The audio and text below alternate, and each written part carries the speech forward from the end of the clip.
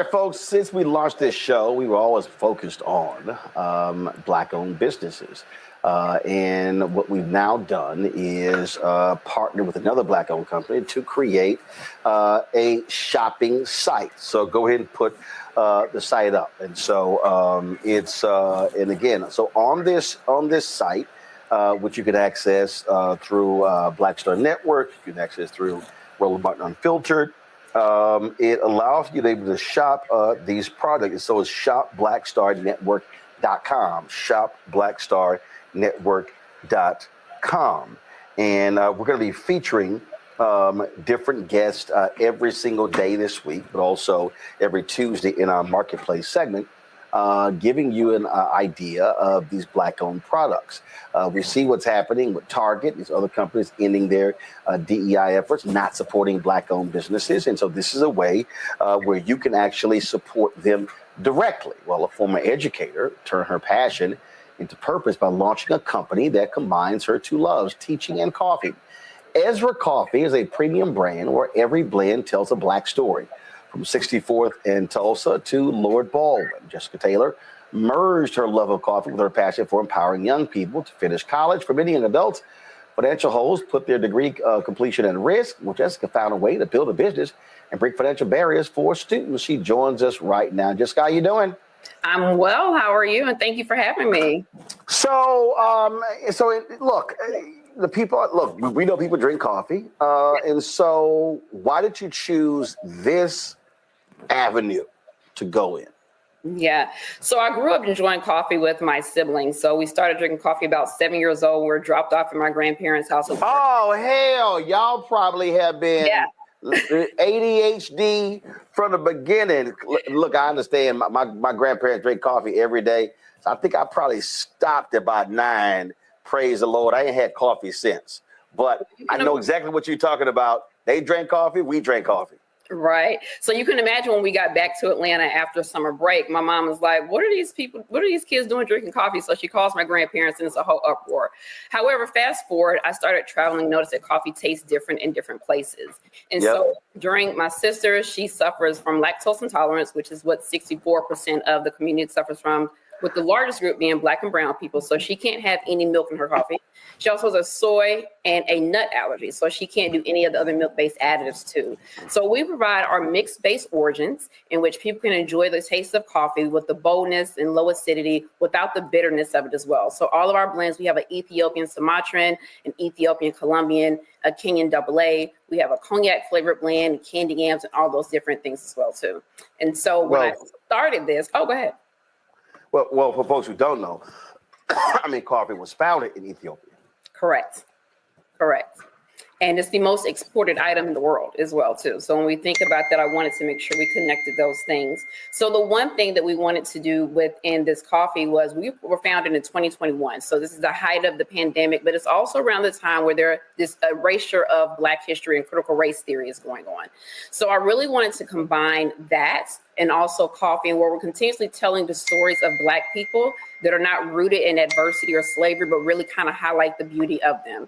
And so we have our 64th and Tulsa blend, which highlights the Civil Rights Act of 1964 in Tulsa, Black Wall Street. And we also have our Lord Baldwin, which honors Audre Lorde and James Baldwin. And then all of these blends tell the story of how these things came together on the back of the bags as well. So when did you launch it? What year did you launch the business? Yeah, we launched February 2021. And so you're now celebrating 4 years. Yeah. Talk about how the business has grown, but also, what issues did you face? Because starting a business is not easy at all.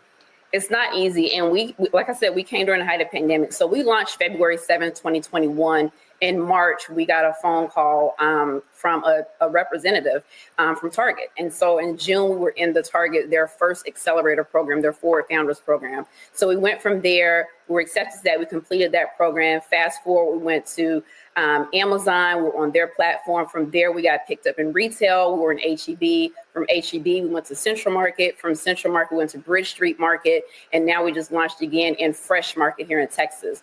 So within 16 months, we were on retail retail shelves. And within 2.5 months, we were in our first accelerator program for diverse founders. So we've grown pretty fast and done pretty well.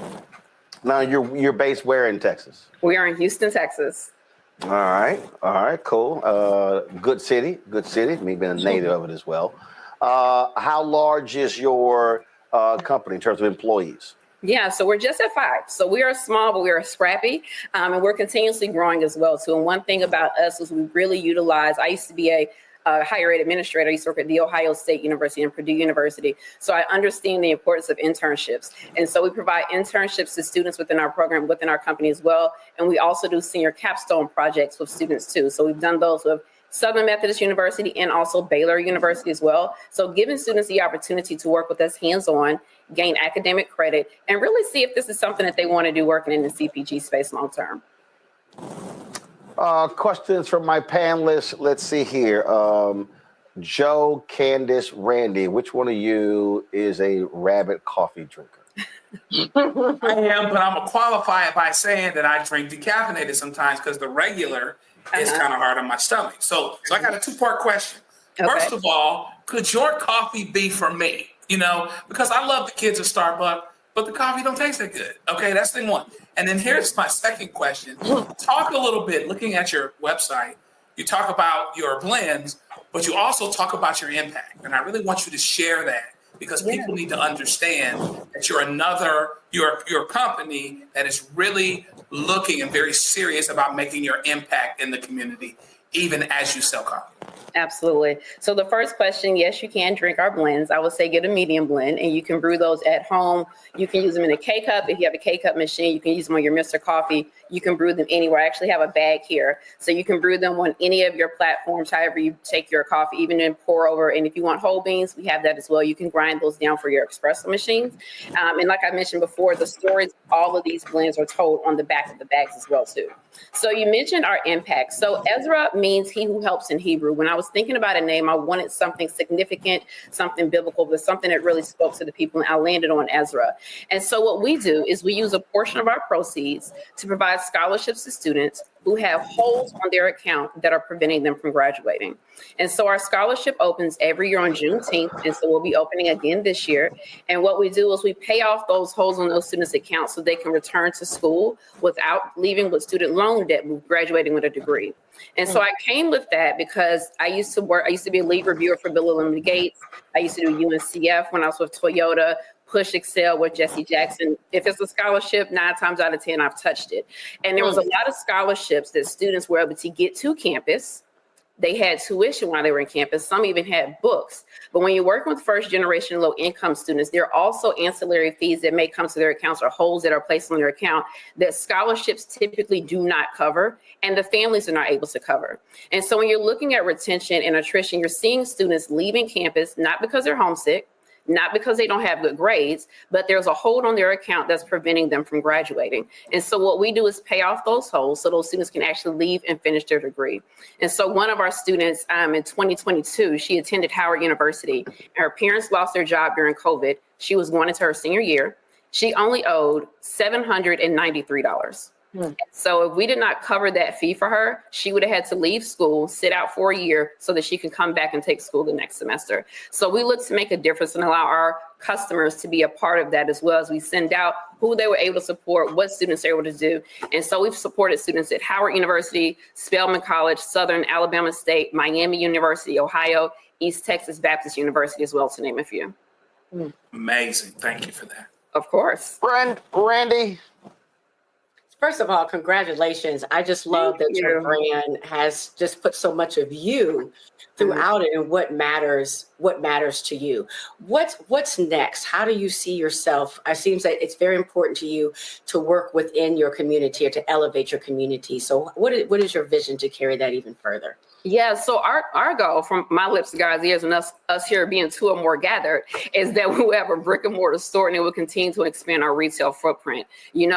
the work that we do is great, but I want us to be able to award even more scholarships. I don't want us to actually have to be in a session where I have to send emails and tell parents, unfortunately, we can't help you this year. So I want us to continue to grow and to expand so that we're able to bless more students. We're able to provide more amazing blends and, more importantly, tell more unique stories. Our Le Grand Duc 1928 blend, which is our cognac blend that we have here too, it tells the story of Eugene Bullard, who was the first African-American fighter pilot in World War I. He wanted to open a club after the war, but he couldn't because he did, but he couldn't get alcohol because he was African-American. But his friend Josephine Baker was working for a cognac company as an ambassador. Fast forward, we have Irv Douglas, who's also working for the same cognac company. He's selling this cognac company, cognac as a distributor, and that cognac is what you know now as Hennessy.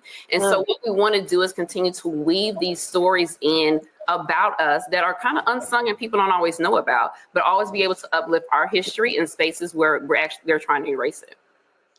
Candace. Amazing packaging, amazing stories. I'm wondering, what can you share with people about your marketing and how you maybe had to change advertising, especially during COVID and then now in 2025? What has worked for you? Yeah, so we started in COVID. So we started in the era of social media. And so that's worked for us. And in retail, I will tell everyone boots on the ground. So we do demos at different grocery stores all across Texas and other states, Michigan as well, that we're into to continue to drum sales. Ads are another thing that we typically do as well, too. Press and events like this are things that we do as well too to continue to keep our marketing in the front of people so that they're actually looking at this and looking at our coffee as something that they want to be a part of as well. And then we are the email kings. So we email our customers. We send out different recipes. Have you tried the candy yams blend this way? Have you tried the cognac blend with making an old fashioned? So we do all these different things so where we can stay top of mind, but also let people know. And then most importantly, engaging the students. We even did a voters drive. So during voting season, we pulled up on different campuses. We were at Texas Southern and a few other college campuses, handing out free coffee, regardless of your affiliation. We just wanted to make sure that you were registered to vote, and more importantly, that you were participating in early voting. I love it. Thank you. All right. So, folks, it's Ezra Coffee. Yes. So go to shopblackstarnetwork.com. Again, shopblackstarnetwork.com for you to get access to it. Again, on that on the website, you'll see there are a number of Black-owned brands that we are supporting in there. You'll see more of these interviews over the next days and several weeks. So let's go ahead and again, so shop blackstarnetwork.com and you can purchase Ezra Coffee. And so folks, y'all out there drinking coffee, so you should be supporting this premium Black-owned coffee brand. Jessica, Shirley, appreciate it. Thanks a lot. Thank you. This entrepreneur knows all about faith, family, and flavor. Richard Kelly may have made a name for himself on the football field, 13 seasons in the NFL, but his heart has always been in the kitchen. Born and raised in Aberdeen, Mississippi, Reggie grew up surrounded by love, lessons, and soul food. After hanging up his cleats, he and his wife took the family tradition and turned it into a booming business. Kavan Foods, named after their kids, rooted in the recipes that brought their families together. Joining us right now is the founder of the company. Reggie, how you doing? I'm doing great, Mr. Martin. How's it going, my friend? Doing great. First off, is it Kavan? Pronounce it, please. It's Kyvan Foods. Kyvan Foods. Kyvan, so when did you start it? Well, we started the business in 2011. And, you know, when I was a kid, I grew up next door to my grandmother, Roland, and my family always told me, baby, when you cook, make sure you do it with love. So I've always longed to pass down to my kids, Kyla and Kaven, and to everyone the gift that's been passed down to me, an appreciation of good food. So what type of food do y'all have? We have multiple categories, from salsa to barbecue sauces to seasonings, blends to jams and jelly with our honey apple butter. We also have salad dressings as well. So we try to focus on multiple categories. Right. And our product line just has multiple tons of different flavor options as well. How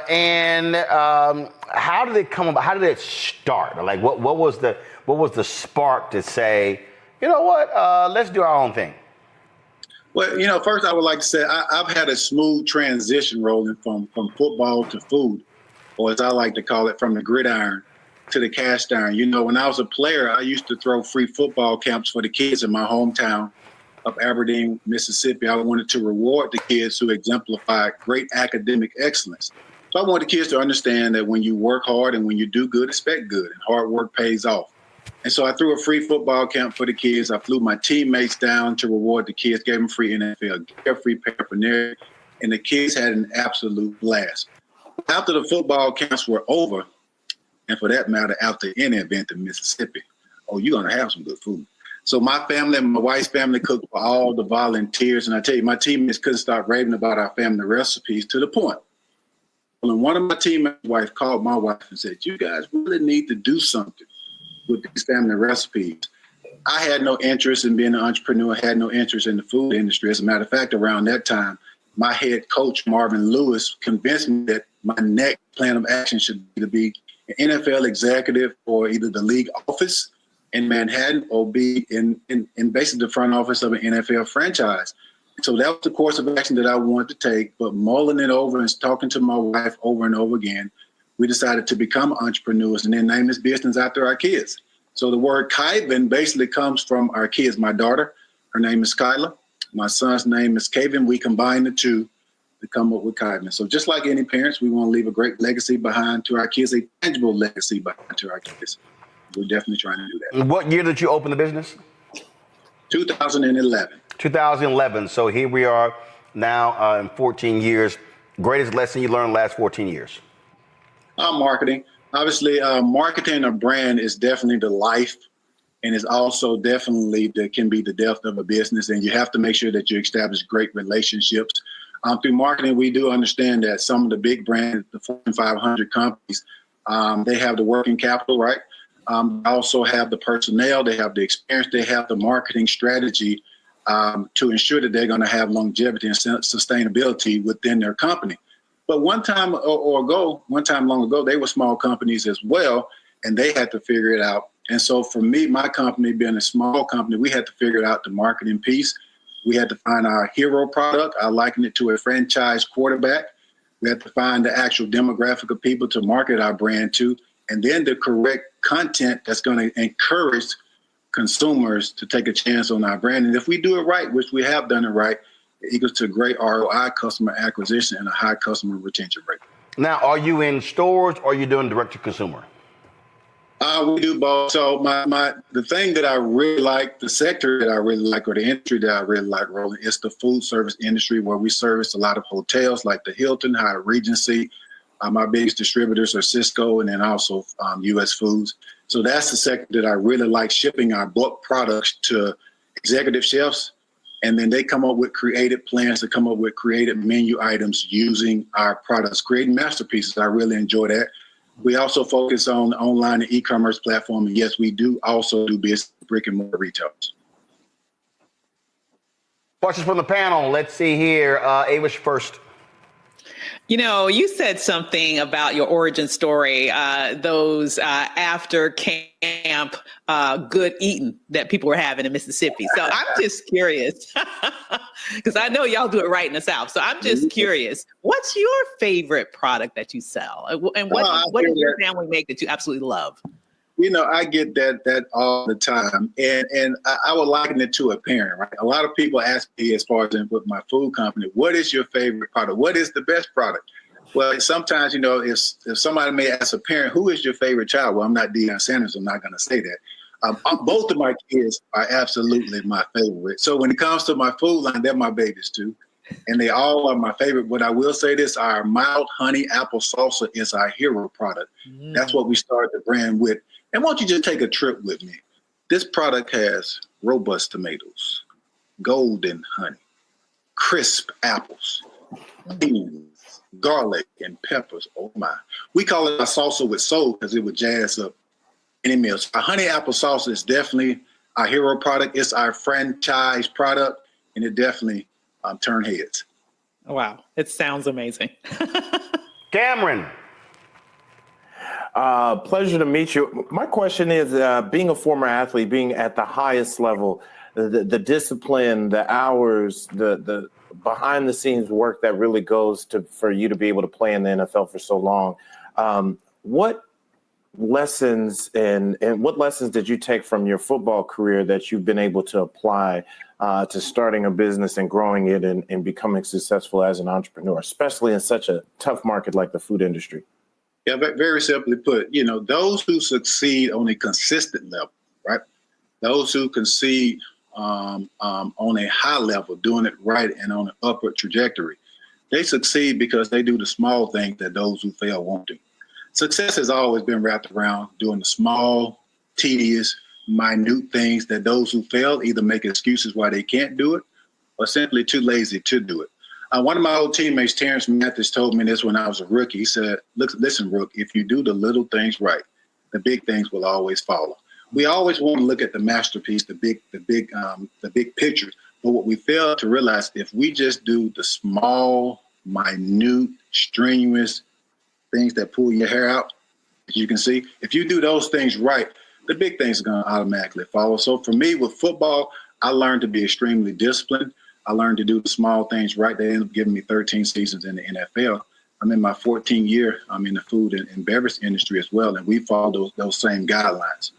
Being consistent, great customer service, doing what you say you're going to do, making sure that you are likable, which I think a lot of people miss. People do business with people that they like.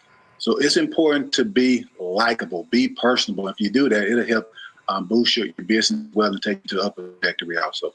Mustafa. Well, brother, congratulations on 14 years. I got family in the SIP, so I'm curious. What makes the food in the SIP different than in Louisiana or Texas? I know Roland gonna have something to say about Texas, so I'm just curious. What makes your flavor different? You damn right I do. Go ahead. Well, I will say this, we always say we make everything with love. In my family, I come from a family of cooks, not from a family of chefs, and we stick our feet in the corn, calluses, and all. But here at Kaiser Foods, we specialize in innovative, in most cases, never before seen food products. And the kicker is most of our products only use clean, natural ingredients. We kettle cook our product in small batches to retain the nutrients, the quality, and the flavor. And because of those innovations, we have products like our award-winning honey apple salsa, the first ever sweet potato barbecue sauce. And we also have our grandmother-approved honey apple butter. Because of our innovation, we've been featured on some major platforms like Forbes. They gave us an award because of our innovation. Food Network, Tabitha Brown, Eat This, Not That, also Sports Illustrated. And I think that our motto says it best. One taste, or you'll appreciate the goodness. Normally, the packages, what happened, Carol? Normally I have a package to show on the set. Oh, we ain't getting in time? Okay, so, Reggie, that don't do me no good. You holding it up. Give me the address. I got you covered, bro. That does, so, I mean, I just want to. Talk to me, Frat. There you go. And I'll make sure once we get off the show, make sure you send me a little some address, and I'll make sure. All right, because I know I'm trust me, I know I'm gonna get a text any moment from my daddy watching the show, yeah, I know that's gonna happen. Yeah, because you're right. See, he's a cook. My brother's executive chef. My mom does cakes. So I grew up. I catered for 23 years. My grandmother's catering business. Yes, I have a discerning palate. Yes. So we gonna have to. I'm gonna have to check out these products. And so you said, let's see, Honey Apple Delight. Let's see here, and then gourmet barbecue sauces and rubs. So, folks, if y'all go to shopblackstarnetwork.com, y'all see the products right here. Again, if I click this here, these gourmet sauces, you see there's a 4-pack there, and so certainly good luck with that. Again, we have it available on shopblackstarnetwork.com. And hopefully our folks will partake. We got Juneteenth coming up. We've got holidays and summers and all kinds of different parties, cookouts, get-togethers, you name it. And so we hope folk definitely check it out. And I know Mustafa, and plus Mustafa's also an alpha brother. He's on here as well. Cameron, what little youth group you in? Didn't you join one of them other little youth groups? No, I'm not Greek. Okay, I was just checking. I was just making sure, cause I ain't know if you one of them. I knew you won Alpha, but I wasn't sure you one of the other little youth groups. And so, of course, Avis, she AKA. So I don't know if Avis can cook. I ain't never heard Avis talk about cooking ever on the show. Y'all, drop the lower third, please. I've never heard Avis talk about cooking ever, Reggie. I am looking forward to trying the honey apple salsa. Okay, that's gonna inspire me, Roland. Okay, Avis, salsa is a dip for a chip. We talking about cooking. That ain't pouring something into a bowl. Ain't cooking, Avis. Mess that up though. Hey, you know, it's safe. I can't mess that up. I just put it on the side. Man, right at this moment, I'm just feeling Florida from Good Times. Damn. All right. Reggie, I appreciate it. Thanks a bunch. And also, I take it Black and Old Gold have also been supportive of your company. Oh, absolutely. We just celebrated our 50th anniversary. The Capital Beta chapter at Mississippi State University. The customers are always looking at. All right, then. Well, I'm looking forward to trying the products. Good luck, 06, and keep doing well. Of course, next year you got your 15th anniversary. Absolutely. Sounds like a plan. 06, appreciate it, man. I appreciate it. Thanks a lot. Again, folks, y'all, please check it out. Go to shopblackstarnetwork.com. We have their products on there. We had the other, of course, the last week we had other folks on here. Again, these are Black-owned companies, y'all. And you see them all right here. Renegade Golf, of course, golf balls. Ezra Coffee, Batoy Sweet Treats. We're going to be talking to Nicole Ari Parker soon about her gym wrap. So this is what we created. Again, shopblackstarnetwork.com. All right, folks, time for our shopblackstarnetwork.com segment, part of our marketplace where we focus on Black-owned businesses. Now, we all have a sweet tooth, and one Black-owned business in Chicago has just about everything to soothe anyone's cravings. Popcorn, the cookies, ice cream, and brownies. They have it. Layla Batoy Dillon, the founder, joins us right now. Is it Batoy or Bitoy? Just pronounce that for us. Layla Batoy. Batoy. So the company is Batoy Sweet Treats. That's it? You got it. All right. So here I have a box right here. Give me camera 3. Come on. Show me the one back. Okay, there we go. All right. So I got the big box here. We see Taste the Magic right here. And so in the box, let's see. I've got a walnut brownie. All right. Now, these so individual, or do you sell it as a box set? So we have a few different things that are out in terms of individuals. So you can get the individual brownies in a set of 3, 6, or 12. But we also have some bundles that are available. And what I'll say is first, thanks for having us on the show. I'm Layla Batoy Dillon, CEO and founder of Batoy Sweet Treats. We are a luxury treat manufacturer here in Chicago going on 10 years of business. We're all about food, family, fun, and legacy. And you can find our products in amazing marketplaces like here, but also in O'Hare and Midway airports as well if you're traveling here locally to Chicago. So I'm going through this here. And again, I see a walnut brownie. Let's see right here. We've got, is this a lemon cake? Is that what this is? So those are going to be cupcake cookies. Okay, all right. So cupcake cookies. So I've got lemon. Let's see here. I've got red velvet. And I can't see the box that you're going through, so I can't see. No. Don't worry. I'm just naming them off. So I got I got red velvet here.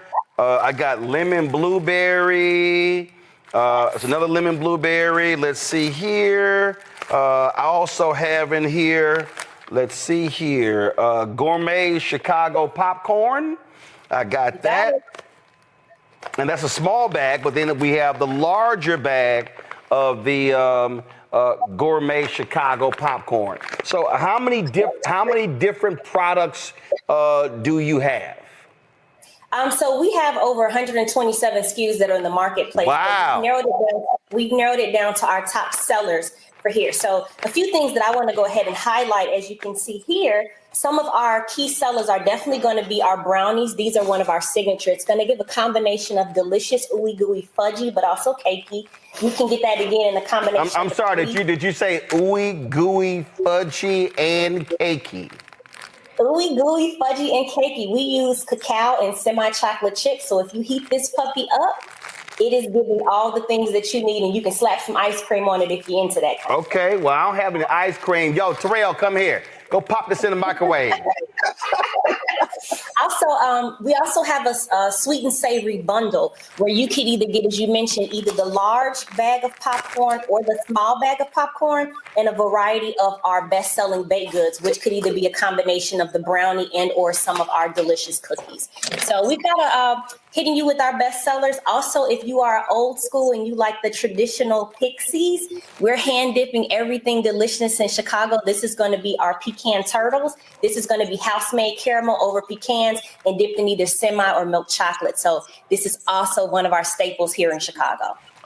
When did you start the business and why? Were you working somewhere else? Was it something that you wanted, you couldn't find?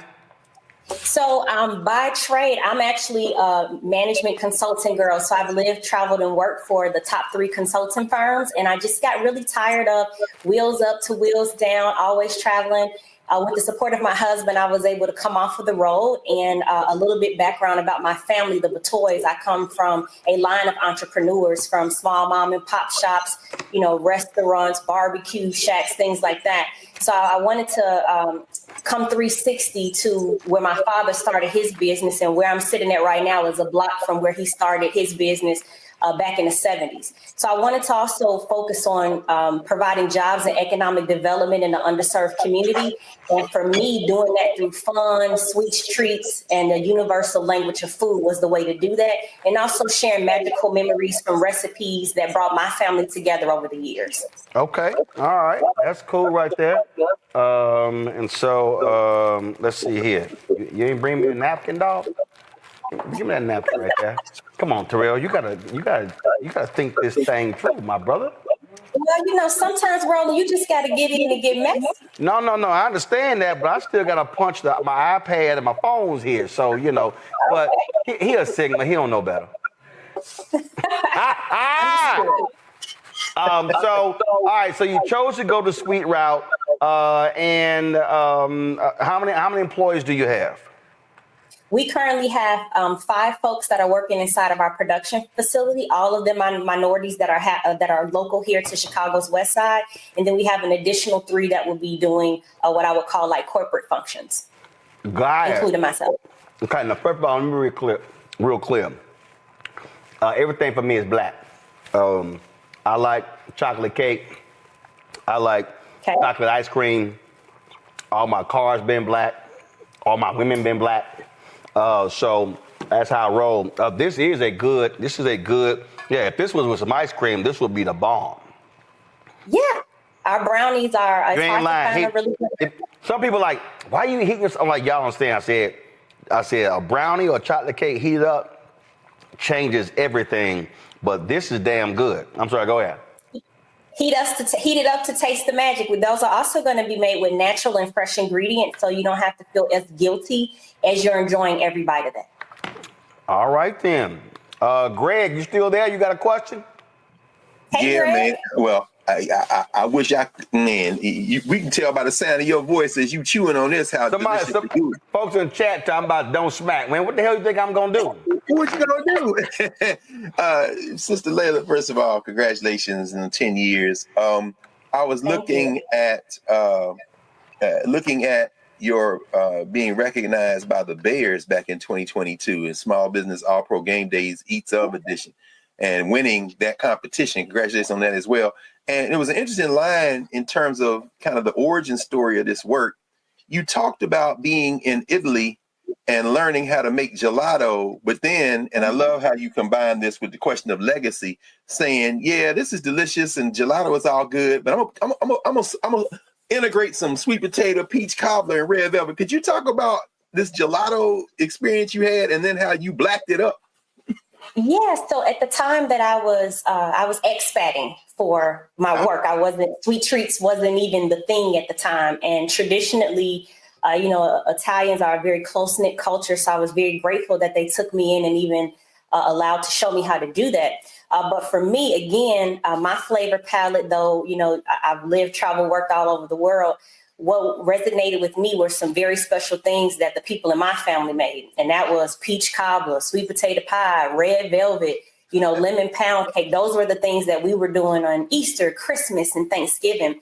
And so once I learned how to make the gelato, it was important for me to bring my family flair into the fold. And that's really what this brand is about: family, food, fun, and legacy. Thank you. Wow. Well, I can tell you, and luckily I had a workout and I had limited my food intake.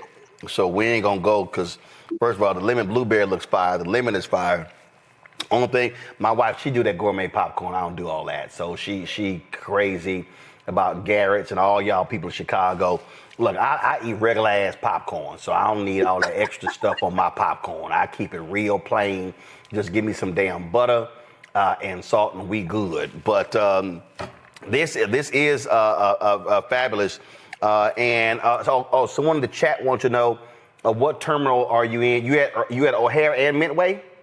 We're at Midway on O'Hare. If you're coming through Midway, as soon as you come through, we're going to be in a store called Evolve. If you're going in O'Hare, we're going to be in terminals 1 and 3. You're looking for stores 6 Point Markets, Branch and Boulevard, Evolve, or any combination of the Hudson newsstands are where our products can be located. So folks, we want y'all to go to shopblackstarnetwork.com. Go to my iPad, Antoine. And Roland, I'll say we already got quite a few orders before we even hopped on today. So people are really buying the brownies, and they're also buying that sweet and savory bundle. So just heads up for anyone who's watching who ordered before I hopped on, all your orders have shipped, and you'll be enjoying that from Memorial Day weekend. Now let me help everybody out, okay, y'all? I'm being straight up. See, I couldn't do one of the morning shows. Where they had, now going back. One of the morning shows where they have the cooking segments and they taste some food and they lying. I don't front. I'm just letting you, listen, I'm not lying. I'm not lying.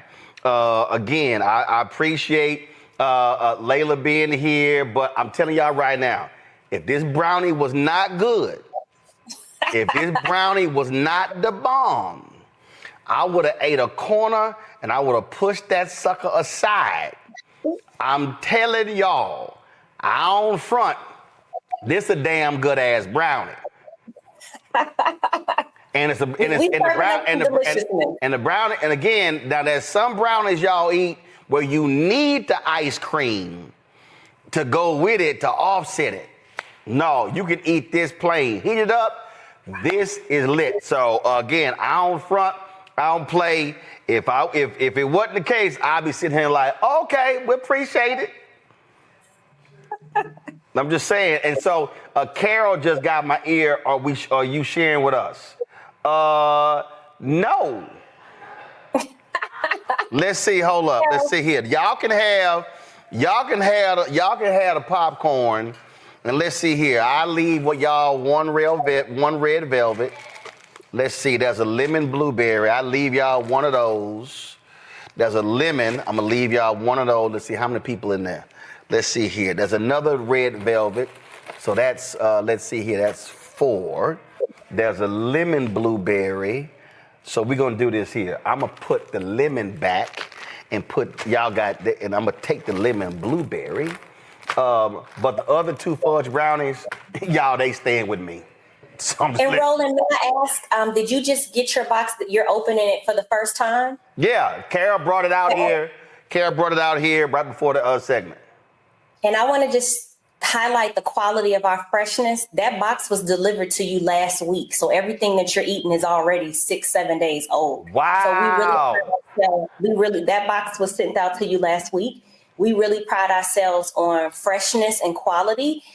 So what you're getting and what you're experiencing from Roland is the same commitment that we give to every order. We like to do wow and delight, and everything is packed and made fresh.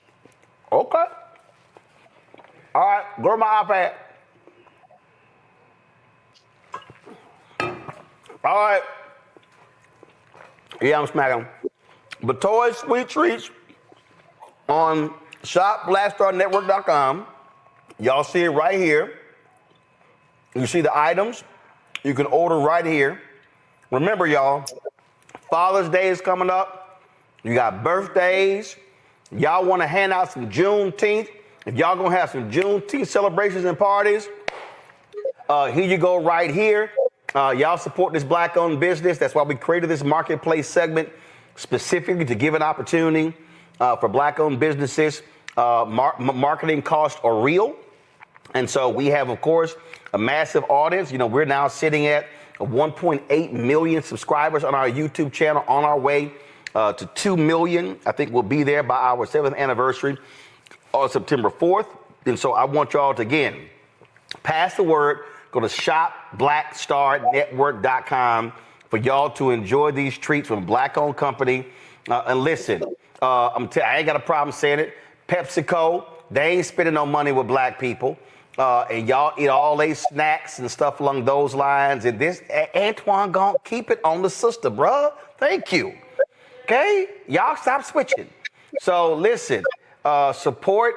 We need our people to be in the habit of making it intentional with our purchases. I need people to understand you buy snacks all the time. You're buying popcorn all the time. And so yesterday, you're buying golf balls. You're doing those things. You're buying coffee. And so we've had three brands on 3 consecutive days. So y'all be sure to support it. And so again, Layla, this is awesome. And again, this fudge brownie is the shit. And so I'm not going to eat a second one today.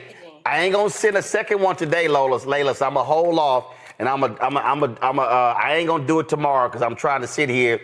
Because again, I got a golf tournament in 3 weeks. So goals to drop 10 pounds between now and then.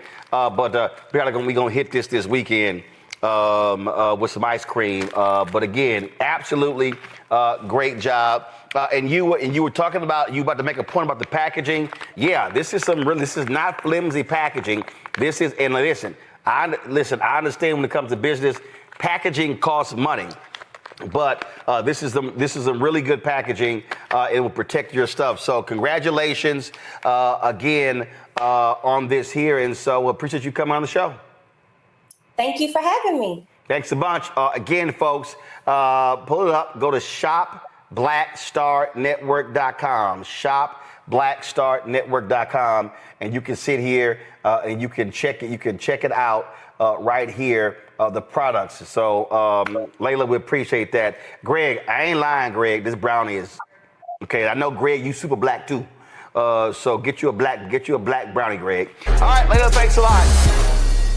So now we have, go to my iPad. Now we have what is called shopblackstarnetwork.com. And so when you go to the site, you'll actually see all of these products. These are all products owned by African Americans. And so each day this week, you see right here, these gym wrap by Nicole Ari Parker. We're going to be having her on. You see right here, Renegade Golf. We had them on the show before, and they're joining us right now.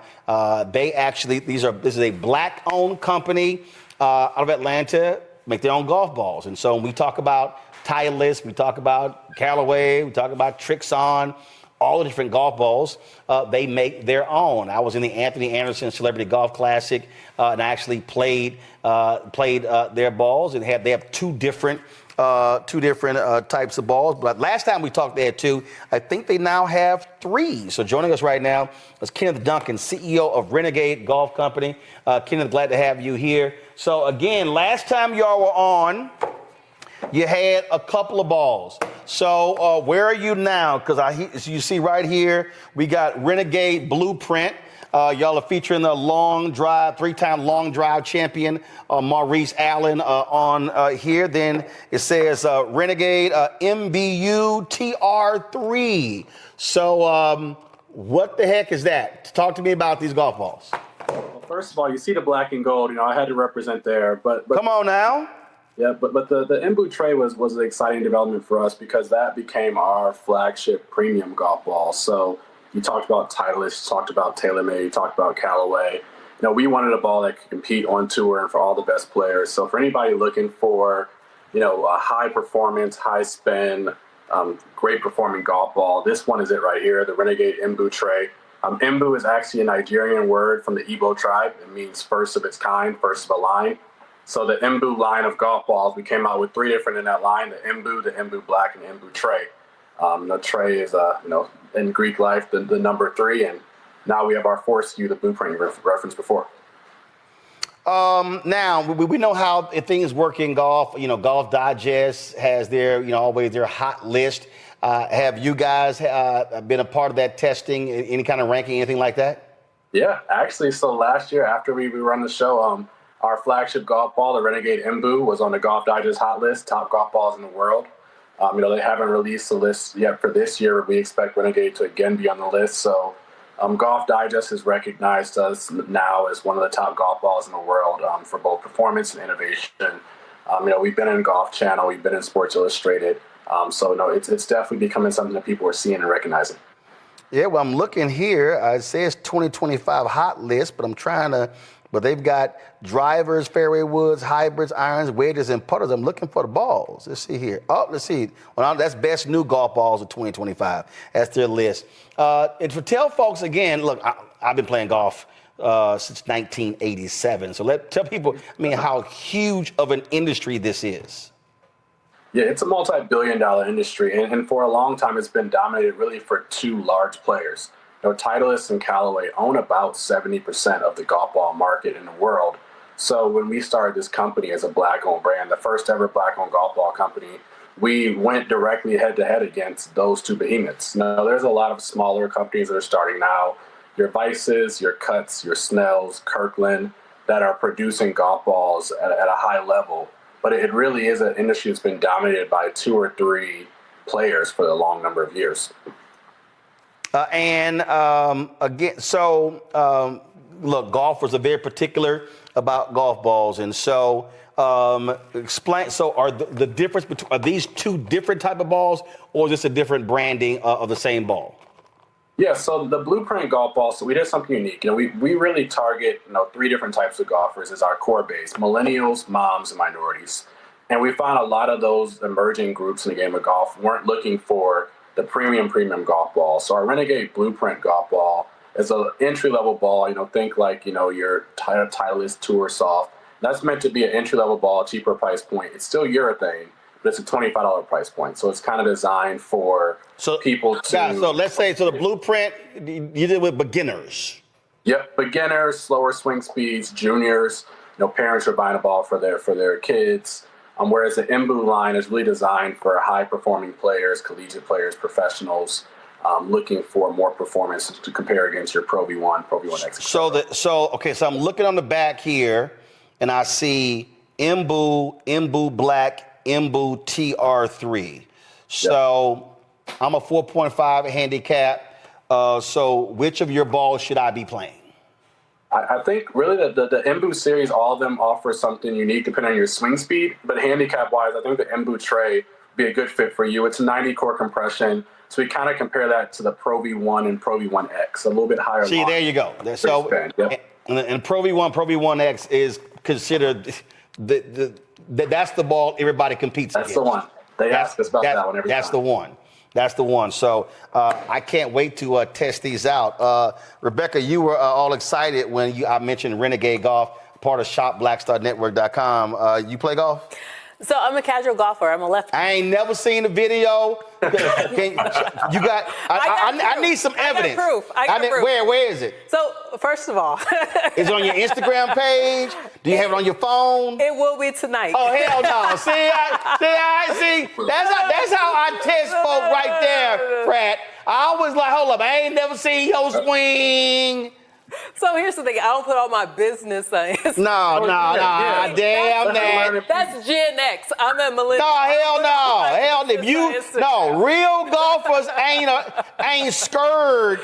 Real golfers ain't scared to show they swing.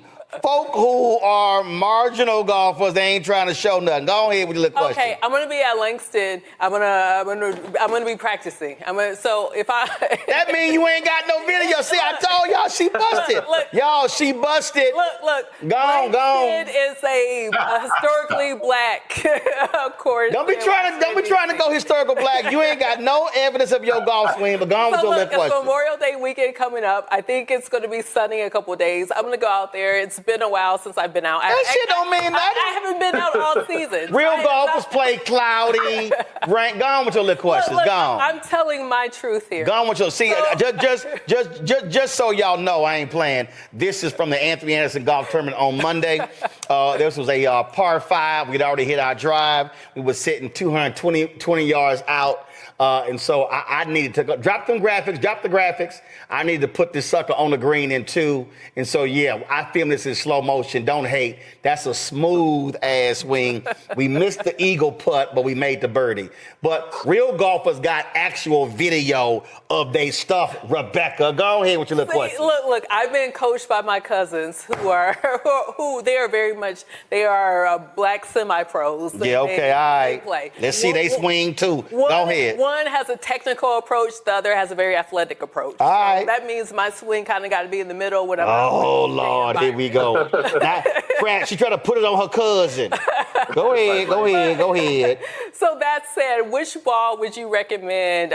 Because I haven't been out in a while. I'm guessing I probably should stick with some of the beginner swings. But can you talk about the fabrication of your balls and how the construction of it makes it competitive?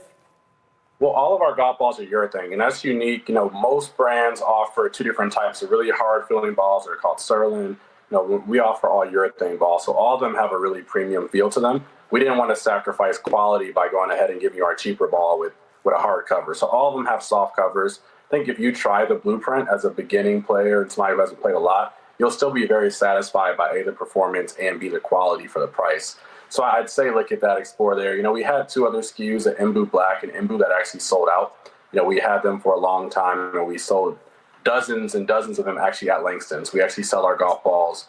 And Langston was actually the first golf course in the country to bring Renegade Golf into their clubhouse. So that's kind of a fun fact there in DC. But I'd say the Blueprint would be a great fit because it doesn't sacrifice anything from a ball construction standpoint. It's still urethane. It still has multiple pieces to it. And it's still designed for, up to a high level swing speed. All right, so Rebecca, this is a little drone shot from when we played. So just want to let you know. Yeah, that's right. Oh no, I had the DJI Neo drone out there. Just let them know how that's done. So stuck that till about 12 feet from the pin. But go right ahead. Go right ahead with your question, Larry. Yeah, so I'm really curious in terms of production. I know that you talked about some of the larger companies that have been around for years, and I'm curious in terms of the overall cost of your production and how you make sure that what you sell obviously exceeds in terms of what you're producing. Yeah, so that's a great question, and the question a lot of people ask, to be honest with you. And actually, how we started with golf bags years ago. An individual who actually worked for Titleist and Callaway previously in both supply chain and R&D, approached us and said, "Hey, I see what your mission and vision is as a company, and we can help you with the design and the supply chain resources necessary to build a premium golf ball company." So since then, we've only manufactured the highest quality golf ball companies in the world. We manufacture right alongside Callaway Golf. We manufacture right like some Mizuno Golf and Srixon. So we really are in the highest performing manufacturing plants, and we have a very strict quality standard that we hold ourselves to, which I think the Golf Digest feature and whatnot kind of alludes to that in our performance. But no, it was a really good good thing for us that he ran into us and wanted us to be a part of his team. Derek, first of all, Larry, do you play golf? You know what, Roland? Just go ahead and say no. When y'all start with that, you know what, Roland? Just say no. Go ahead. Listen, Fred, I'm getting there. I'm working on it. Oh, that's Brad too? Okay. Well, 6 pretty good for us. All right, well, again, when they start with that, you know what, Roland? Just go ahead and just say no. Right, just say no. Yeah, Derek also frat too. Go ahead, Derek. Derek, you right there in Atlanta. I'm in Atlanta, but Roland, I don't golf, Roland. The hell is wrong with you? Listen, because on an aircraft carrier during my time in the Navy, we hit the balls, we can't go and get it. It's a no. So I'm telling you. But you not on your ass on the land now. All these excuses. See, listen, if you try, I'm trying to tell you, son. See, if you try to see, Larry, you got to do this here, Larry. This is all I'm saying right here. I mean, you got to be able to just understand how to see. Rebecca ain't got no videos. Let me bring it back because it skipped. Rebecca ain't got no videos like this here. Rebecca, I'm just saying that's just smooth. Larry, go ahead with your little question. So my question, first of all, congratulations, good brother, on your success, because this is not a industry that you find us manufacturing golf balls. And so congratulations. And so speaking of manufacturing, it's my understanding that China and Taiwan are where most golf balls are manufactured. Where's your golf balls manufactured? And if it is in China, do you anticipate, being, hit with some tariffs? How are you going to mitigate this whole thing around tariffs and import? Because there's a certain threshold as it relates to certain products coming in and out of the United States right now. Yes, brother, that's a great call, and it's something I dance with every day. So you caught it right on. We do manufacture in both China and Taiwan. Our more premium balls are coming from Taiwan, and the lower cost balls from China. Tariffs have a tremendous impact. The Blueprint golf ball has been our highest selling golf ball to date. But, the cost of tariffs, when we reached to our freight forwarder, and he said in a span of a week, your cost for taxes and tariffs have gone up 6x. That's hard for a smaller minority-owned company to absorb. Yeah. And what it causes you to do is to wait. You have to go ahead and wait out those tariffs and hope that our president decides to, change his tune. And, it creates a lot of uncertainty. I got an email the day that there was a tariff break to say, hey, Kenneth, Renegade, you want to bring your golf balls in now because tariffs have dropped down temporarily and may go up again in a month. That level of uncertainty is hard to forecast and plan upon, but it's the reality that we're sitting in now, and I think we just have to adjust and be agile accordingly.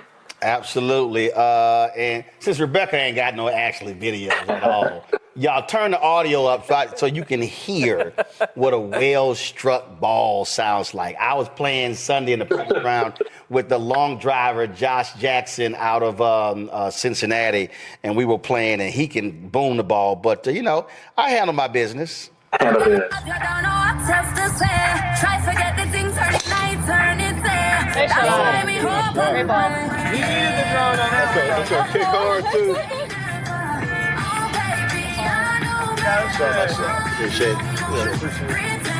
See, I was like, I kept looking because I was trying to see how far it went because that's why I ain't picked the tee up. I'm just saying, Rebecca, But you only show us our best shots. Oh no, baby, I know what I shot. I don't. Cause I ain't dribbling the ball down the fairway like you are. Sorry, don't even try that. Don't even try that. I mean, I think I have a video where I missed a putt. But, boo, that's all we got. Again, all right, y'all. So, Fred, you're saying I should be playing the MBU TR3s. Yes, sir. You got no excuse now. I saw you at Steve Harvey's last year. So this year I'm hoping that you got the Embu tray in tow with you, the black and gold box. You can't turn it down. All right, I'm gonna do that. Now, do y'all got y'all have any hats or shirts or anything, or just balls? Yeah, we make hats. We make hats as well. We have a red and black, blue and white hat, and we do some different stuff. We have some different black brands we're trying to partner with as we come out with more apparel throughout the summer. All right, so now do y'all have the fitted hats or them damn snapbacks? Got the snapback. Oh, hell no, I hate let me know when y'all got the fitted one. I can't stand the snapback hats. Matter of fact, I was wearing one in this video here. I was wearing snapback, and I was playing. I said, let me send my assistant order some new damn hats. I can't stand them snapback hats. That's just me. I can't stand them. Hey. So anyway, all right, folks, if you play golf, if you know a golfer, listen, everybody who's watching and listening, let me help y'all out, okay? A golfer is the easiest person to buy birthday, anniversary, Christmas gifts for. I need everybody listening to me, okay? There's not a golfer I know that will ever turn down some new free golf balls. If y'all are confused about, you got a man, you got a woman, you got a grandfather, daddy, you're like, man, I don't know what to buy. Trust me, I'm telling y'all as a golfer, you cannot go wrong buying some golf balls. They might have 400 balls in the garage. They ain't got no problem with a new set of with new pack of golf balls. I'm just trying to tell y'all. So go to shop. I'm gonna start on Father's Day. Father's Day is coming up soon. It's a great Father's Day gift. Shop Black Star Network during Father's Day. We got a couple weeks to find that right gift for that new golfer. So there it is right there. Yeah, I'm telling y'all, all y'all watching, I'm telling y'all, so I want y'all to do this here. I want y'all to go to my iPad. I want y'all to go to shopblackstarnetwork.com.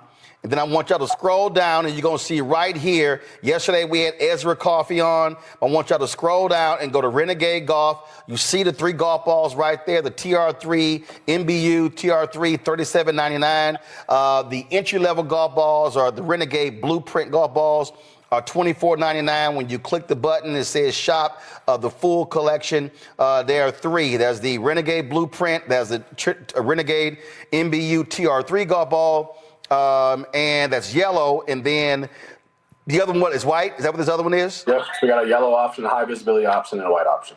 All right. So the yellow for y'all blind people, but the white golf ball as well. So those are the 3 golf balls from Renegade Golf. Again, black-owned company, y'all. Again, as look, we all about. We're just talking about with South African Americans and businesses. It's about building wealth. We buy golf balls anyway. We buy product. So let's support black-owned companies.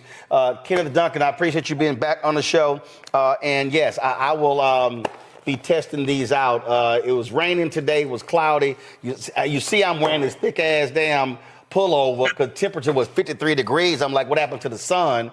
I was just in Palm Desert yesterday. But I'm going to take the weather report. I may go out and play at least 9 tomorrow.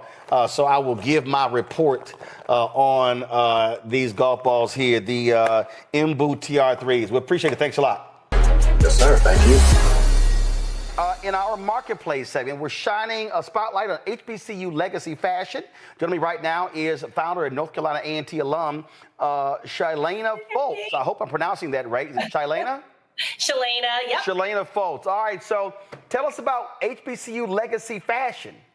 Yeah, so HBCU Legacy Fashion was founded in 2020. I had the idea in 2019 to create some fashion-forward HBCU kids clothes, and it just became something that was a whole thing for the family. So once I started sending out my jackets to the kids, the parents said, you know what, I wish I had something like that. I then thought, why not make something that can extend the legacy of our HBCUs while also giving back to the schools, because all of our products are licensed.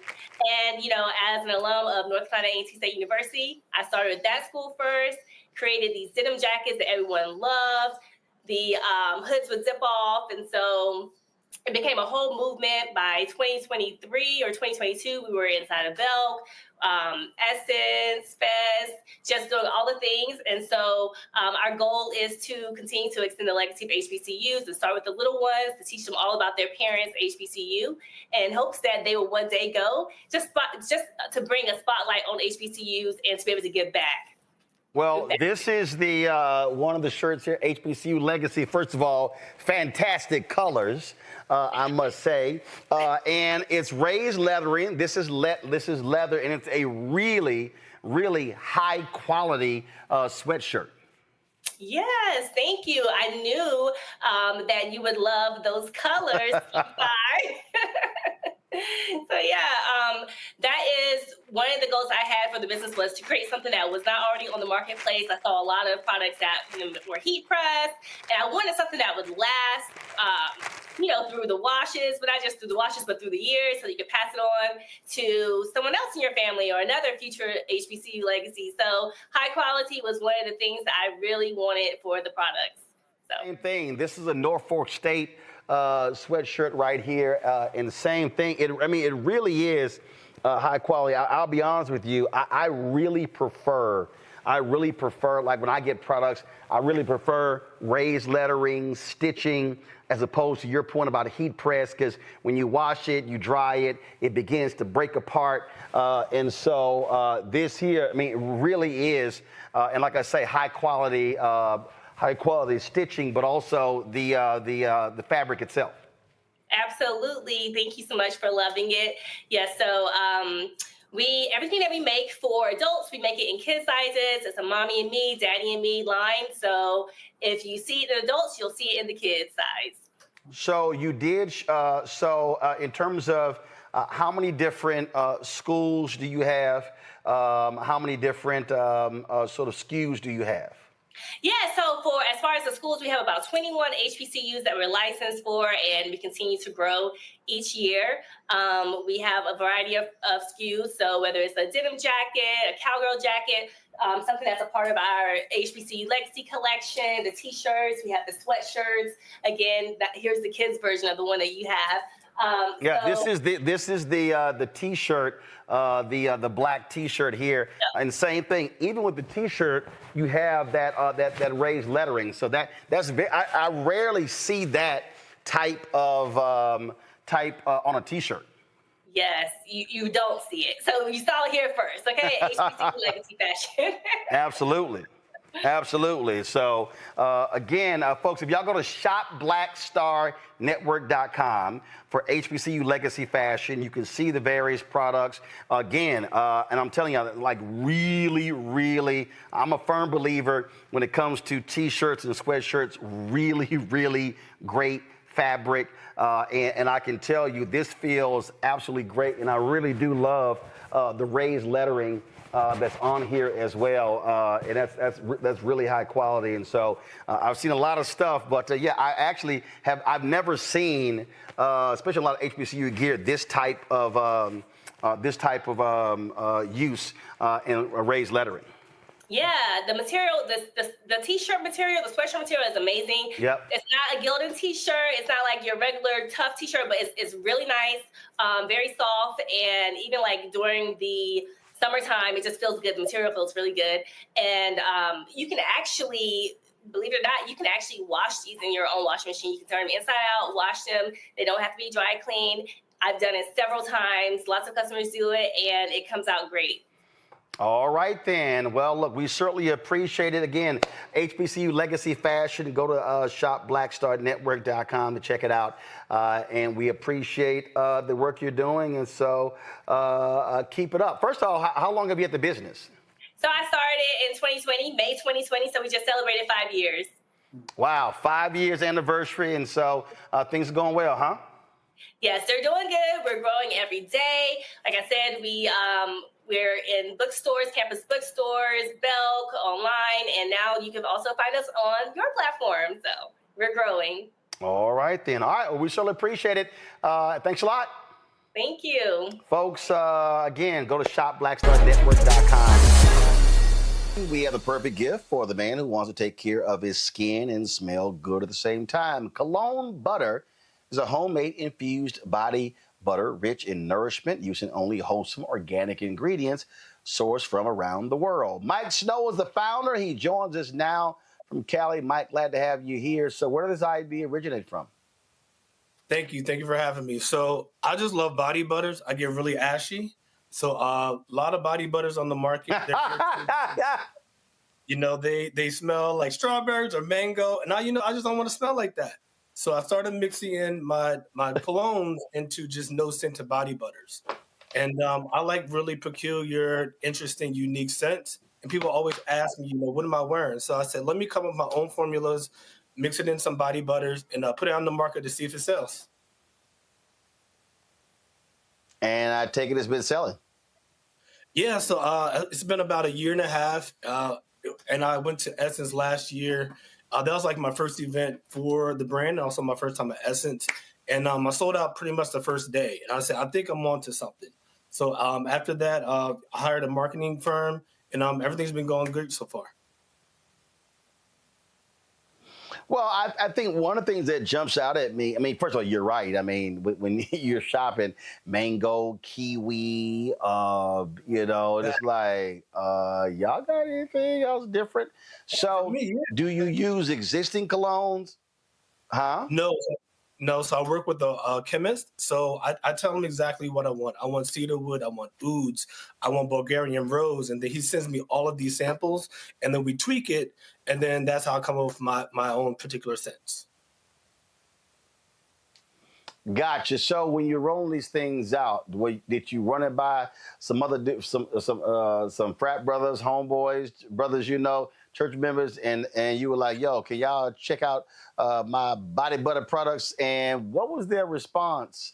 Would they say, sure, Mike, we good, or bro, what's wrong with you? For sure. So my first customers, my first testers were my friends, immediate friends here in LA. And every kind of launch I do, I send it to my family. I send it to my mom and my dad. And I'm like, can you guys throw a little party, ask the cousins, ask the uncles, and get everyone's opinion? And then, I might send about 20 different samples. And then from that 20, we might roll out with like 5 or 6. I never have a real specific number of how many I want to send out. Like, I have to send out 10. It's basically just like, okay, if it's 3, then we do the 3. If it's 7, we do 7, and we just kind of go from there. Gotcha. All right, let's go questions from my panel. Let's see. Between Mustafa, Larry, and Tylik, who probably is a body butter dude.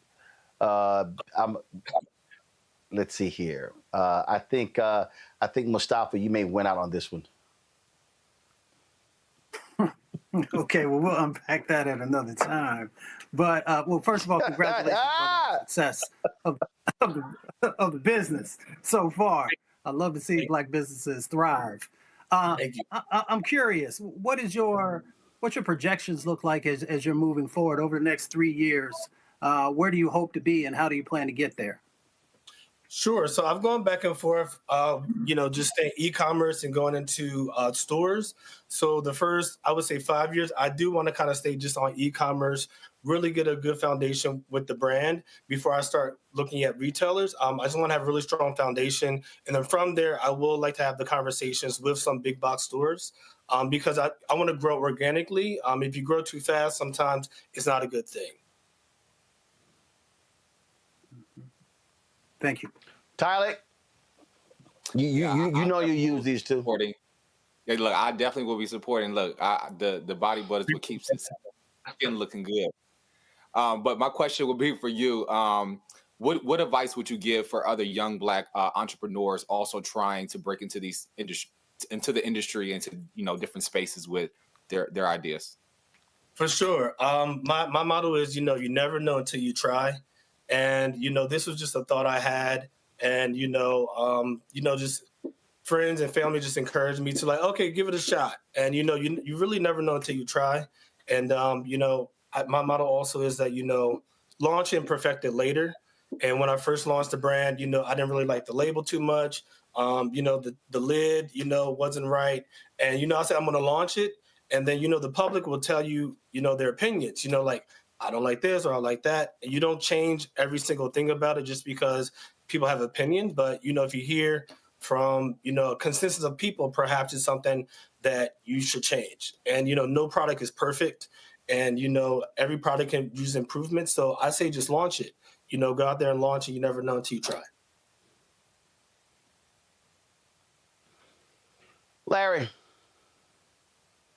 First, congratulations on the success. I guess the other question is, here you are, you're on the show, you have this product, obviously you're doing well. Can you talk with people who are watching who maybe want to be entrepreneurs? Can you just talk about maybe some of your background that kind of led you to where you are today? A lot of times we see people and you've established a business and you're doing well, but talk a little bit more about your journey to where you are today, how you got to where you are today. Sure. So I graduated from Howard University, majored in finance, and my beginning of my career, I did investment banking at J.P. Morgan, and then when I came out to the West Coast, I wanted to get more like entertainment finance. So I worked at the talent agency CAA. From there, I went to Paramount Global, for BET and VH1 networks.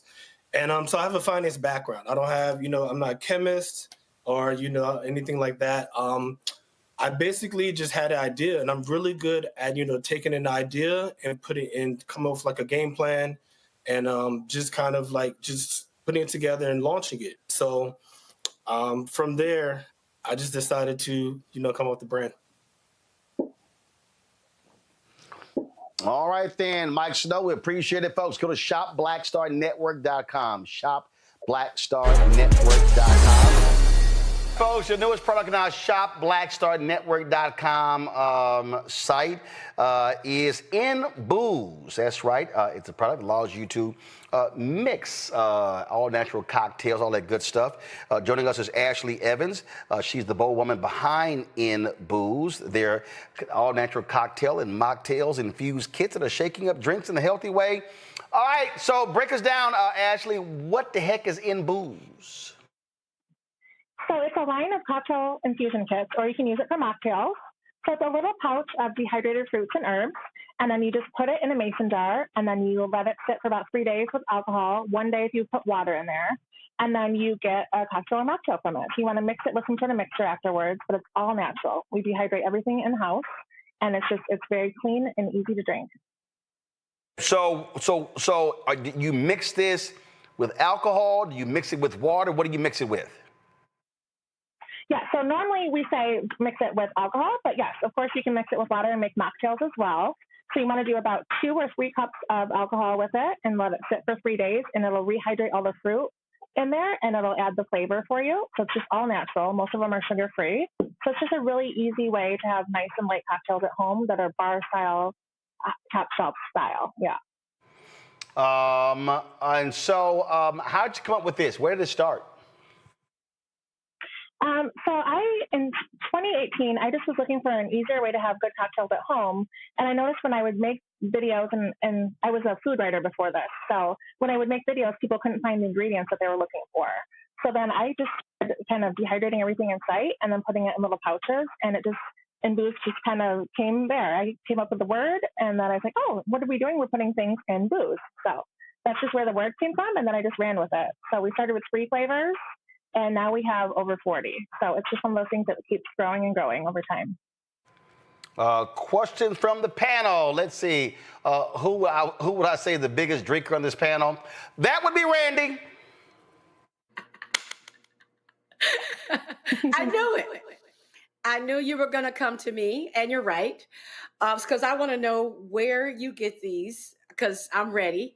And would they be considered healthier than when you buy mixes from, the bar mixes they have? Yes. So we do have a website. It's inbooze.com. And then, yes, they are much healthier because it is just sliced fruit, and we don't add any sugars or anything like that. So it is much healthier. It's very straightforward. What you see is what you get. There's not any additives. And we have all the flavors on our website, and you can also order off of Etsy as well. So we have quite a few different options. We also have garnishes, cocktail salts, and then there's also sugar cubes too. All right, then, Joe. So tell us about the next frontier. What do you guys see yourselves doing next? A very innovative, interesting product. And I think it's great that mocktails are available as well. But what would you think your next frontier might be? So we're in a lot of boutiques and smaller stores, but I really think that there's a whole untapped market with the bars and restaurants.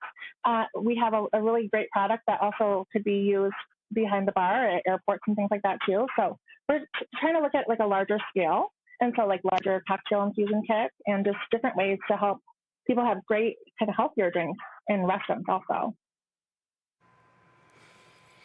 Mustafa.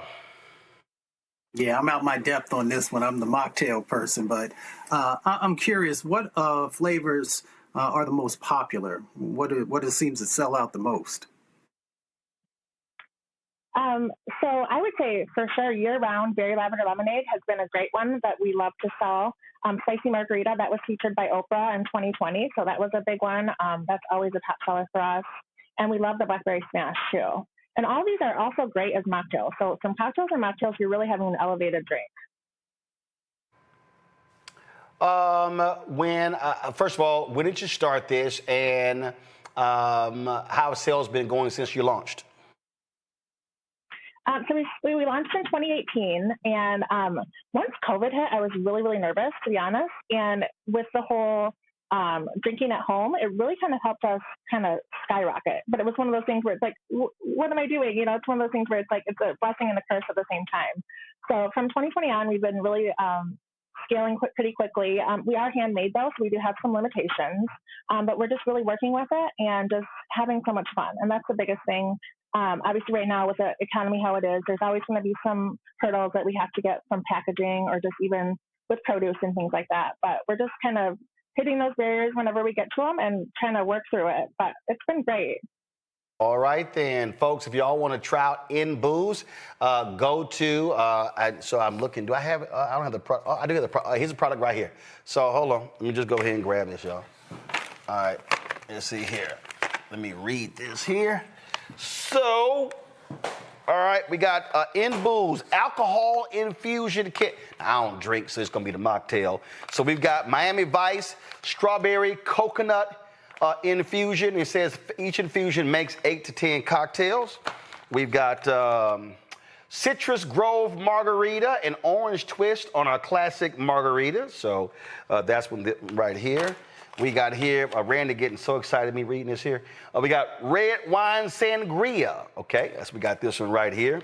I'm telling y'all, I know Randy was like, yo, can you slide them to the crib? It says old fashioned. We got that one right there. We got blackberry smash, lemon and blackberry paired with a hint of sweetness, a refreshing flavor. All right.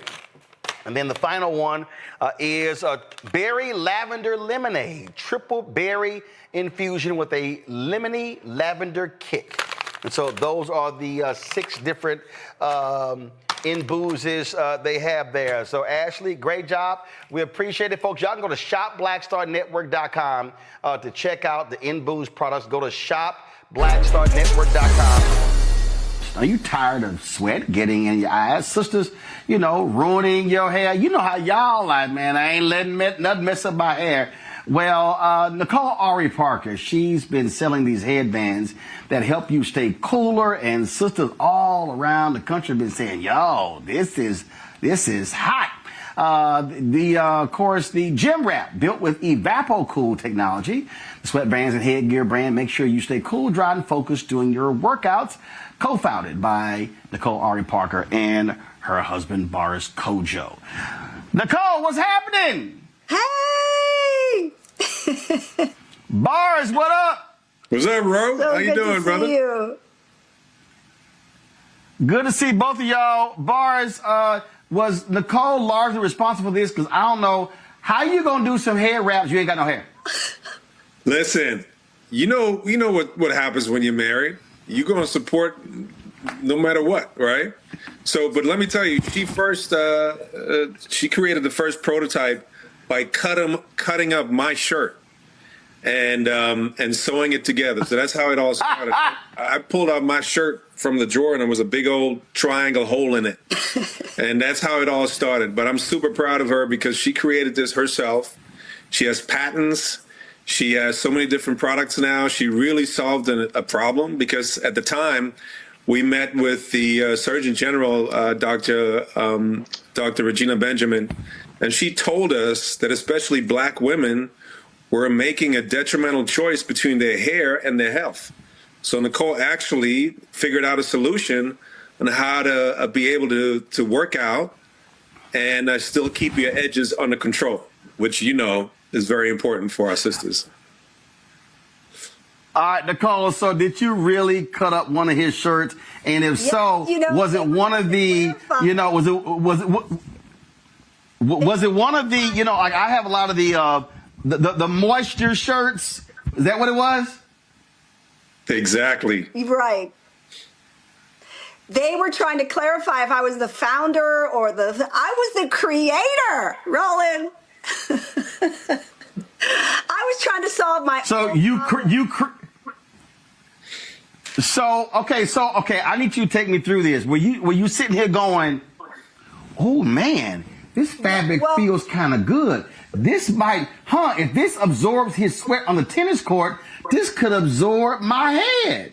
Is that what happened? That's exactly what happened. I cut up a couple of his shirts and I sewed many prototypes because I know we all have different needs. He's right. I made my triangle.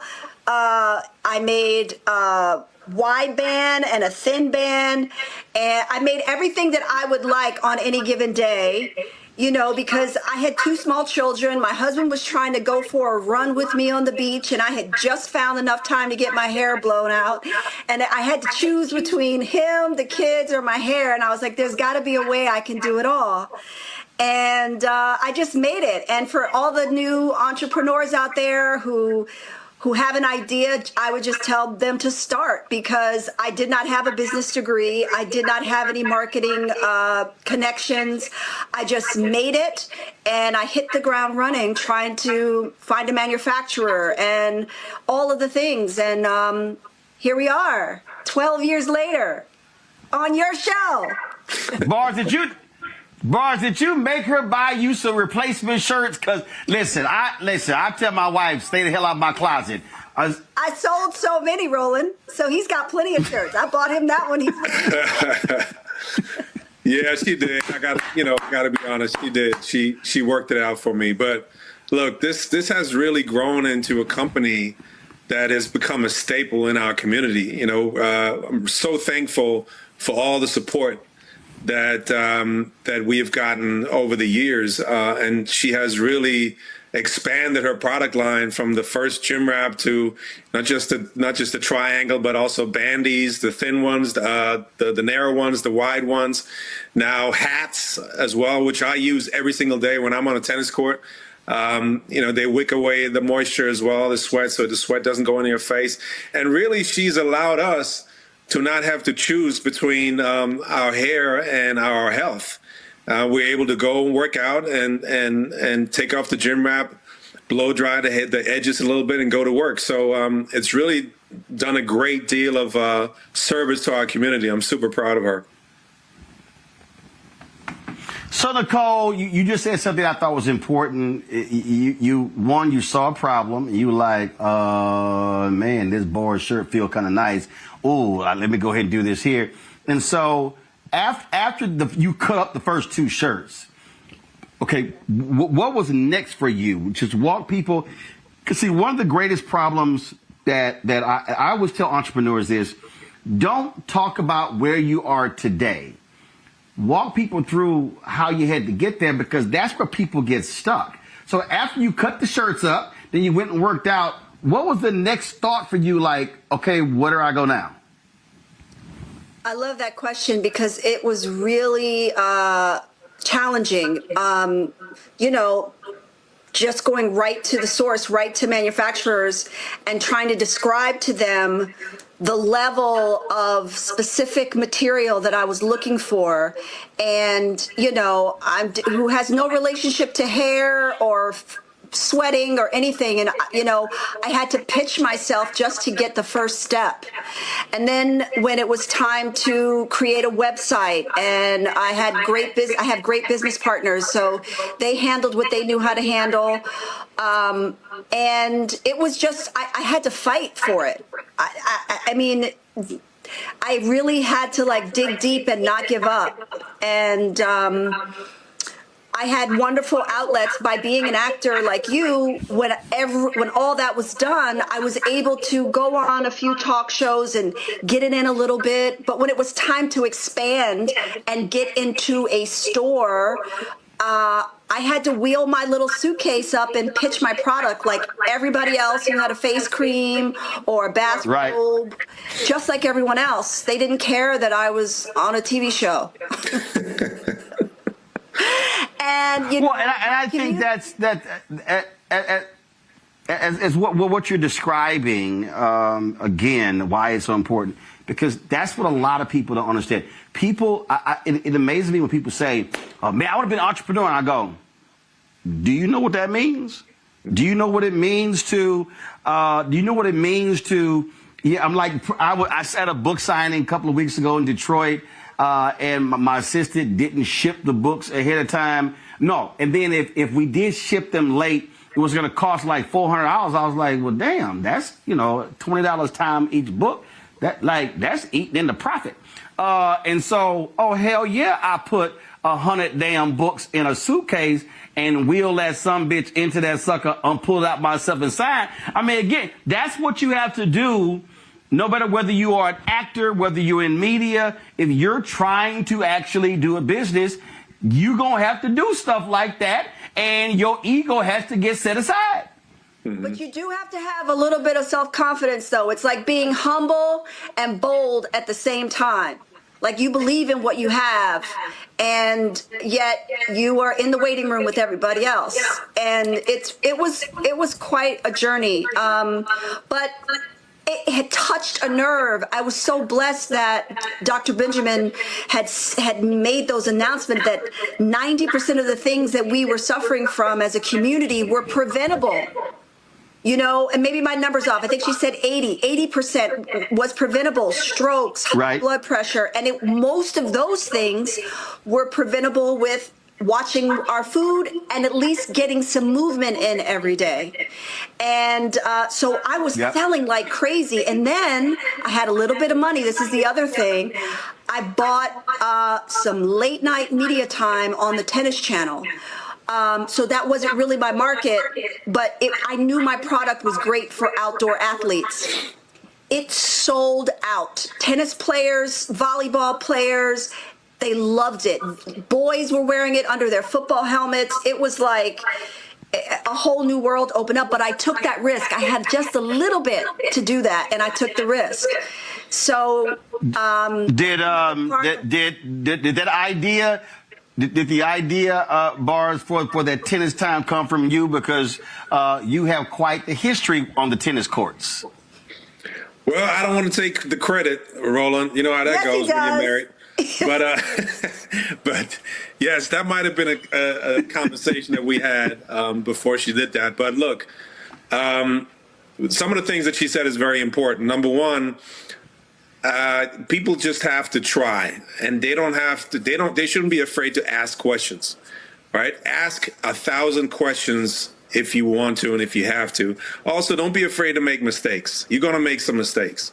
I think resiliency is very important. A lot of people give up right before they're about to hit that plateau or that next level. And also, like Nicole said, all the money that she made went right back into the business. Because in order to expand, in order to scale, you're going to have to spend the money that you're making to grow the business. It's not that easy, but it is worth it. And I have to really, again, say that she was doing this in the name of service. And I think that is also an aspect that has really helped her grow, because she was providing a real solution to people. And I think it was sort of, the product and the business was anointed. It was really divine intervention that helped her grow this business, because she was doing it in the name of service. Well, it certainly serves a need. I mean, I'm looking in our group chat, and there are people sitting there talking about it right now in terms of places they've been. It's hot. And it's not, and again, I mean, at the end of the day, you different parts of the country and the world, even if you're just visiting places and it's hot and you're sweating, that's the one thing sisters will say, man, 'cause look, I'm from Houston. So, I know what it means when a sister's like, yo, that humidity, as soon as you hit the door, all that money you spent, on getting your hair done. That's why a lot of sisters I know, when the heat comes, they go up, braids time. We ain't dealing with all of that. But of course, this product, go ahead. I was just saying, that's why I make cute styles too, just for running your errands.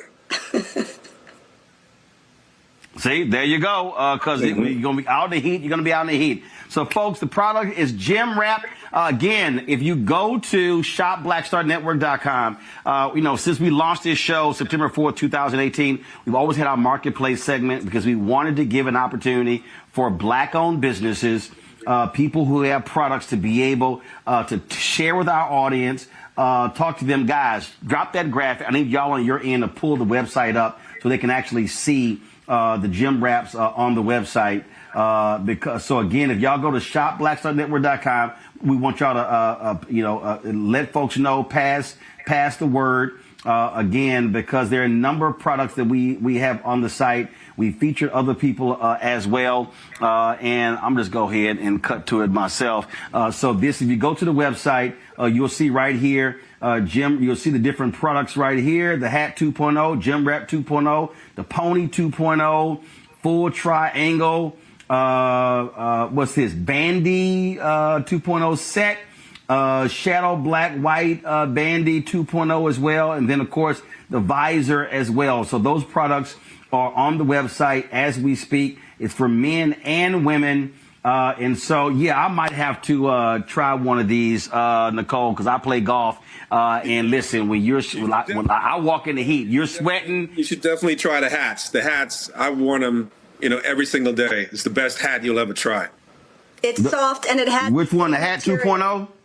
The hat, yeah, the hat. Not the pony. The pony has a little hole in the back for the ponytails. I'm not sure if your hair. Yeah, no, I don't have that issue. Ain't no ponytail here. That ain't gonna happen. So it'll be the hat. Because and again, I mean, because I have it's like one of my alpha hats. And man, the way that thing's made, like when I'm sweating, when I'm over a putt, it looks like a waterfall just coming straight down. So yeah, I'll have to try the hat. All right, the hat 2.0. And listen, I test drive everything. So I'll let folk know. And so y'all go to shopblackstarnetwork.com. Check out this. Quickly from our panel, questions. You got any? Randy, you first. I've had a gym wrap for 10 years, easily. It works. No, it works. My hair is usually short, and you really did. I mean, you solved a major problem. Black women would not work out because of our hair. We would completely, we get our hair done on Friday. So it's like, I can't work out Saturday, Sunday, Monday because I want to be cute. Maybe you do Tuesday, Wednesday because you're going to get your hair done again. Like our health was very much determined by our hair. And so my best friend called me and said, have you tried so-and-so? And I did. And it truly works.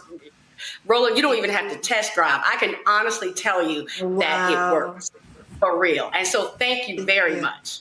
Thank you. Thank you for that. And I made them, Roland. Mustafa, I'm sorry. Go ahead. Because I know that some of us have short styles and some of us have braids, but we lay our baby hair down and all the things. So that's why I have a bandy for people who like a one band, but I also made ties so people can tie them as tight or loose as they want and be more flexible. So I thought of all of the things that I go through myself and included them in the line. Well, Mustafa, he's got braids, he always rocking the LL Cool J Kangos. He may have to try one of your hats. Mustafa, go ahead. Yeah, well, thanks for that. No, I don't have braids. I have locks. But yeah, so Nicole, braids, locks. There's a difference. Anyway, braids, locks. You got long hair. I got long hair. Yeah, you can take one of my. Thank y'all for loving black folks. Thank you for loving black folks. My question was, again, I have a lot of hair, so I was just curious, like for the hats, do they come in one size or are there other sizes or do they stretch? They're adjustable. It depends, if you've got a lot of locks and a lot of bulk, I would still pull it in your own comfortable ponytail holder and then use this just for the sweat in the front. Right. So it stops dripping down if you're really working out. Thank you. I see guys in the gym. All right, Michael, Michael, he ain't got no locks, so he ain't got that problem. Michael, go ahead. No, I don't have any locks, but I do wear LL Cool J Kango though.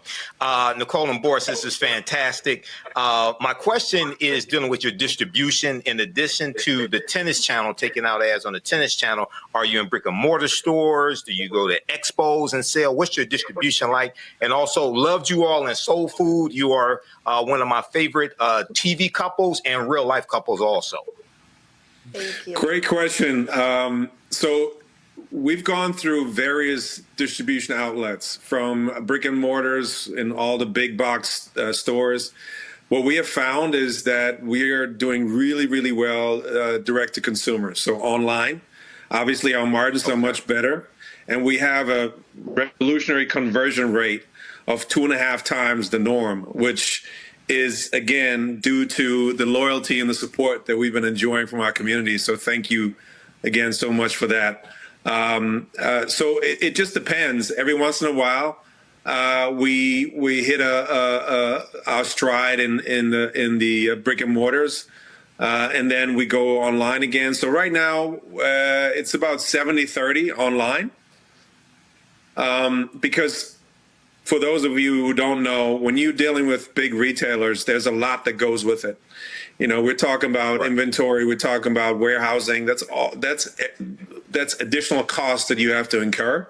And then also you have to support your stuff on the shelves by way of marketing and advertising spend. So those big box retailers ask you to shell out additional money to promote the product in the stores. They don't promote the stuff. You have to promote the stuff. Right. So sometimes when you, like my wife, when you have a great following and enjoy great loyalty in amongst our consumers, it's better to go the online only route because the margins are better. And you also can get to expand your product line really quickly from one day to the next. Whereas when you're in a big box store, you always have to wait 6 months till the next cycle until you can introduce a new product. So they're not as flexible as you want to be. So sometimes e-commerce works much better. Right. All right. Thank you. Gotcha. And I'm sitting here, and you know, some people, they can't just stop being what they used to be. So Candy Carter, of course, whose company set all this up, is texting me.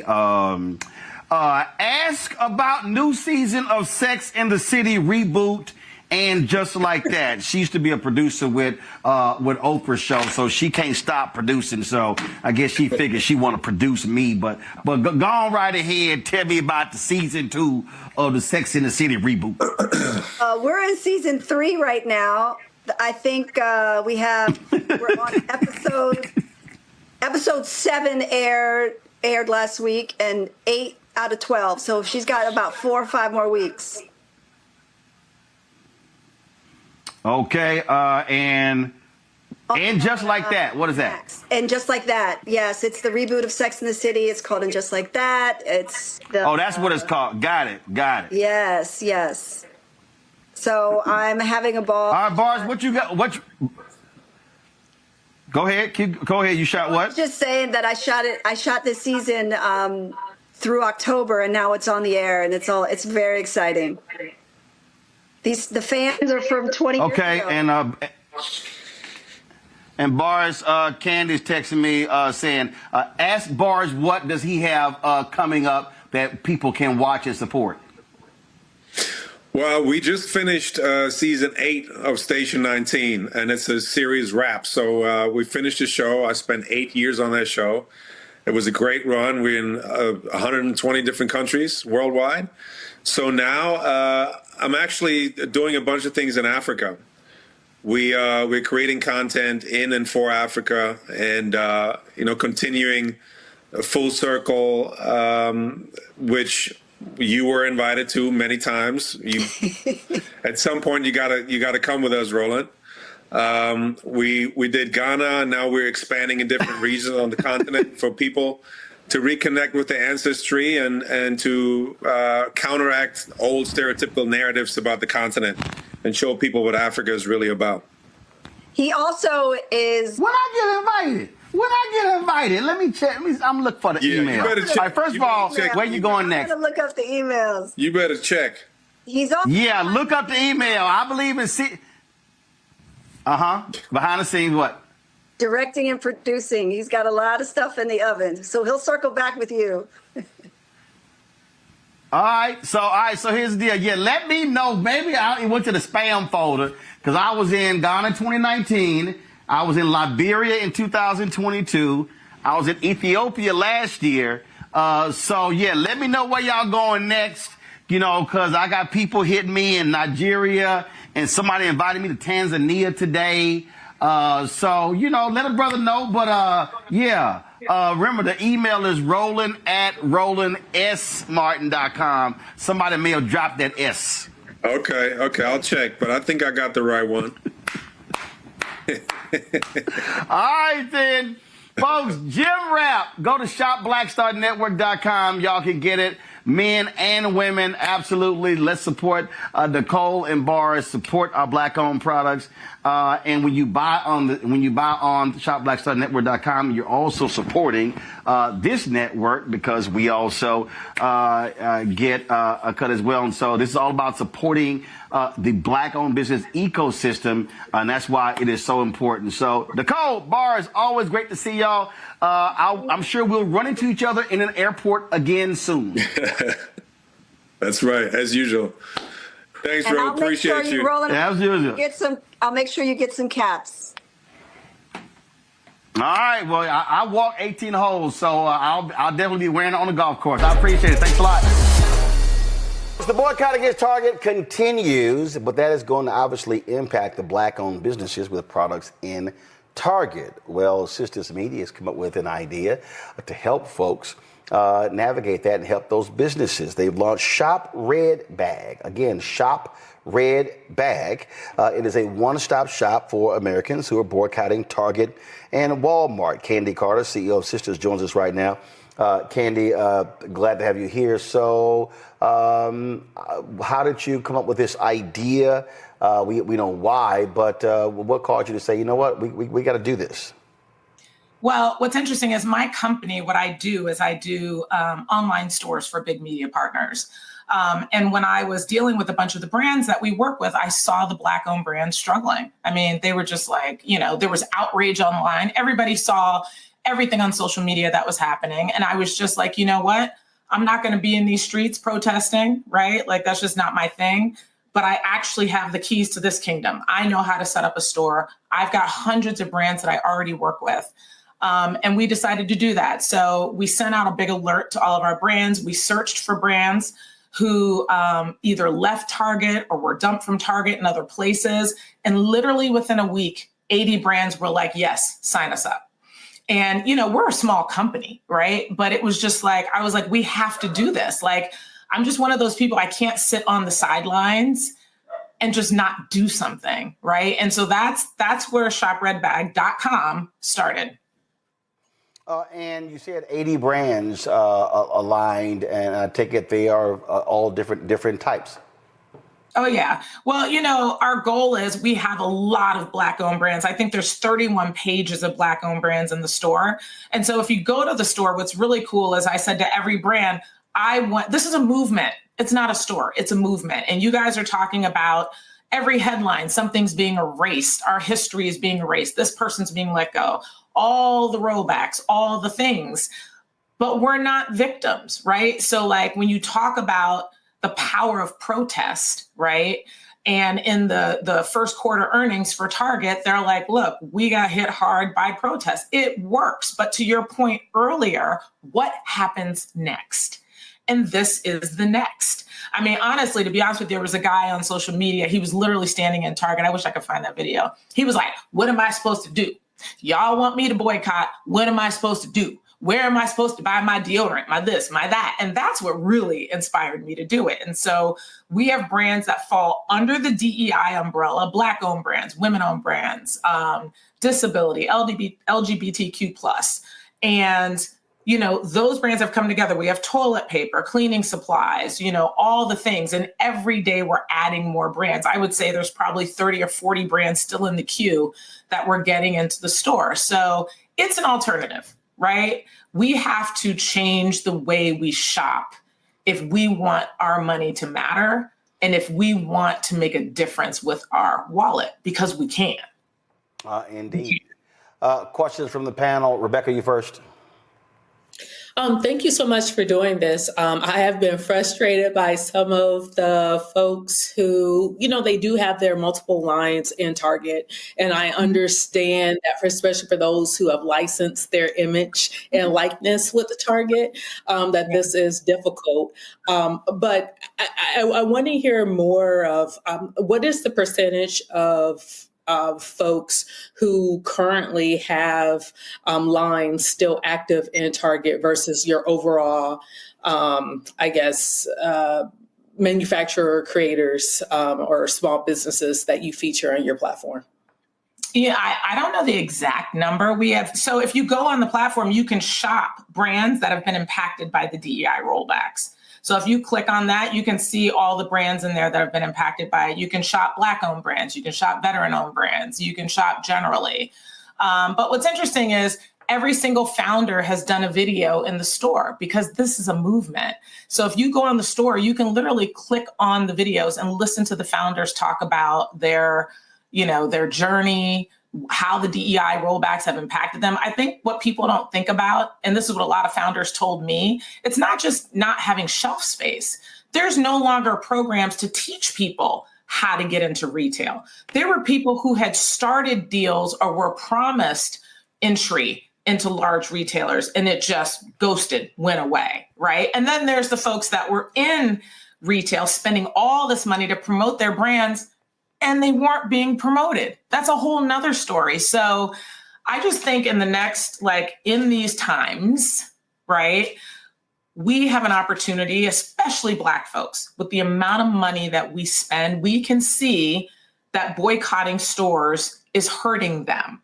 So where does all that money go, right? That's what Shop Red Bag is. It's like, make a commitment to make your dollar matter. Your wallet is your weapon.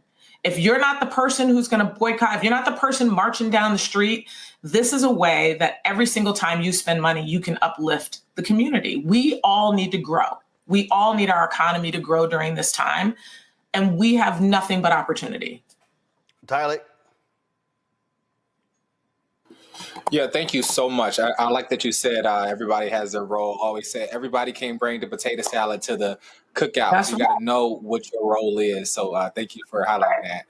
My question would be, what advice would you give to young Black creatives building businesses rooted in purpose, but just not for profit? What would your advice be for them? Well, it's interesting because do it. Just do it. I'm just a doer, right? I have a son with special needs. 6 years ago, I'm like, he has no friends. So I started a foundation and it's called We've Got Friends. And now we serve hundreds of families throughout New Jersey. I'm just a mom. I'm just a business person. And it's like, if you have an idea, do it. I always tell young people who work for me, we're in meetings and I'm like, listen, I don't care who the idea comes from. If it's good, we're doing it.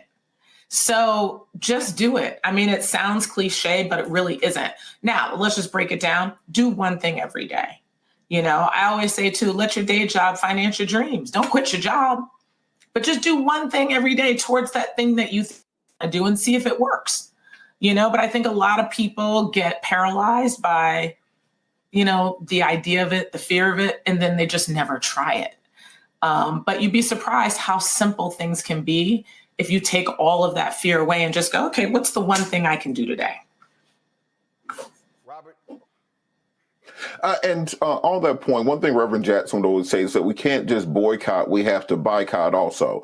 Meaning that we have to invest in buying things in our own community. And what you're doing is outstanding around that. And this really dovetails into the previous conversation when we were talking about this history of protest and this history of Black activism, because what many people forget is that during the Montgomery bus boycott, people didn't just not ride the bus. They were paying their friends and neighbors and church fans and community people to get them back and forth. When we say we're not going to your lunch counter, we didn't just starve. We were going to Big Mama's lunch counter to put money in her pocket. How can we get the influencer economy to understand that if we are all putting our creative minds together and our creative outlets together, then we can go. If Black folks had gotten behind Roland 7 years ago, when he got started on this, as opposed to diving in now, then this would be rivaling any of the big networks. So what do we have to do to kind of break through that almost post-traumatic slave syndrome where people think, well, it's not given to me by a white hand, then I shouldn't want it? You know what's so funny? Roland is the best example because I'm like, you own the Black audience in news in America. You own it. To your point earlier, nobody else is doing it. So if millions of people can follow Roland, right, on this network, then millions of people can shop at Shop Red Bag and stay out of. Here's my thing. If you knew somebody didn't like you, right, didn't want you in their circle, no, you wouldn't be jumping out the bed to run over to their house. Think about how hard Americans work for their money, right? We got headaches, we're working weekends, we're so tired, we can't do anything. And you really want to spend that hard-earned dollar with people who don't care about you? It's just mind-boggling, right? And so, we're actually going to New York tomorrow to talk to young people, to really just talk to people about what matters to you. Right. And I think now more than ever, I think people are really assessing, like, how important is it for me to spend my dollars with people who actually care about me, who actually believe in what I stand for. Right. Because I don't think we can just frivolously throw our money around anymore. I don't think it's fair to us. It's not going to be helpful to us. And the only way, to your point, that we can grow really over the next 4 years is to do it together. And we just have to come together. And coming together also means being consistent. I tell people all the time, on March 4th, when we did the State of Our Union coverage, we had 250,000 people watching us live. It was amazing. 250,000 watching live. Well, if I look right now, we're sitting there, we've had almost 4,000 tonight. But if we're hitting 200,000 every night, we literally are rivaling all the cable networks. We're rivaling those shows. And what then happens when those folks, and so when they, to your point, learn about Shop Red Bag, learn about shopblackstarnetwork.com, learn about these things, now they are buying products at a faster rate. And so what I keep saying is, and in one of our promos, Jeff Carr says, bring your eyeballs home. We have to understand, wherever our Black eyeballs go, our money follows. That's right. That is absolutely right. And so, for shopredbag.com, we are adding brands every day. We have a section at the bottom. If there's a brand that you love, tell us about it. We'll put them in the store. We're adding in 30 SKUs of shoe racks and, things to strain your vegetables, all the things, right? And so keep checking in. We're doing all kinds of things, but the idea is this is an alternative, right? And everybody, the woman who had the book, it was such a great point. You just go out there and protest, and literally everybody was like, so what are we supposed to do now? What are we supposed to do? You know what I mean? And so for me, I'm like, all right, let me be part of the solution. I'm not going to get on social media and just complain. I'm just going to do something. And so now we have all of these brands and more brands coming in. And they're all, and like I said, if you listen to these guys in the video, they're passionate. They're like, listen, the DEI rollbacks are not going to get us down. It's not going to set us back. They are so positive and so ready to say, let's do it together. So they're inspiring. The brands are so inspiring, and they're all excited to be in this kind of collective, in this movement together, so that we can show that we can actually lift these brands up. We can do it. All right, tell them again where to go. shopredbag.com. All right, then. Candy, we certainly appreciate it. Thank you so very much. All right. Then. Folks, my next guest in 2009 launched the BeautyStat blog to demystify skincare ingredients through what he called a factual, science-based lens. After years of research, Ron Robinson developed a breakthrough technology to stabilize and formulate pure vitamin C. It began as a blog, is now a full skincare line. BeautyStat offers science-driven products trusted by consumers and professionals alike. Ron joins us right now. Ron, how you doing? It's so great to be here. I'm a big fan. Appreciate it. So, what got you started in just studying skincare and vitamin C? Great question. Totally fell into it. So my parents wanted me to be a doctor, didn't know what I wanted to do. So I went to med school, did really well in school, but decided it was not for me. So I dropped out of med school. And I bet that didn't go over well at home. Not at all. My parents were really, really disappointed. They're like, you're a bum. What are you going to do with your life? So I sent out resumes and I was hired as a cosmetic chemist for Clinique 35 years ago. And that's how I fell into the world of developing skincare products that deliver results. So you go to med school, you drop out, and then you get hired as a cosmetic chemist at Clinique. Yes. So what did the parents say when you got the job? Okay. They were like, okay, what is a cosmetic chemist? Until a few months after working on the job, I brought my mom home some of the skincare products that I was developing. And Roland, she was so excited. She was like, oh my gosh, give me those samples. She dove in the bag. And at that moment, I was completely forgiven. And she was like, go ahead, do your cosmetic chemist thing. Just bring me home products. Okay, that was your mama. That was my mom. And my dad just went along with it. So he was cool. Oh, so yeah, mama got some free products. He was like, yeah, we all right. Okay, so you're there 35 years. And so in that time span, what are you doing? What are you learning that eventually brings you to this blog? Yeah, so worked for a lot of big brands after working at Clinique, and I always was fascinated with the ingredient vitamin C. Vitamin C is a great ingredient for the skin, but it's notoriously unstable. So what that means is that it tends to oxidize, turn brown, stop working. So I found a way to encapsulate pure vitamin C and keep it stable. And our best-selling product is our vitamin C serum. This one right here, multiple years in development, multiple patents. And Roland, this product works to even out skin tone and fade hyperpigmentation, which is a big concern among a lot of consumers of color. So let me just give you an example. Okay, so can you see me? You can see me, right? No, I cannot see you. I got you. You must be on FaceTime. Okay, so yes, FaceTime. Yes. All right, so here's the deal. So I play lots of golf. All right. Okay. So, and I wear baseball caps. So literally in the middle of my forehead is basically you can see the line of demarcation where the top is lighter than the lower part. And so when you talk about that product, would that product help with that? Yes, it's going to help even out skin tone. Got it. And any hyperpigmentation, which is a big concern. You know, when you're looking in the mirror, if you see yourself on camera in a selfie, and if you're unhappy with your skin tone, if you wish it was more even and you could fade that hyperpigmentation, BeautyStat has you. Our vitamin C serum, this is award-winning, multiple patents, great clinical testing and before and after photos that show that this product delivers results. So what, okay, so all right, so here's another example. So I play lots of golf. I'm also from Houston. And when you're from Houston, you got mosquitoes.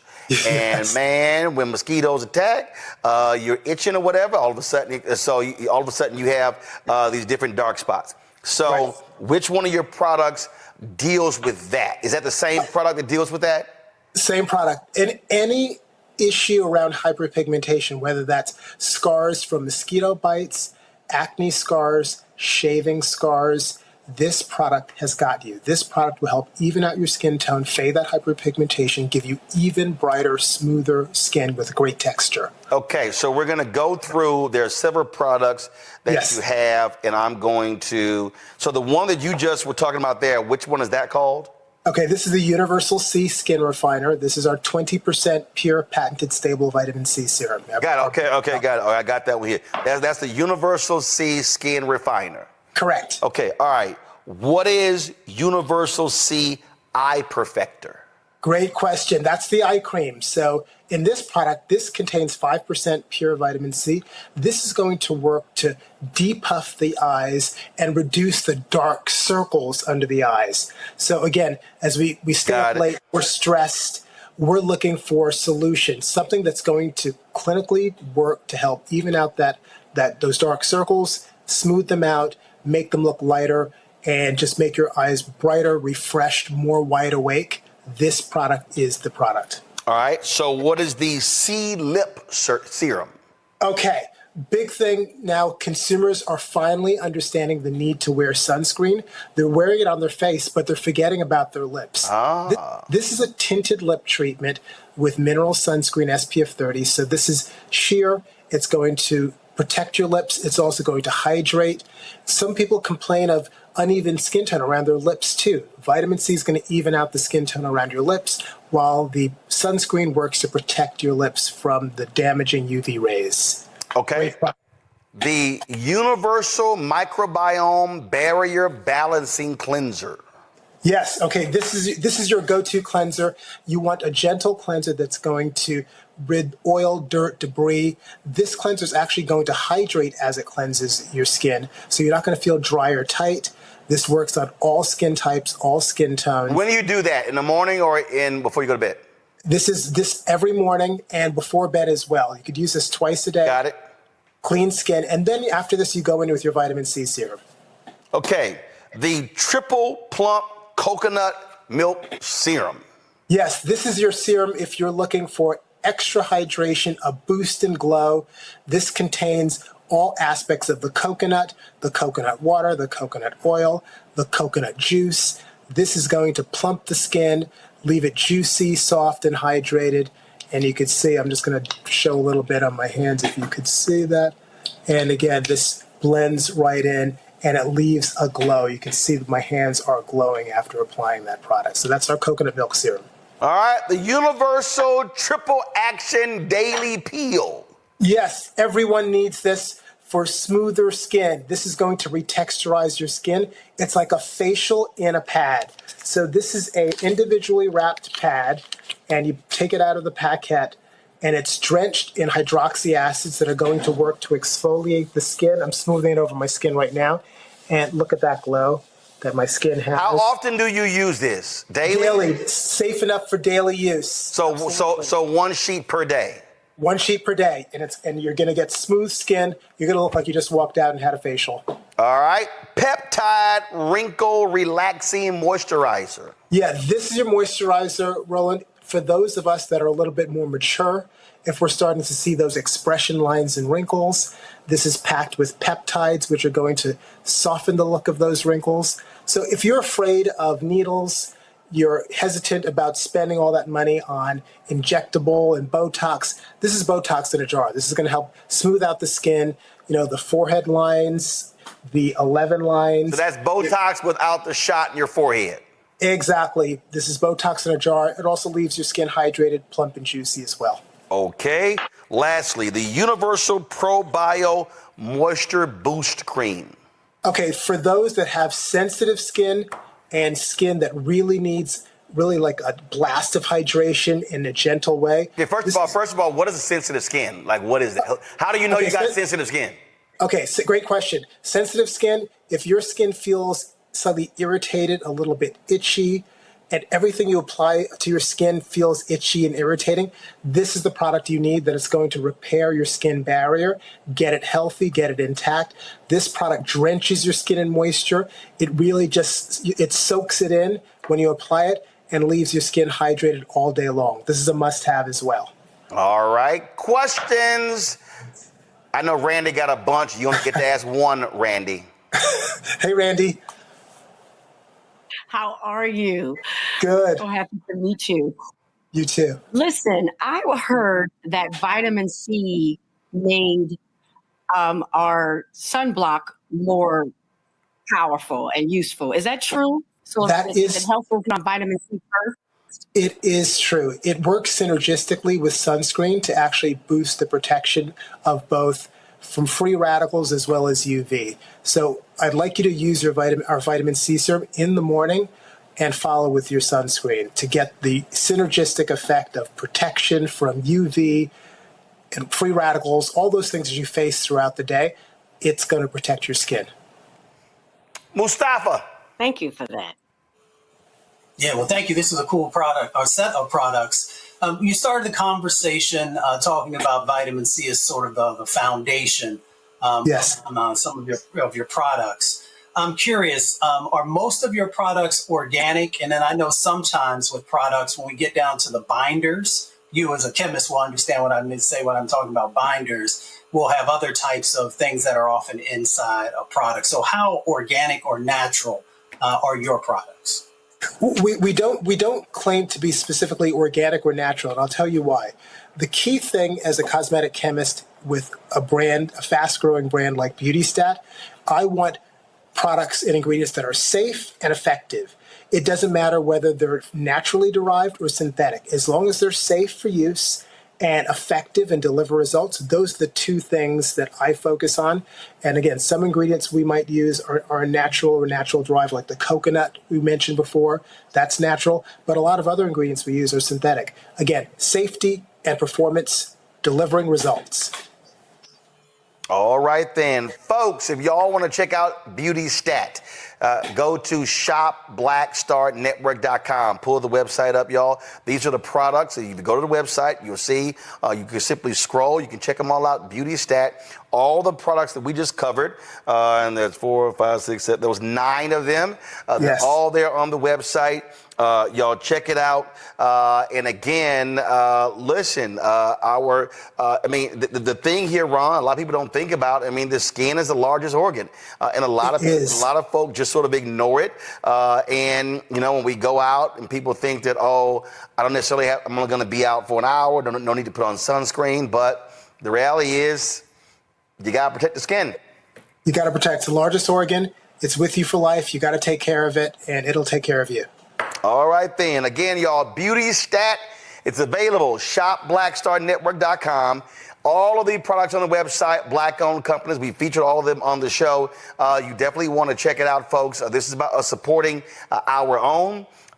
You can buy direct. Again, ShopBlackStarNetwork.com. Check out the products, the BeautyStat products. Right now, go to the website. Ron, we appreciate it. Thanks a lot. Roland, thank you. Appreciate it, guys. All right. Thank you very much.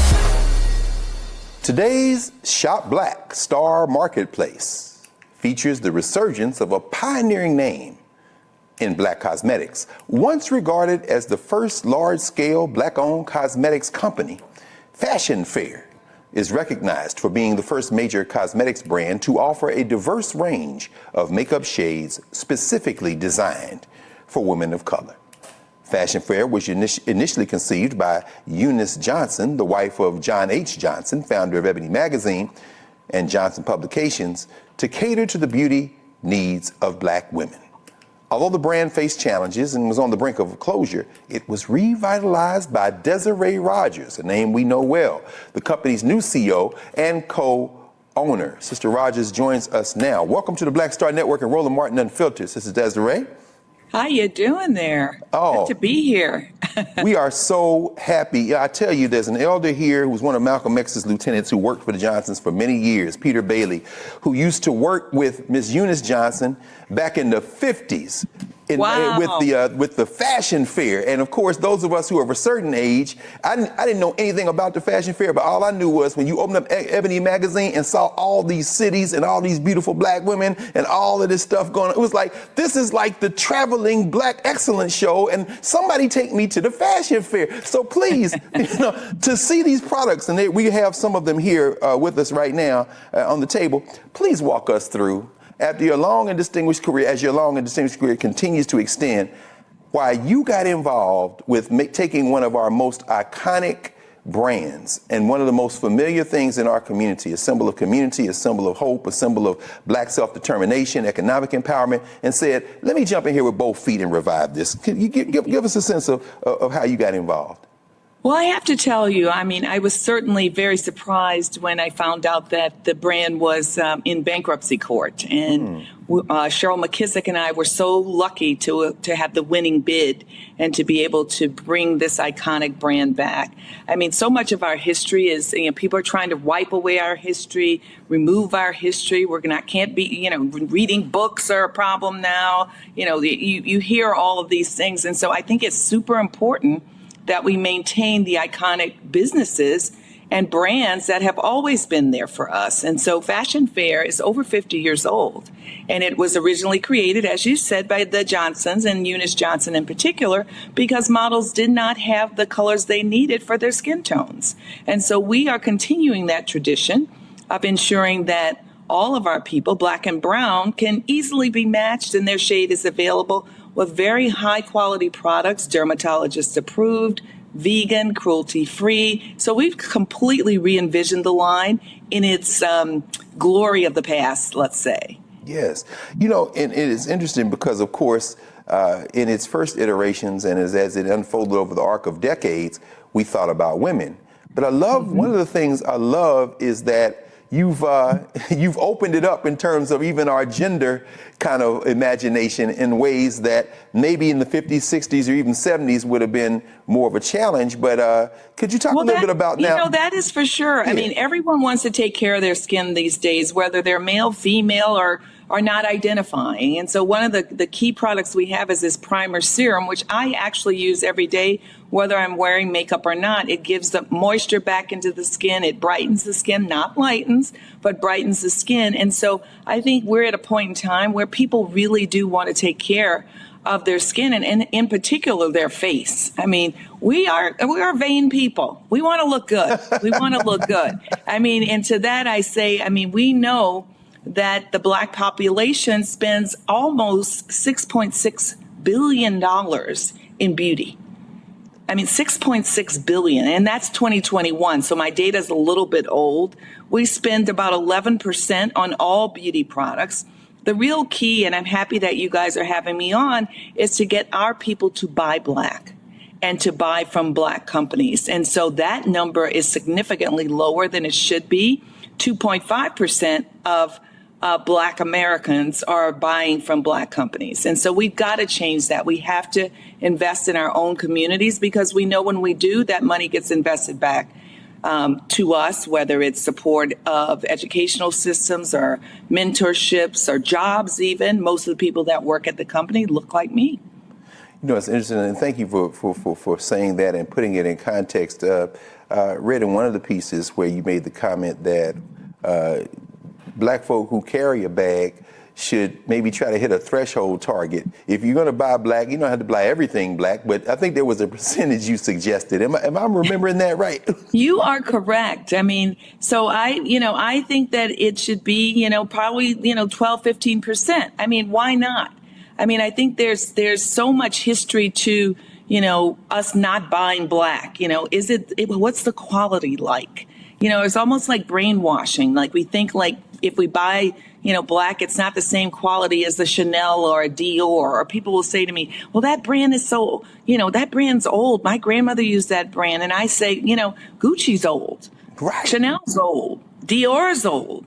But families took care of those brands and now they're still thriving. So we've got to begin to think about the brands that have been created by our people and making certain that those brands extend another 100 years. Indeed. And so less criticism and more trying brands, looking at them, touching, feeling them. And, I think if you touch and feel our brands, I mean, I'm pretty confident you're going to fall in love. No question. I certainly have fallen in love with them, and I think I look pretty good. Well, there's no doubt about that. There's no doubt about that. I'm sitting here with the blush duo, the lipstick. Let's see, we have here as well the liquid foundation. See, you got me. You got me. Like, wait, can I put this on? Liquid luxury. That's what we're calling it. And we don't name any of our brands by number. I think you have Honey, I'm Fabulous. Yes, Honey, I'm Fabulous. A Bad Bisque is another name. Mahogany Hottie. So we try to have fun with these names and really salute, our community. I mean, the summer face can be super simple. Your serum that I have here, maybe the liquid, maybe a stick. And you can have a couple of sticks. It's really easy to, have a couple of shades. I mean, I use my stick also as eyeshadow. If I'm traveling, I don't want to carry a lot of stuff. Maybe a little lip teaser and a lipstick, and you're done. Oh. And see, this says chocolate chip, so I'm going to resist the urge to put honey, this brush anywhere near my mouth. I'm just going to... Original shades from Fashion Fair. I love it. Yes. So with those blushes, we put, a blush, which is chocolate chip, which is a powder, and then we put a cream there, which you're seeing this very nice, I think, kind of a peachy tone. Yes, ma'am. Oh, Yeah. man. That's what I'm talking about. Gotta have fun with the makeup. This is what I'm talking about. Let's Don't be afraid of it. Don't be afraid. That's what I'm talking about. Look, while I'm looking at this Magenta Mist lipstick, I'm going to ask Dr. Ali. Santiago, please, any questions, comments for Desiree Rogers? Yeah, well, thank you for everything you're doing. My question is attracting a new generation along with holding, the folks who have already been, strong supporters of the product. How do you approach that? Well, that's been the straddle. I mean, people that have used the brand in the past, they are very interested in the shades that they loved and whether or not those shades are coming back.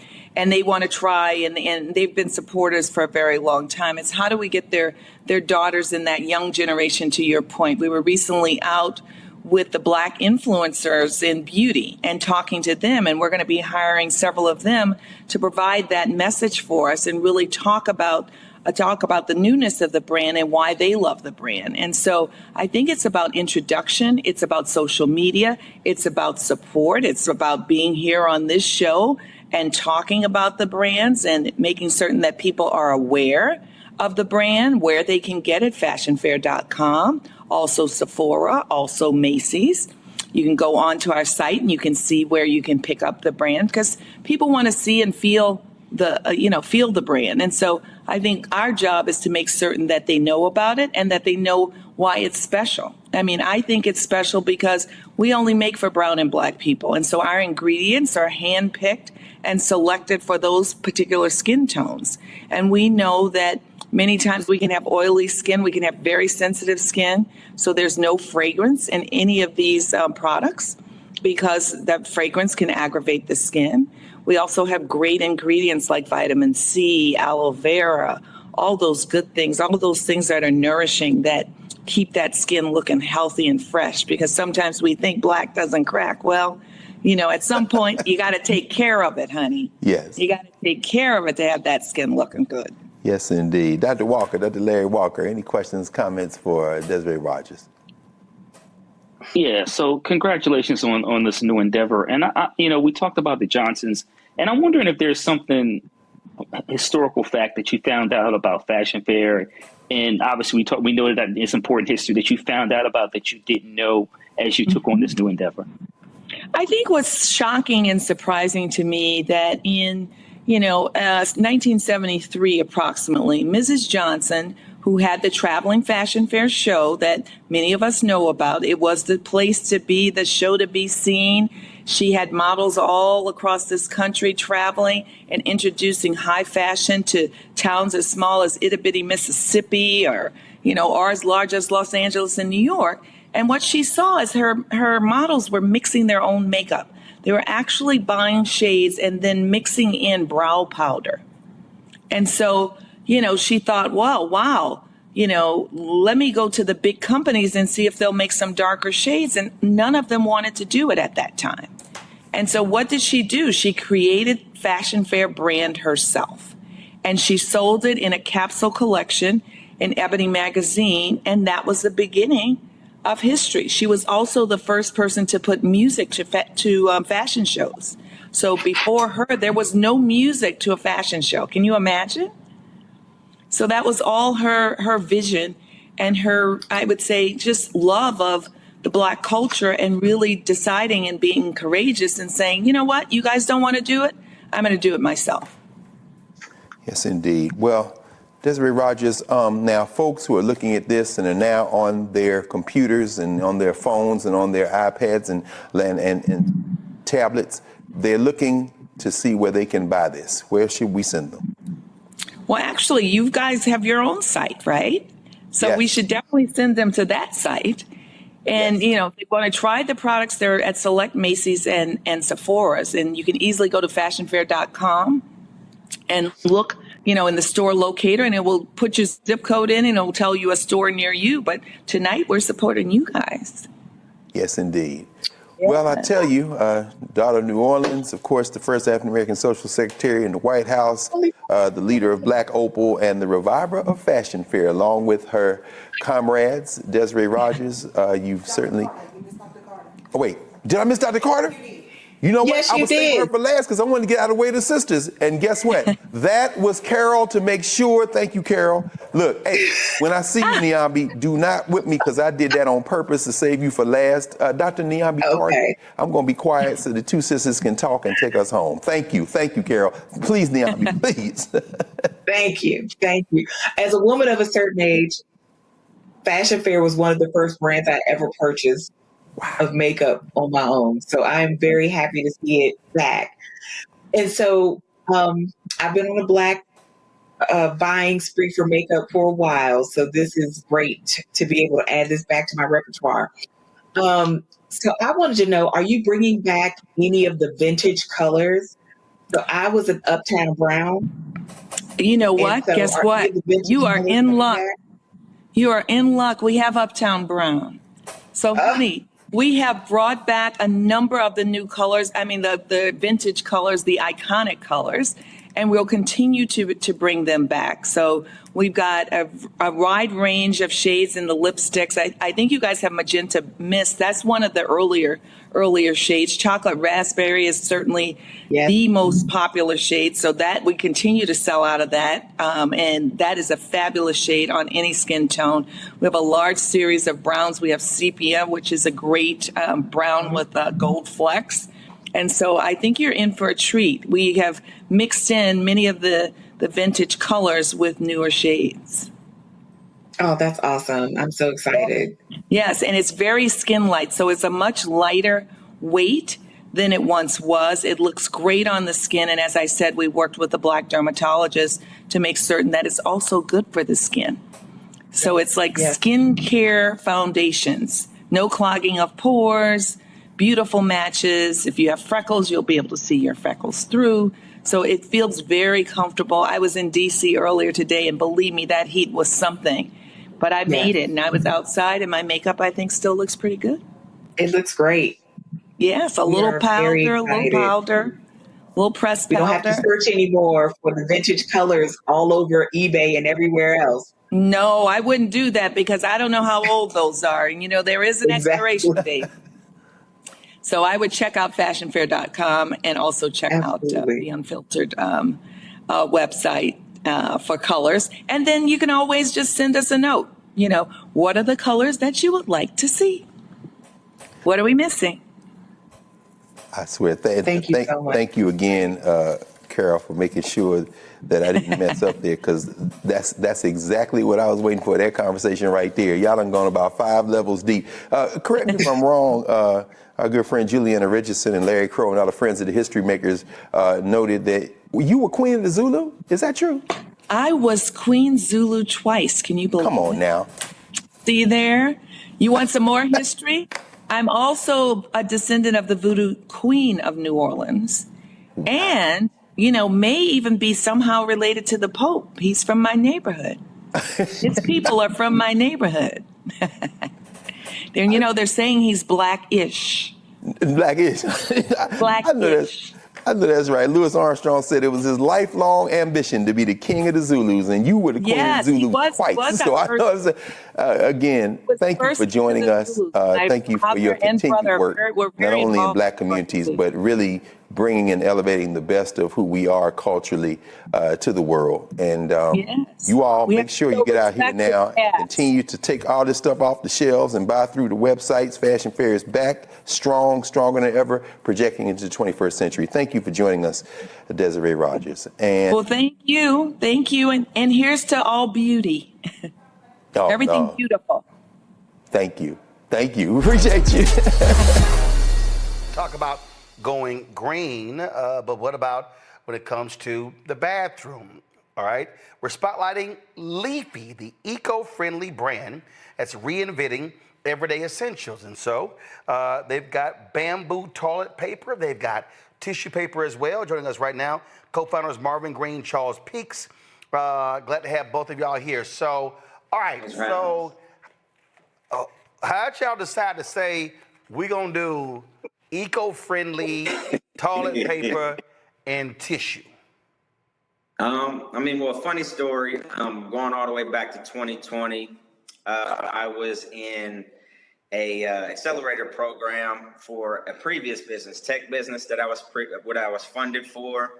Long story short, COVID hit, kind of shut everything down. But in the middle of that, what it did was sit me down or allow me to sit still and witness the civil unrest that was breaking out everywhere, COVID, which basically put everyone in their homes. And then, the staple after all of that is people going out, losing their minds over toilet paper, fighting for toilet paper. So, I kind of put all of those things together because I also seen a lot of us running out and going and grabbing toilet paper. So, thought about it. I had a dream. All of this came to me in a dream, actually. I hit up my partner, Chuck, and said, hey, man, we need to come out with our own brand, toilet paper, and add a social enterprise piece to it and kind of, add a mission that elevated and educated people on the benefits of bamboo. And, the rest was history. So you sitting there laying down and you dreaming about toilet paper. Hey, it sounds crazy. It was a few different factors. I don't know if I ate something and I just jumped up like, whoa, wait a minute. Why am I thinking about toilet paper? Or if you ate something and you went to the bathroom and ran out.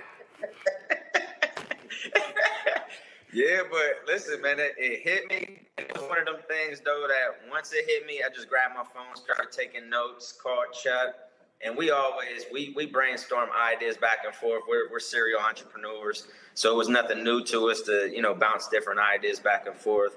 And once we put our heads down and really started to brand it out, put it together, and go with the actual raw materials that we wanted to go with, we put it out here with everybody. So that's what you see. Okay, so first of all, this is an individual package. Yes. And this is this right here is the 6-pack. Yes, sir. Mm-hmm. So explain to me why the individual. Okay, so explain the black wrapping or the gray. Is there a reason behind it, or just because? So the individual roll is 2-ply roll. Those individually wrapped mainly we have for businesses and also for residents. So this one here, this is 2-ply. Yes, sir. Yes, sir. Okay, and That's so 2-ply. difference between 2-ply and 1-ply. No, the 2-ply it's a lot thicker. Your fingers ain't gonna break through it. That's what you don't want. That's a good point. That's 100%. And then the 6-pack we have, that's 3-ply. The premium. That's the premium right there. This here's 3-ply. Yes, sir. Okay, and then you got on the back, why choose bamboo? It says lint-free and no tree. What does that mean? It means no lint. When you go and guys, we're not really trying to examine the toilet paper. We just hey man, listen, we trying to sell some damn toilet paper. So you need to explain why to buy you and not Charmin. Listen, so lint-free though, traditional toilet paper, it's gonna leave lint. It's gonna leave, those dingleberries, but it's gonna leave all that.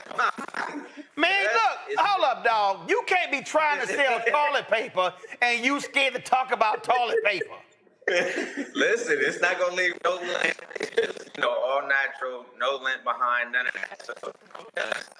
So, and another thing we also like to push is the educational piece behind it. We chose bamboo because as we started doing our own R&D, we realized traditional toilet paper was poisonous. I mean, there's a lot of forever chemicals that we're using. We're using formaldehyde, bleaches, chlorine, and we're putting it on the most sensitive areas of our body.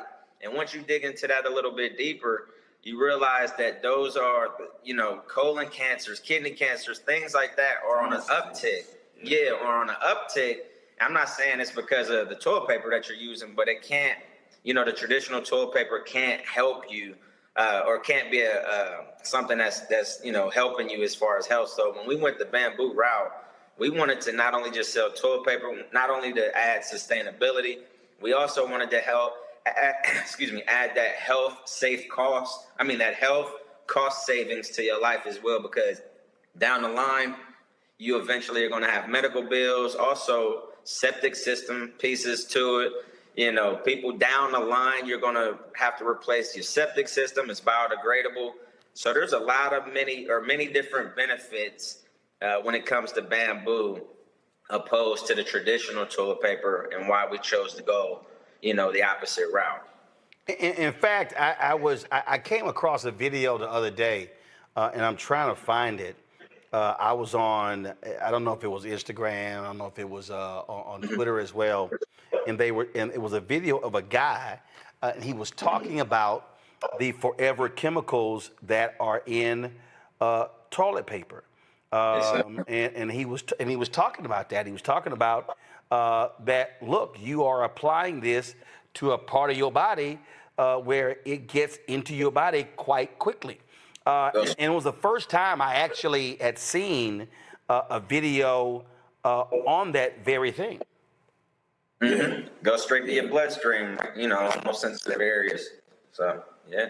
It's crazy when you start to really think about that. All right, so we done covered the lint-free and no tree. We covered the biodegradable part, the no chemicals part, the 100% bamboo, and the high-quality 3-ply. Okay, so explain the more oxygen part. More oxygen, bamboo. More. Hold up. You gotta let your partner talk. Oh, my fault. My bad. Go ahead. I mean, I don't want his family like, damn, he ain't get to say nothing. Go ahead. So bamboo actually produces more oxygen than the actual tree. It's a natural antibiotic. So it fights off a lot more diseases than the actual tree would. So, I mean, those are the things that we bring to the table outside of just having trees and chopping and messing up the ecosystem. Trees, we're saving a lot of trees, and we just don't want to mess up the ecosystem with just chopping down every tree that we have here in America. So we chose to switch it over to bamboo. All right, so, okay, I'm gonna let my panel ask a question. They might ask what I'm about to ask, but I'll wait. So let me go to them. And so, Tyler, you're first. Yeah, let me just say I learned so much about toilet paper. I'm about to when I go in the bathroom, my own toilet paper. I first want to say thank you for your vision and showing how entrepreneurship can drive both environmental sustainability and community uplift.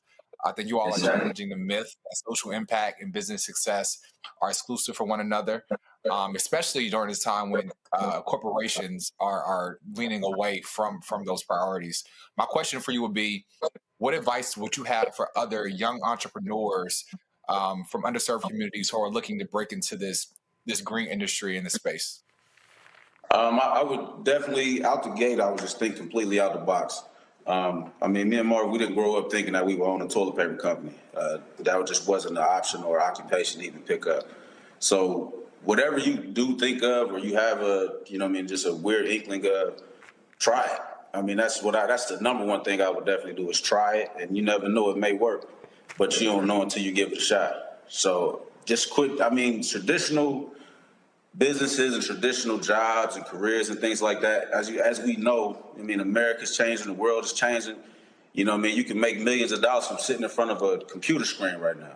So you never thought that was possible back in the day. So now, I mean, I would just say completely think all the way out the box, and it should work. I mean, you never know. And I just add in there, I mean, as us both kind of see, just be persistent. You're going to go through some days where it's like, man, this ain't it. But you got to stick with it. You got to go through those ups and downs. You got to learn. You got to go through the fire, and basically be refined to become the person that you're supposed to be in order to handle what it is that you're trying to create. So I would say just be persistent and stay firm in what it is that you believe and make impact happen. All right, Larry. Yeah, gentlemen, congratulations for, thinking outside the box. So my question deals with, what are you projecting over the next 3 to 5, even 10 years out in terms of market share, or percentage of market share you think you could capture over the next 3 to 5 or even 10 years out? Great question. So we actually believe that we can capture about 10%, and that's been, aggressive with it, 10%. But we also have community that's backing us. Going back early 2024, I would say we realized we had community is because when everything shut down with DEI, we were actually onboarding with, Cleveland Clinics. We were onboarding with a lot of major corporations, and then supplier diversity program shut down, which kind of put us at a pause. But what we did was we took a video that we had with Chase Bank that was already featured across the country through Chase and shopped it around through social media. So we really got to see the impact of what social media could do, and it allowed us to go viral. But from that, we're pushing almost, close to about $1 million in revenue this year just from that social media impact that we have seen over the past few months. And then that allowed us, what we just launched maybe a few days ago, is our equity crowdfund campaign, which now takes our mission and then allows not only to educate and elevate our people, but now gives them an opportunity to invest in our company and grow with us. So our valuation right now is about $6.8 million, but we look to grow this thing along with community and bringing them on board through crowd equity, to push it a little bit higher and really capture a lot of the market share. Because right now everybody's focused on there are a few that are. Hold on one second. Hold on one second. You started breaking up there. Finish that last point. Can you hear me? Yeah, go ahead. Okay. Yeah. Finish. Yeah. So we plan on capturing about 10%. I would say 8 to 10% over the next 3 to 5 years. Okay. So, where is your? Let's see here. I'm on a website here. Where's your equity crowdfunding campaign? Equity crowdfund campaign is on WeFunder. People can find that at www.wefunder.com/Leafy. Yep, /Leafy. Okay. And it'll pull us right up. All right, here. Let's see here. All right. Yeah, we just launched it a couple of days ago. That actually is about to update to around 42,000. But it's going pretty fast, and we're going right now. This is just friends and family round, but we're going to lock it, or we're going to shut it down at 100K, and then it's going to open back up at a different valuation. But so right now it says 17,800 of a $50,000 goal, but you're going to actually raise that to 100,000 goal. Yes, sir. Yeah, the goal is 100, but once it closes at 100, we're gonna reopen it again, but it's gonna be a different valuation. This was just like friends and family round. Got it. Okay. All right. Mustafa. Yeah. Well, first of all, congratulations, y'all doing amazing work. I mean, I personally invest in greener forms, green businesses, and greener forms of energy. Just real quickly.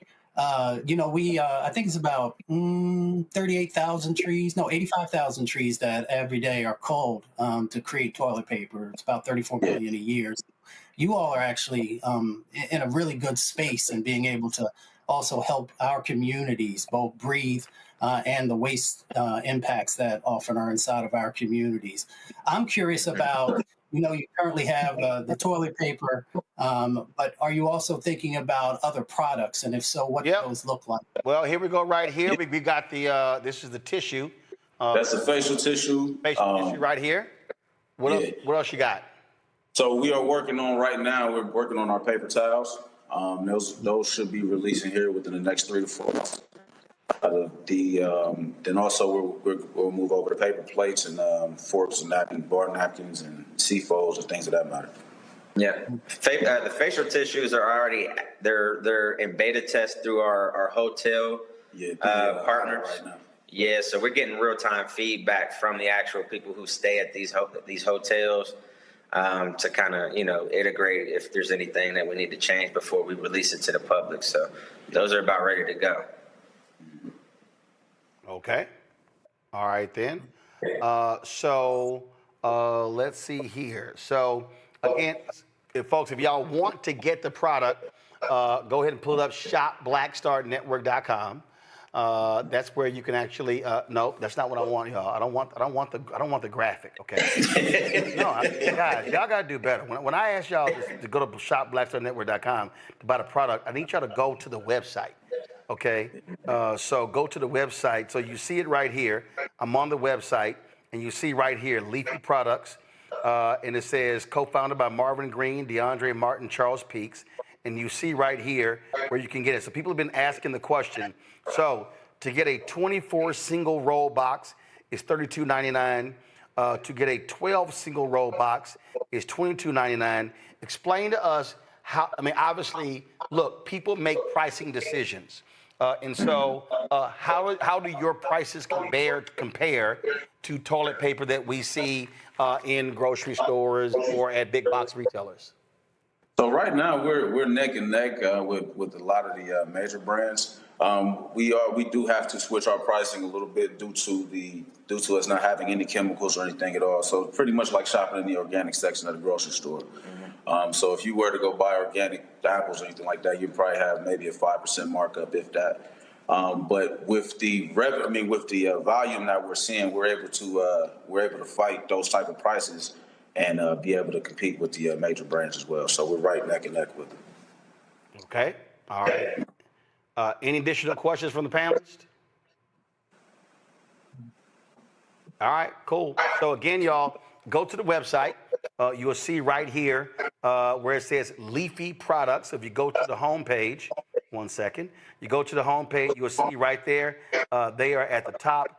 Right there. These are the other products that are on shopblackstarnetwork.com. We've had some of these folks on the show as well. And so, again, these are black-owned companies. Great products. At the end of the day, I don't give a damn who you are. Your ass buy toilet paper. You know you do. So you can support a black-owned company and get more information, read more about them as well here. And so the product is called Leafy. And as I said, they have, of course, this is the single roll here. This, of course, is the 6-pack. But really, as you see right there, it says 6 = 18 because this is the 3-ply, correct? Yeah. Yes, sir. All right. And so, again, on the website, they have the 24 single roll box or they have the 12 single roll box. Those are the two products they have right now. And so, folks, please support them. And, gents, we appreciate it. Good luck on the crowd fundraise as well. Yes, sir. Appreciate Thank you very much. Thank you. All right. Thank you so very much. All right, folks, Miss Pruitt's Gourmet Cha-Cha. That's right, one of the products in our Shop BlackStarNetwork.com list of products. Joining us right now is Linda K. Pruitt from Detroit, Michigan. This is a product here, a sauce made entirely from vegetables, gluten-free, vegan-friendly, crafted in Detroit, passed down from generations. And so how many generations, where did this recipe start in your family lineage? Thank you so much for the invitation. So Ma Pruitt, my mother-in-law, gave me the recipe and told me to go and tell the world about cha-cha. I started because I had this small business class and I was telling my husband about it and I said I got this great idea for a small business. He said, no way, you gotta start selling cha-cha. I was like, what's cha-cha? It's an authentic Southern cuisine. It's a relish condiment sauce. You got to talk to my mother about this cha-cha. She's going to tell you about it. It's a great history, rich history. So Ma Pruitt, my mother-in-law, and I sat down, and she talked about cha-cha. She gave me the history lesson about cha-cha. She told me that cha-cha. So it's a relish. Hold on, yes. It's a relish. It's a relish condiment sauce. Yes. Okay. All right. Yeah. So got it. And what is it put on? Is it put on bread? Is it put on crackers? What is it put on? Historically, collard greens, pinto beans, black-eyed peas, hot water cornbread. Oh yeah. Yes. Nowadays. Got it. Okay. So when you asked about what is cha-cha, what did she say? She sat me down and she talked about cha-cha, the history of it. And she said that cha-cha originated in the backwoods of South Carolina, Charleston, South Carolina, 5 generations in the early 1830s. And she said that her mother told her about it. And their ancestors were slaves. When they were not picking cotton in the fields or gathering up the vegetables, they were allowed to pick up the scraps. That's right. Cabbage leaves, green tomatoes, not red, cabbage leaves and green tomatoes. So green tomatoes are firm. They were able to put them in their blue jean pockets and their apron pockets. They gathered up cabbage, green tomatoes, peppers, onions, different herbs, and they put together what they call cha-cha. Cha-cha, they considered as wow. Yeah, it was very labor intense. They chopped up really small chunks of all vegetables, and they fermented the product as well, the cha-cha as well. All right, questions for my panel. Let's see here. Mustafa, Avis, we know Michael, he don't cook nothing, so we ain't gonna start with him. Well, we know Avis don't cook either, so let's go to Mustafa first. Hey, good. All right, well, anyway, shout out to the D. Appreciate you being here with us. A quick question. So, a lot of folks are now focusing on healthier lifestyles and healthier diets. Can you talk a little bit about your product and how it helps us?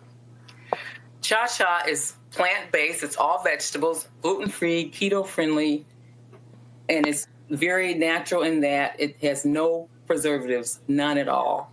There's no yellow dye, number 5 dye in it at all. It's made with apple cider vinegar, and it's pickling spice, and it's very natural, all plant-based, unlike others, that have chemicals. Mrs. Pruitt's Gourmet Cha-Cha does not. All right, Avis. Okay, so now that Roland has called me out as being a non-cooker, okay, but I do eat, okay, and I love. You know, I ain't lying, Avis. You know you don't cook. I have a very limited repertoire. Okay, that's what I say. I cook, but a very limited repertoire. That said, I do love soul food, and so I love to eat. And soul food is my favorite cuisine. So I have never heard of cha-cha. However, I do know that I think some of the best chefs in the world are based in South Carolina. So can you tell me a little bit more about just how is cha-cha something that is very particular to South Carolinian soul food cuisine, or is this something that it can be found all over the South? So Ma Pruitt told me, when she told me about cha-cha, she said that it originated in where she's from, South Carolina, but cha-cha is always known as an authentic Southern classic cuisine. And she said that it was not only Southern, but when they migrated from the South to the North, they bought all their vegetables and ingredients to the North and cha-cha as they came back, to the North. So it is a Southern cuisine, a Southern classic cuisine. And when I was doing my research, I did not find a whole lot of information about cha-cha. And so I kept doing more and more research, and I learned so much about cha-cha from Ma Pruitt. Because there's very little information out there about it. Michael. Thank you, Roland, for your incorrect introduction. I can burn for your information, but maybe one day I shall do that for you. My question is... Man, Michael, don't nobody believe you can cook. Go on ahead. You probably a microwave king. My question is, my sister-in-law is a vegan and cooks very well. She tries to make it as flavorful as possible. As a carnivore, how can she attract me more to some of her cuisine? What are some of your tips for her to attract, I guess, people like me? She's done cauliflower steaks, which she seasons up. She gives me a steak knife. So how else can she satisfy the carnivores of the world? Oh, I'm so glad you asked me that question, because cha-cha is plant-based, and vegans love cha-cha. It really enhances the flavor in tofu, any kind of vegetables. I love it on a veggie burger. and any kind of soups, salads. It really enhances the flavor of whatever they're eating as a snack, meal. It's amazing in terms of enhancing the flavor. Oh yeah, for sure. And I know you'll mention it. How do we get your products? Where are they? Yeah, online. Michael, we got that. Michael, we got that. Okay, Michael. You get one question, Michael. That's it. We know you can't cook, but you get one question. All right, y'all. If y'all want to get Miss Pruitt's Gourmet Chow Chow, go to shopblackstarnetwork.com. You see the product right there. It's among the other products that are on our news desk. But if you go to our website, shopblackstarnetwork.com, you can get the products with the other Black-owned products that we have on there. Linda K. Pruitt, we certainly appreciate it. Thank you so very much. And I look forward to testing this out when I get back in studio. Thanks so much for the invitation. Thank you. All right, folks, on tonight's ShopBlackStarNetwork.com marketplace, we're bringing the world straight to your plate. International travel chef Joanne Thomas has traveled the globe, tasting cuisine and savoring flavors from the bustling streets of Paris to the vibrant markets of Morocco. Now she's sharing those tastes with us. She takes us inside to, of course, some new products that she has launched. Let's get right into it with Chef Joanne Thomas. How you doing? Hold on, can't hear you. Hold on, say it again. I said I am fabulous. How are you? Doing great. Glad to have you here. So walk us through, what are these products? I have one right here, these various butters. And so explain these butters, because I thought just one type of butter. No, I've created gourmet compound butters.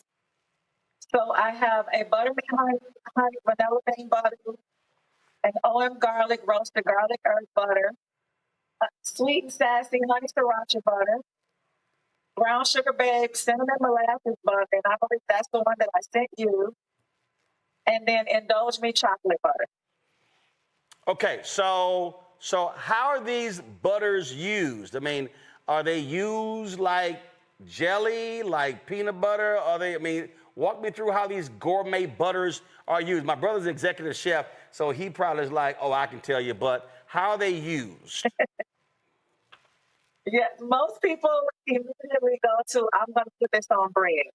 But I always try to educate my customers on thinking outside of the box.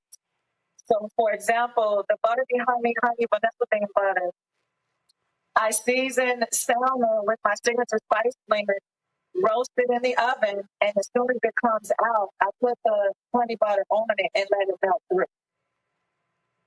For the garlic butter, I use it to finish steaks, vegetables, garlic mashed potatoes. The honey sriracha butter, I use it on avocado toast. It's great on seafood. The brown sugar cinnamon butter, a roasted pork loin, sauteed apples. So there's so many different things that you can do.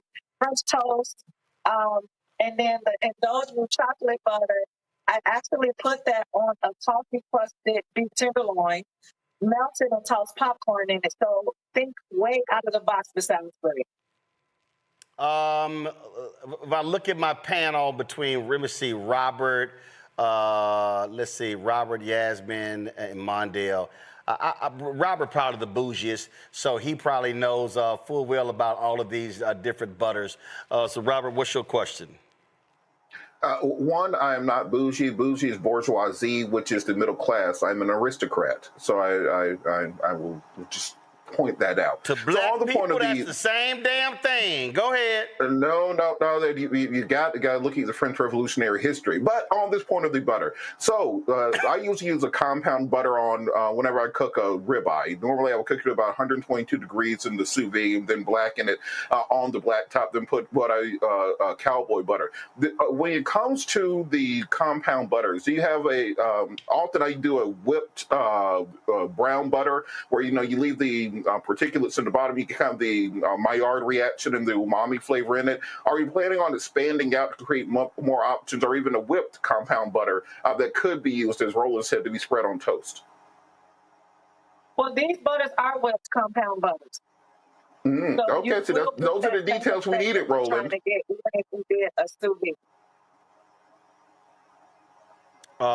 Go ahead, Joanne, say it again. I said these are whipped compound butters. So you will get that effect that you're trying to get, even if you did a sous vide steak and then put it on the grill. Got it. Jasmine, go ahead. You use any of these butters, Jasmine? Hold on, you on mute. There you go. Come on, guys, have the microphone up, please. The most I use is Jasmine, hold on, Jasmine. Say it again. The most you use is what? a garlic butter. The most you use is a garlic butter? Oh, so Joanne's like, look, baby, you gotta increase your palate. Yeah, I'm not as bougie as Robert. All the other compound butters and all the things. I'm not familiar. Pretty basic. But you definitely have to familiarize yourself with it. It will change your life, I'm telling you. Mondale, what you got? Yeah, Roland, you're right. I'm not bougie at all, but I cook a lot. So I got a question about like the fat content of your butter. Is it closer to American butter, or is it European? You know, European butter is less. It's closer to American butter. Okay, perfect. So I was thinking about, do you suggest bacon with any of your butters? You can bake with them, but because they are flavored, and as far as the brown sugar cinnamon butter is what I'm thinking you want to bake with, it can alter the recipe. So, you know, bacon is scientific. So you want to make sure that the sugar content for your recipe doesn't interfere with that when you're baking with the brown sugar cinnamon butter. Thank you. All right, folks. However, you can saute apples and put it on like pie dough or pastry dough and bake that off as itself, and you'll have an apple galette. All right, folks, if y'all want to check out Chef Joanne's various butters, go to shopblackstarnetwork.com. You see it right there on the website. You see all of her products right there on the website. You can check it out. And again, you can buy them directly from shopblackstarnetwork.com. Joanne, final comment. Thank you guys for having me. I'm so excited to share my brand and my products with you all. And I hope to have new customers soon. All right, then. Well, we certainly appreciate it. Thank you so very much. Again, folks, shopblackstarnetwork.com to check out the products of Chef Joanne Thomas. You can go there right now and place your order. All right, folks, a brother and sister from Texas said, you know what? We love doing puzzles, so how can we actually take this to the next level? Well, Erica and William Jones did that, and it's all about spending quality time. Family time. Those of us, of course, have family get-togethers. We love to do that. So they created what are called puzzles of color. Puzzles of color. 1,000 pieces of culture. Joining us right now is Erica Jones from Richardson, Texas. Erica, glad to have you here. And so, all right, so y'all love puzzles, but then what led to this idea? Absolutely. We grew up doing puzzles since we were really young, like elementary age. And as we got older, I got back into puzzles when I was pregnant with my daughter, and I realized that I was still very, very hard to find Black art in puzzles. So we decided to start our own business. And so when did y'all start it? How long ago? We started in 2020. So we actually started during the puzzle boom, and we were cutting the puzzles in my garage. That video you just showed was us cutting puzzles in my garage. We bought a puzzle machine and licensed the art, and we're doing it ourselves. So now we've expanded quite a bit. We're available, you know, in several different retailers on our website, and have over 35 different puzzles available on our website for anywhere from 10 to 1,000 piece puzzles. Gotcha. And so if you could, how many puzzles do you think y'all have put together over the years? I mean, well, at this point, now it's definitely hundreds because we had to put so many of our own puzzles together. As you see, I've got some on the wall behind me, and we have to have several of them because when we go to events, we have them on display. So definitely hundreds. Prior to that, we were doing like 2 or 3 a year. And so, you know, maybe 30 or so over the years before starting the business. All right. So now this is the puzzle itself, but you also have this great artwork here. And matter of fact, that would be an awesome piece of art to hang in my studio. And it says here, down here, respect, equality, hope, wealth, opportunity. And then on the back, it explains, meet the artist, Joseph Watson, known by signature JOEE, grew up in Gardenia, California. And so how did y'all come around and say, hey, let's do this with him? Yeah, that was actually during Black History Month a couple of years ago. We just did a little thank you card that included his art, and it was sent out just anytime you purchased a puzzle. It was just kind of like to highlight another artist. And then from there, of course, so many people saw it and loved it. Then we were able to work with him and get that turned into a puzzle. So that's a 1,000-piece puzzle. All of our puzzles are made to be framed because they are works of art, so that you can see it behind me. It is a 20 by 27 when it's completed, and that one's called Migration Westbound. So it's all about the migration after the Great Depression of Black people to greater opportunity on the West Side. Now, were these original pieces done for your puzzles, or did y'all partner with them to turn them into puzzles? Oh, both, a mixture of both. Like the one you're showing now, the one with the yoga poses, was actually something that we put together. It was a compilation of pieces that we put together to make one. And then a lot of the other ones are pieces that were existing that we licensed. But then this one, Unbothered with the People Dancing, is actually a commission piece that we were like, we want to show like just freedom and happiness and joy. And so that was what the artist came up with. So we have a nice mixture of commissions and original pieces, and then again, like kind of using, inspiration from different places and having the artist kind of put it together to make it, more puzzle friendly. So you have this one here, and I'm sure AKAs will be buying this one. It was done by Ida Charles, self-taught artist and muralist from Columbia, South Carolina. And so you see what that looks like. So I can guarantee you Randy will be buying that one, I'm sure. Yes, that artist is actually her mother, or her grandmother is an AK. So that was a homage to her grandmother, and hence the pink and green. And me and my mother are also AKs, so we were definitely, as soon as we saw it, had to get that. So I take it. So do you have a D9 collection, or is this, what do you have? In the works. We don't have a collection yet. We started with that one because, of course, of our personal attachment. But yeah, but if you're gonna start with one, you're supposed to start with. You're supposed to start with. Let's just be real clear. We gonna start now. I know you're AK, but see, we gonna start right here, baby, right here.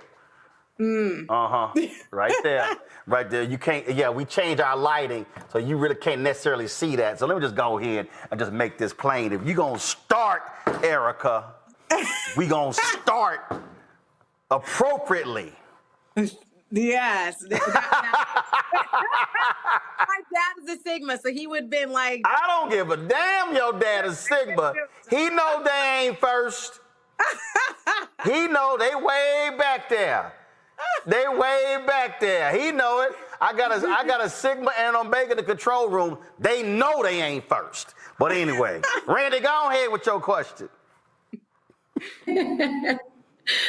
Well, hello, Sora. I think this is a fantastic idea, and Roland is right. I will be getting the AKA one. Generation.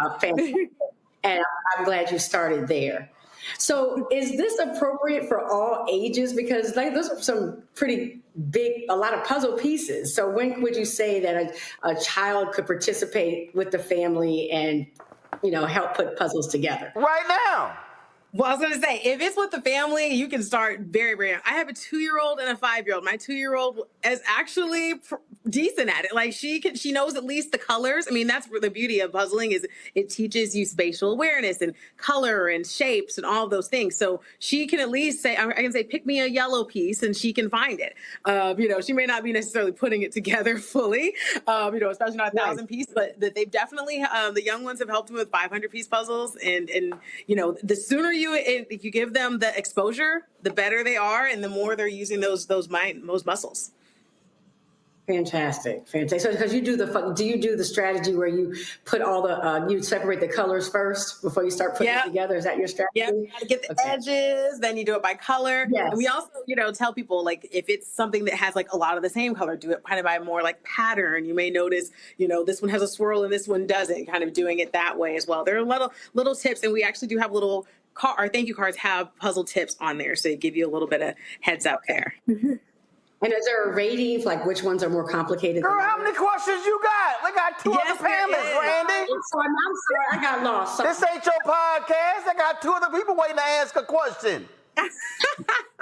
Mustafa, go.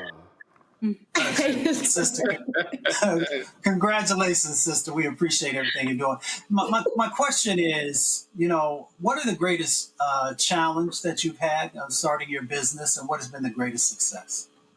Oh, well, I grew up in the corporate world. I worked for Capital One for years and Hilton. So I was in these big businesses. So having your own business, it is very much you do everything. It's not like a department where media does this and I'm doing it all. So that luckily with the support of my family, I have my parents, my brother, and his wife all very, very active in the company. But it is just a lot of work without like the full support of like a full corporate team. So that has been an adjustment for sure, especially when you've got two little kids. Joe? I would ask, this is really great, and I'm going to get this from you. I'm wondering what are some of your next frontiers in terms of other things that you want to puzzle, and I'm picking through the website a little bit, and I'm not seeing sports, and I'm wondering, sports figures, is that intentional at all? I wonder. So I'm asking kind of what window you're coming through on that, because always Black folks, sports and entertainers. Where's my Michael Jackson? Where's my, you know what I mean? So tell us about that. Well, as we mentioned, I definitely would like to get a D9 collection going. Again, in the works, trying to find the right artists and all of those things. Sports, ironically, we are actually working on our next collection, and we will have a sports puzzle within that collection, because we want to, speak to especially the boys. We have a lot of female-centered images, so we want to kind of give something for the guys to enjoy as well. So we will have a basketball-centered, potentially basketball. We're still working on that centered piece in the next collection. But yeah, as far as like major figures, we don't typically do puzzles with them just because licensing and all that stuff. We want to make sure that we're not, violating anything there. But we would absolutely love to. We're in the talks with some estates to be able to potentially do some puzzles featuring historical figures. We do have a Harriet Tubman puzzle, so that's like a historical one there. But we're working on expanding in that area as well. Excellent. Thank you. Now, you mentioned pieces. This one here is 750. This is 1,000. So what do they number? What's your smallest number of piece puzzle, your largest? We do have 300 piece puzzle, 300, 500, 750, and 1,000 are the majority of our regular ones. We do also have a couple of kid-friendly puzzles, which are 48 and 100 piece. But those are kind of limited edition, so it's like you gotta catch it when you can. All right then. Okay, so if people want to reach out to y'all, where do they go? puzzlesofcolor.com. You can reach us out on Instagram, Facebook, TikTok, all of the socials at Puzzles of Color. And again, folks, if y'all want to get these puzzles, wait a minute, watch somebody in the chat talking about, they've been out a while, where can I get them? It's called shopblackstarnetwork.com. That's where you go. So again, if y'all go to shopblackstarnetwork.com, y'all can actually see the puzzles right there. And so you can peruse the different ones there. Y'all, we keep showing the logo. No. I need y'all, when we do this segment, I need y'all to show the actual website. Okay, so here we go. All right, come to my iPad. All right, so if y'all go to shopblackstarnetwork.com, okay, y'all will see right there. okay, Puzzles of Color. You click Puzzles of Color, you're going to see information about them. Then you'll see all of the different puzzles right here that they have available. So you see 3, 6, 9, 12, 15. There are 15 different puzzles that they have available right here. Even y'all getting real spicy right here with this black plum puzzle right here. Okay, y'all trying to be grown and sexy with the puzzles? Absolutely. Got something for everybody. Nice little date night, Phil. Yes, absolutely. So, okay, that is not a puzzle for the kids. I'm just saying. They ain't one for the kids, just letting y'all know. All right, then, y'all. So go to shopblackstarnetwork.com. Check out and grab these puzzles for color. Eric, we appreciate it. Thanks a lot. All right, folks. Of course, if you go to shopblackstarnetwork.com, you'll see all of the products of various businesses that we support. Let's get a shot of that with the products on my desk, my news desk in our studios in Washington, D.C. In terms of so many different products that we have on there. Shirts, popcorn, we have treats, toilet paper, Leafy as well. So if you go, all the products on shopblackstarnetwork.com. Shopblackstarnetwork.com. Today, though, we're talking about John Tom's Barbecue. It began as a cherished family recipe, slow smoked and passed down through generations. Now, Lefay Pegues is taking that legacy from backyard pits to store shelves nationwide.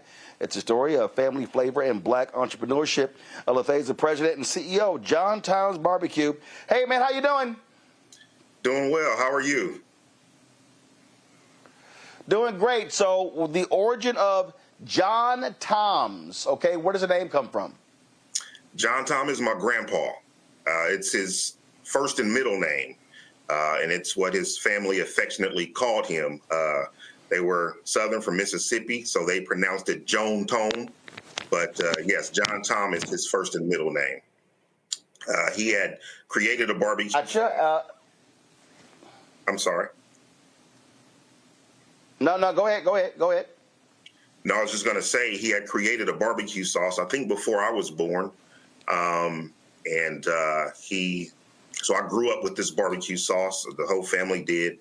And he took it to the grave with him. We realized that when he passed away that there was no recipe. He never wrote it down. So that's kind of how I got involved. When I was in college, I just decided that I was going to try to recreate or reverse engineer his recipe just based off of memory of what he put in it. But I had no formula. So that's how I got here.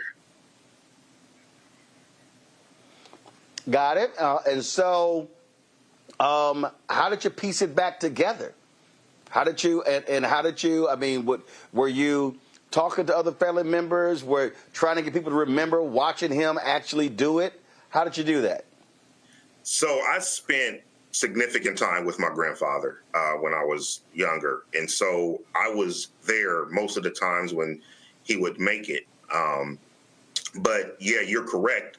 My aunties, I called them and I told them I had this idea to try to make his sauce. And so I wrote down what I remember, and then I asked them if it was something I was missing. So they told me what I was missing, and I just went to the store and started throwing stuff in a pot.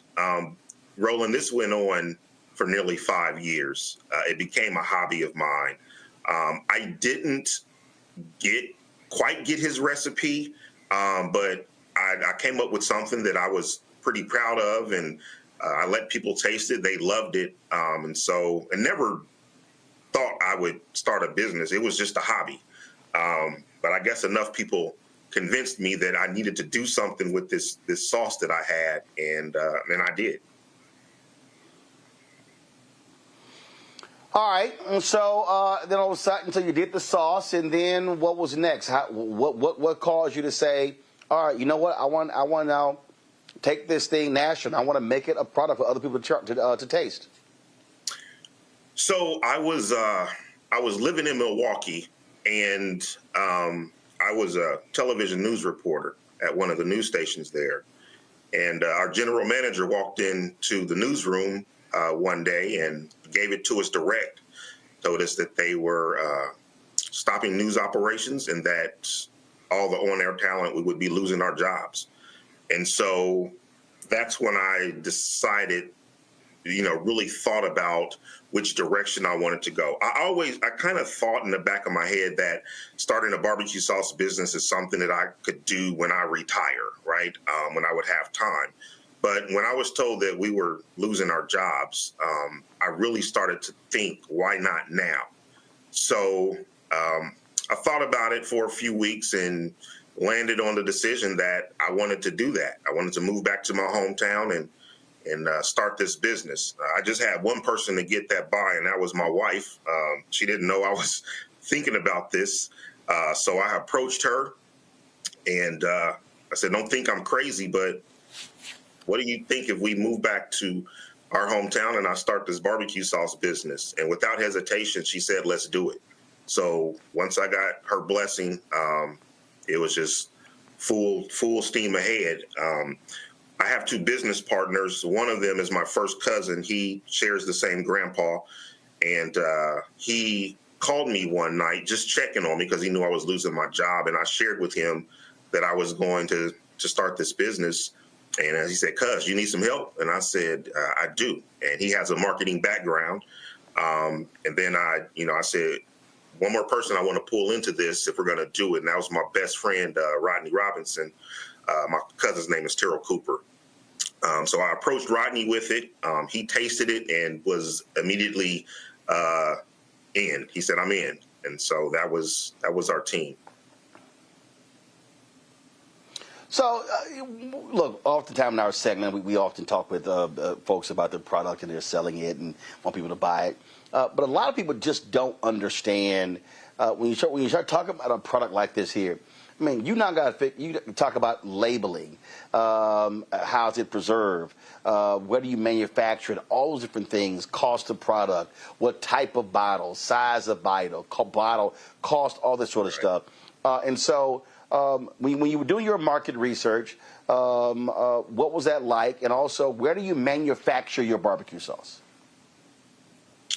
Okay, so doing the research, we quickly realized that the barbecue sauce sector is pretty oversaturated. There's 1,000,001. Oh yeah, it's a whole lot of barbecue sauces out there. A lot of them. And so at first, when we trying to figure out, okay, so where do we make this? Back then, kitchen incubators were just starting to pop up, shared kitchens. And so we found one in Indiana, and, we went, they trained us how to take my little kitchen recipe and scale that up a little bit. Right. It was an FDA approved facility, so we could sell it to the public. And then eventually, when we outgrew that, we got on with a co-packer, which is a facility that they take our recipe, they scale it up very, very big. And then, from there, they handle all the production from A to Z. They, from the labels to the bottles, making the product. And then once that's done, they ship it to my warehouse, and my distributors, they pick off of our inventory. All right, then. Questions from the panel. Let's see here. Mustafa, you first. Yeah, well, congratulations. I see that Hoosier Heat and the Sneaky Hot. I'm wondering which one of them brings the most fire. The Hoosier Heat. The Hoosier Heat brings the most fire. The Sneaky Hot, it's crazy because when we first started, I had two flavors, and that was the original and the Sneaky Hot. The Sneaky Hot, my first crack at it was much spicier than it is now. And I got some feedback from someone that said, hey, look, man, you live in Indiana. You might want to scale that down. So I did. But over the years, people's palates started changing, and they were asking for a spicier version. So we delivered, and we created the Hoosier Heat. It's not crazy hot. It's not like ghost pepper habanero, but I think it's a perfect heat to complement the flavor. Randy. As a fellow entrepreneur, I know that there are ups and downs when it comes to running and owning a business. What lesson did you get from your grandfather that he either told you directly or you saw from observing him that has helped you with your business today that honors him? Great question. My grandfather was the hardest worker. He and his family, they were all from Mississippi. They migrated up north, just looking for better opportunities. And he just brought with him this work ethic. He had plots of land around the city where he would maintain about 3 or 4 gardens, would have me up on the weekends in the garden picking weeds and picking beans and tomatoes. I saw my grandfather like really work hard, and the things that he did, he was always passionate about. Barbecue was his passion. Before it was trendy, smoking meat and making barbecue sauce. And so I grew up around that. I grew up very close to my grandfather. So, and it's funny because my family say I act like him. So I was taking all those cues, not knowing but I was taking a lot of cues from him growing up. Well, I salute you. Congratulations. I know your grandfather would be extremely proud. Yeah, I always say I just wish he could see it. Joe? Yeah, we went kind of a different direction, and instead of really going retail hard, we decided to go after like your food service accounts. So most major sporting venues in Indiana, you'll find our barbecue sauce there. So if you go to a Colts game, we're there. If you go to a Pacers Fever game, we're there. If you go to Notre Dame game, Purdue, IU, Ball State, we're there. So we kind of chose that lane because we saw nobody else. You had a barbecue sauce doing that. So those are the kind of accounts that we go after. Fantastic. Joe? Great. Congratulations on everything that you're doing. I was looking on the list there, and I saw that you guys are just about everywhere in Indiana. I've got a daughter in Louisville, Kentucky. So let me know if and when you guys have any plans to get across state lines. Yes, absolutely. I will do. We actually did a activation at Churchill Downs on the anniversary a couple years ago. So we were fortunate and blessed enough to have our sauce there for that running. But yeah, that's one thing that we're really doing is starting to cross those state borders and become more of a regional presence. Excellent. Congratulations. Thank you.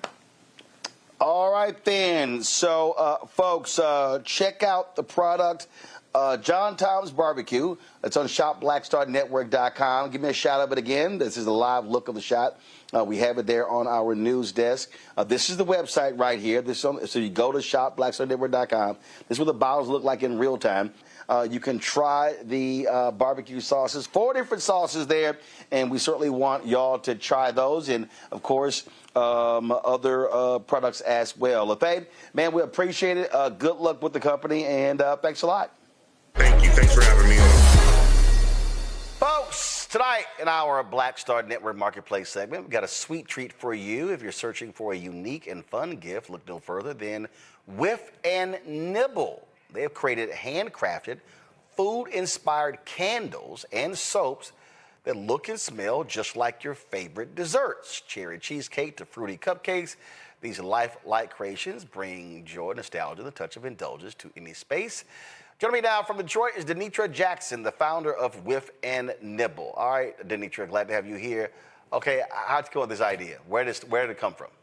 How you doing, Mr. Martin? Good. So Whiff and Nibble actually came from a place of darkness, right? Now, I'm a foodie, and at the time I used to be 280 pounds. So after a very traumatic time in my life, I wanted to become a new person physically, mentally, and spiritually. So I went on a weight loss journey. And instead of eating desserts, I would smell desserts, and that satisfied my cravings to stay on track and to lose the weight that I wanted to become a new person. So my love of candles, my love of food, we put the two together, and Whiff and Nibble was born. Okay, so I'm sitting here right now looking. Okay, what is this? That is our root beer mini candle. This is your root beer mini candle. Okay, so Actually, well, root beer float, excuse me. See the little ice cream? yeah, I there? see it. That's I root see beer it. float. All right, so this is not a dessert. This is literally a candle. That is correct. That white wick that's sticking up, that's Yep. the wick where you light it, if you choose to light it. Otherwise, then you could just have it as decoration. You sure can. So if I light this, then it will be the room be smelling like root beer? That is correct. Okay. All right. Let's see here. All right. Okay. What is this one here? This is Let's see what you got. This is peach cobbler mini candle. That is our peach cobbler mini candle. And we also have a larger version of that, which is a 3-wick candle that comes in a real cast iron skillet. So you can burn your candle and cook an egg right after that. Larry, why are you looking like that? Larry, you look like you're hungry. I mean, I might be, but I want to give her credit for creativity. I haven't seen anything like that. So, but maybe that's the point. Maybe burn some candles and make some food. But I think it's an ingenious idea. Okay, this is a cherry cheesecake mini candle. It sure is, and I have one with me as well. That is our cherry cheesecake mini candle. So you have your crumbles there, your cherry cheesecake, and yep, it looks and smells just like cherry cheesecake. How you trying to burn stuff to make people hungry? Okay, all right. Did the opposite for me, but hey, fun is fun. All right, let's see here. Okay, this is the banana pudding candle. It sure is. Yep, just like Grandma used to make. That is our banana pudding candle. You can smell the bananas, the vanilla wafers. Yes, you can. I love that one. And that comes in a mini version as well. Okay, now how many different candles, food smelling candles do you have? You know what, Mr. Martin? We probably have about 34 right now. 34? Yes, sir. Wow. Okay, 34. That is our peach cognac candle that's shown on the. Oh, I'm sorry. I didn't realize I had another one here. So this is the blueberry pie a la mode candle, 2 wicks. Yes, sir. So that is, yep, just what it says. It's our blueberry pie with a scoop of ice cream. Okay, this is insane, y'all. This is insane. Oh, I like that one. That's a cute one. Aesthetically, this it's very is cute. insane. Okay, all right, y'all. Hold up. Where am I looking? Okay, There it is. This is it right here, y'all. That's my baby. And there are 2 wicks, like right between the ice cream scoop on either side of the ice cream. Oh, Yep. yeah, I see him. There they right are. here and right here. That is correct. Okay, how long does it take you to create these things? Not that long because everything is kind of pre-done. I kind of got like an assembly line type deal going. So we're pretty much assembling now. Okay, all right. Yep. Questions from the panel. Let's see here. I'll start with the man who keeps licking his lips, Larry. That's funny. Hi, guys. You're making me hungry. So listen, congratulations, and I want to talk a little bit about marketing. Like I said, I think this is a very unique idea. People love candles, particularly we know we love candles in the Black community. How are you marketing this to wide, nationally or internationally? Absolutely. So in regards to marketing, we are on all social media platforms. And my team, we're getting into ads. We have our website. We are in a few local stores here. And also we have a mall location here as well. So, yes, so we're trying to get the word out and trying to grow day by day. Avis. Okay, so I'm really impressed because I'm a big sweets person, and you've done a great job of merging sweets and traditional soul food, comfort food.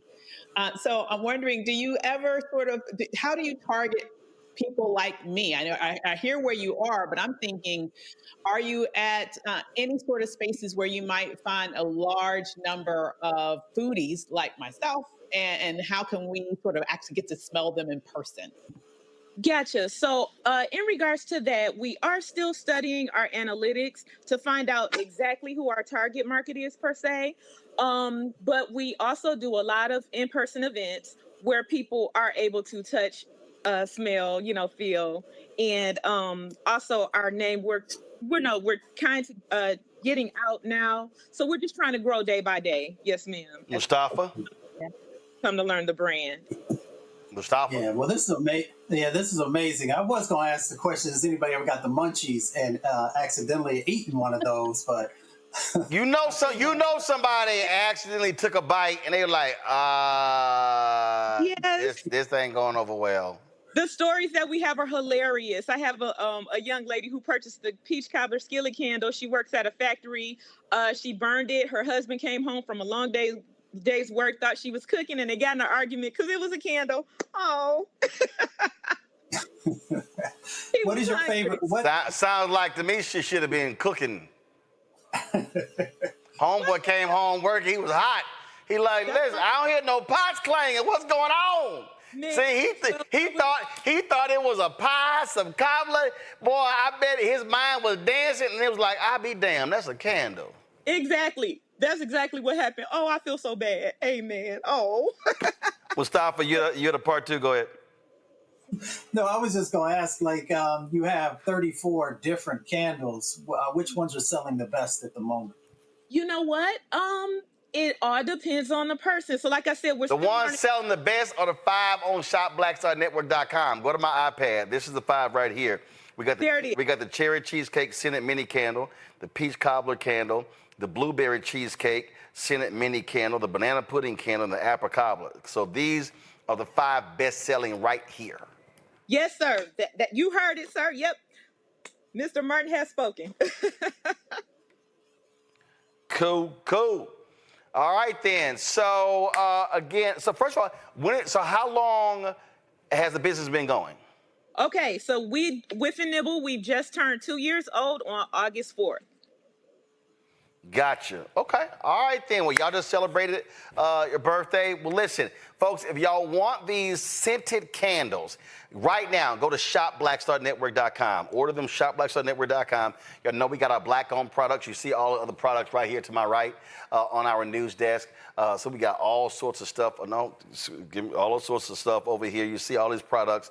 And so the newest ones you see right here, they are the scented food candles. Cherry cheesecake scented mini candle, peach cobbler candle, blueberry cheesecake scented mini candle, banana pudding candle with 2 wicks, and an apple cobbler dessert candle. Do y'all have a rich chocolate cake candle? We do not have chocolate cake. Come on now, y'all, because listen. We don't. Not yet. Now, that's my absolute all-time favorite. I like chocolate cake, chocolate ice cream, black cars, black women. That's how it always goes. So everything chocolate. I know that's right. So everything chocolate. All right. Again, congratulations. Thank you. Folks. Again, if you go to the website, you will see Whiff and Nibble novelty gifts. Founder is Denitra Jackson out of Detroit. Denitra, glad to have you on the show and glad to have your products in our shopblackstarnetwork.com marketplace.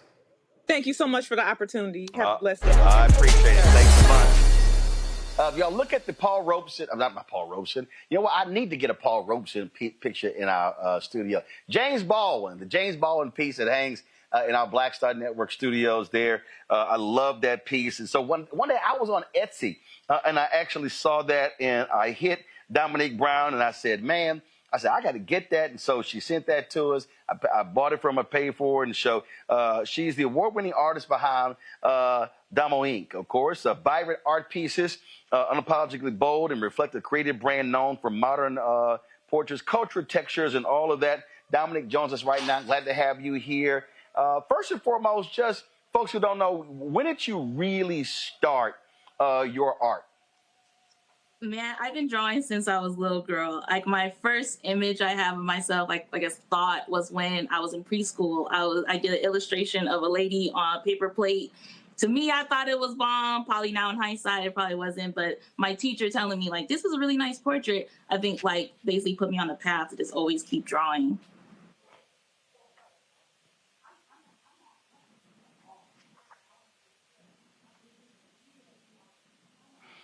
Now, art for many people is very personal, and there are different styles. What really attracted my attention was the vibrancy of your pieces. Some people are a lot darker as well. And so, explain why that is a part of your signature in terms of these really vibrant works of art.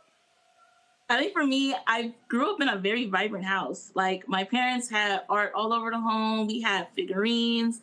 Every Christmas, they're always buying me art supplies. Like I've always been around color. Like my house is colorful, as you can see. I think for me, I think it's really important to bring that into people's spaces. I think obviously like people, I guess like you probably even look at, like let's say if you have a kid that grew up in a beige room compared to a kid that was born in a colorful room, the kid that was in that colorful room is creative, has thoughts behind, they're just like more artistic. So I think that's why I push that in my artwork of just kind of basically inspiring people to be creative. Let's go to some questions from my panel. Let's see, who do I think really is it? Well, you know what? I'll start with you, Randy. You know, you got some art pieces there, and you always talking about how cultured you are. I think you just bougie, but go on right ahead.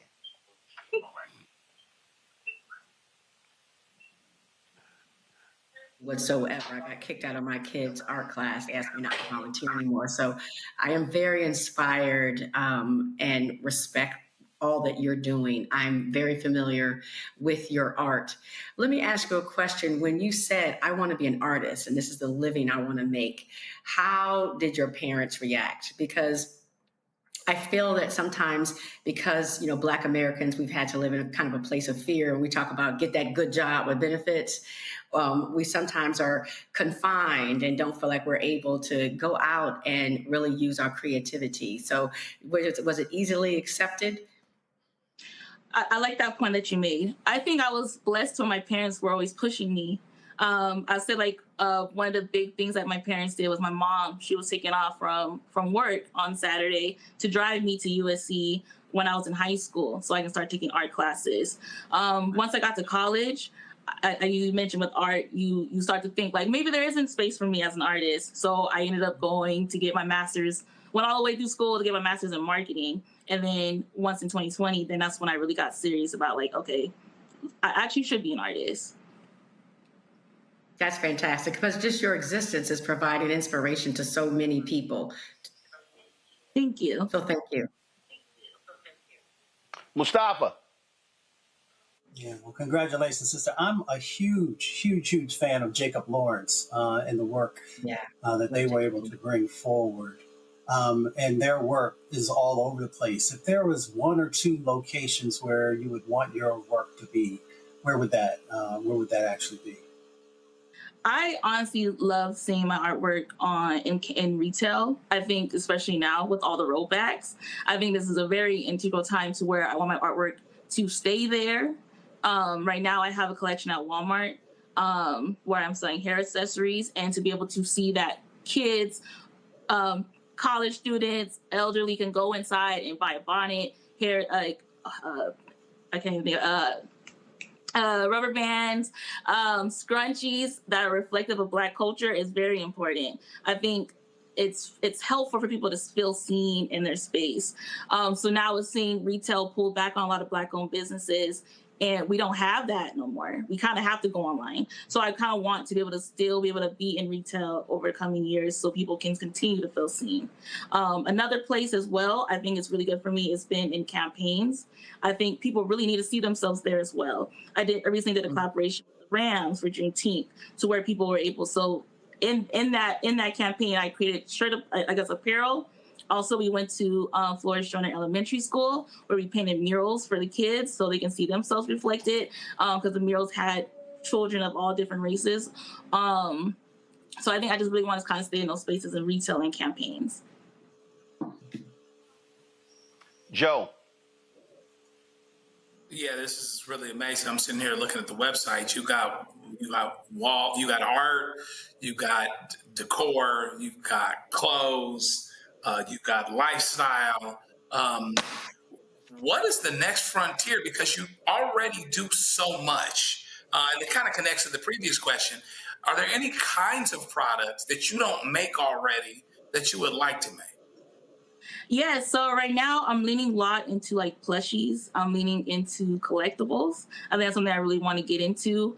Like Christmas season is coming up. So like currently right now we're creating nutcrackers, which is different.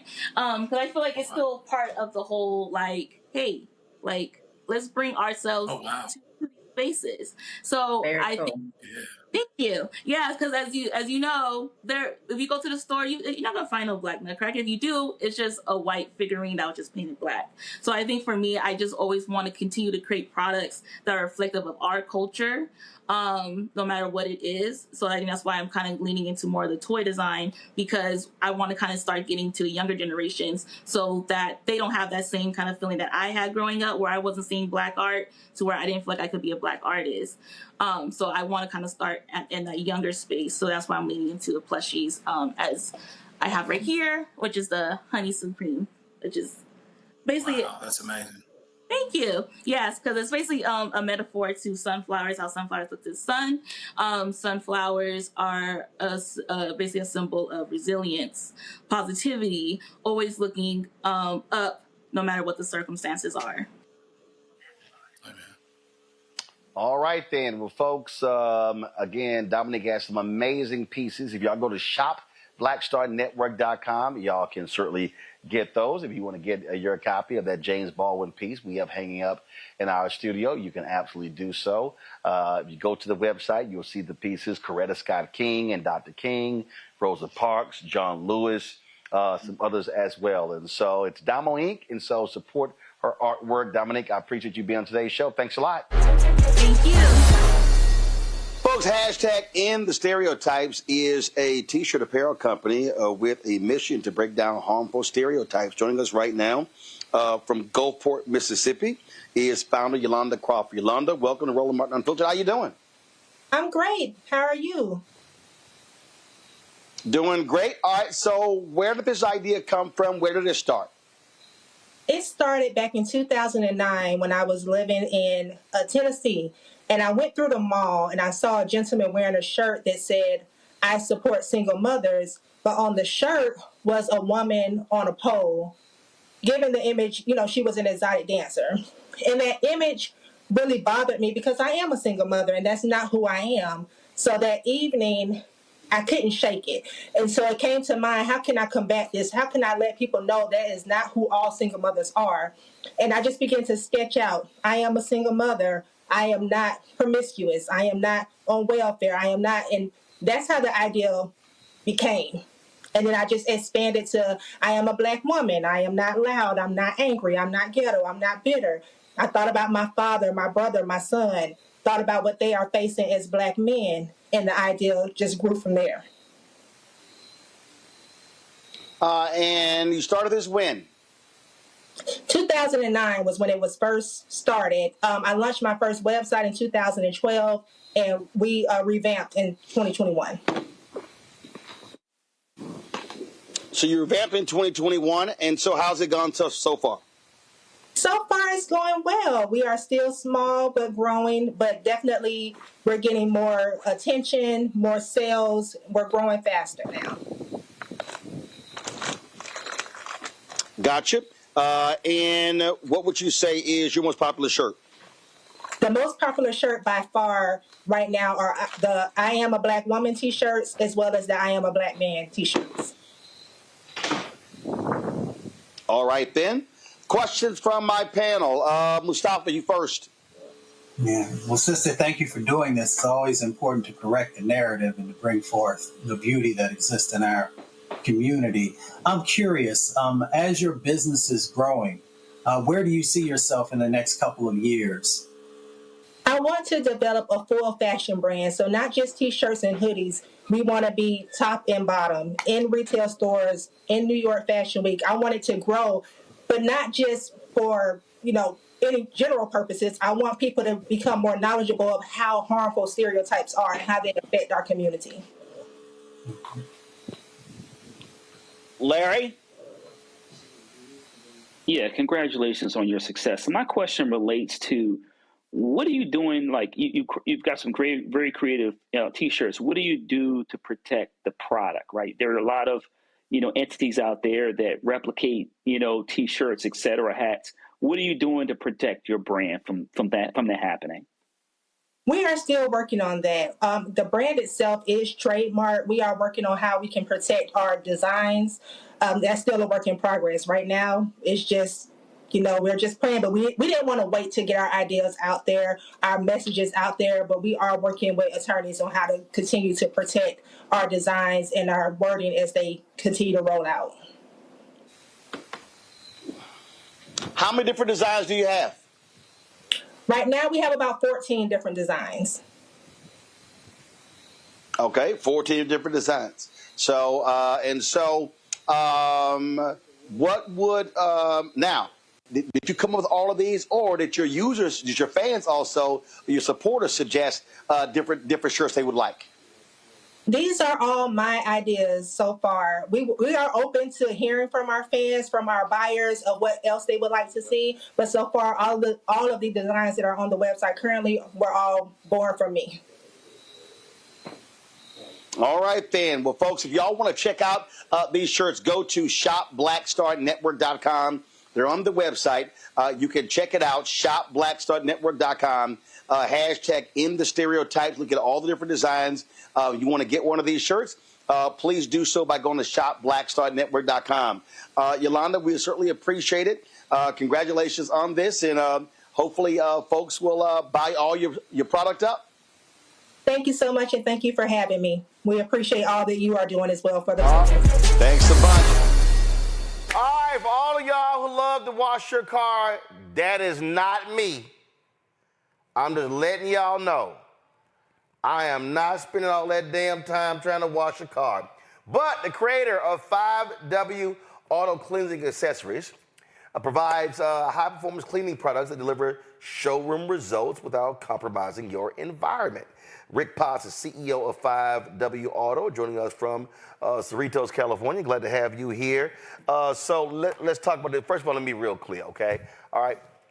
I know there are people, I post this all the time. I know there are people out there, they love, my homeboy called me, he was like, man, I'm going to wash my car he said, I'm old school, I got to wash it myself. I said, that's way too much time, bruh, on the car. I will go hit some golf balls, but knock yourself out. I will pull into a car wash. So let's take us through. So first of all, guys, so do you still wash your own car?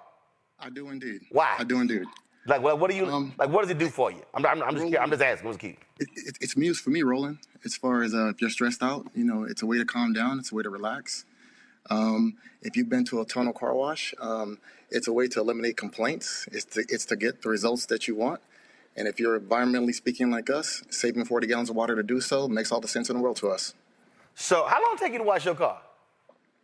I wash it every week, 35 to 40 minutes. Every week?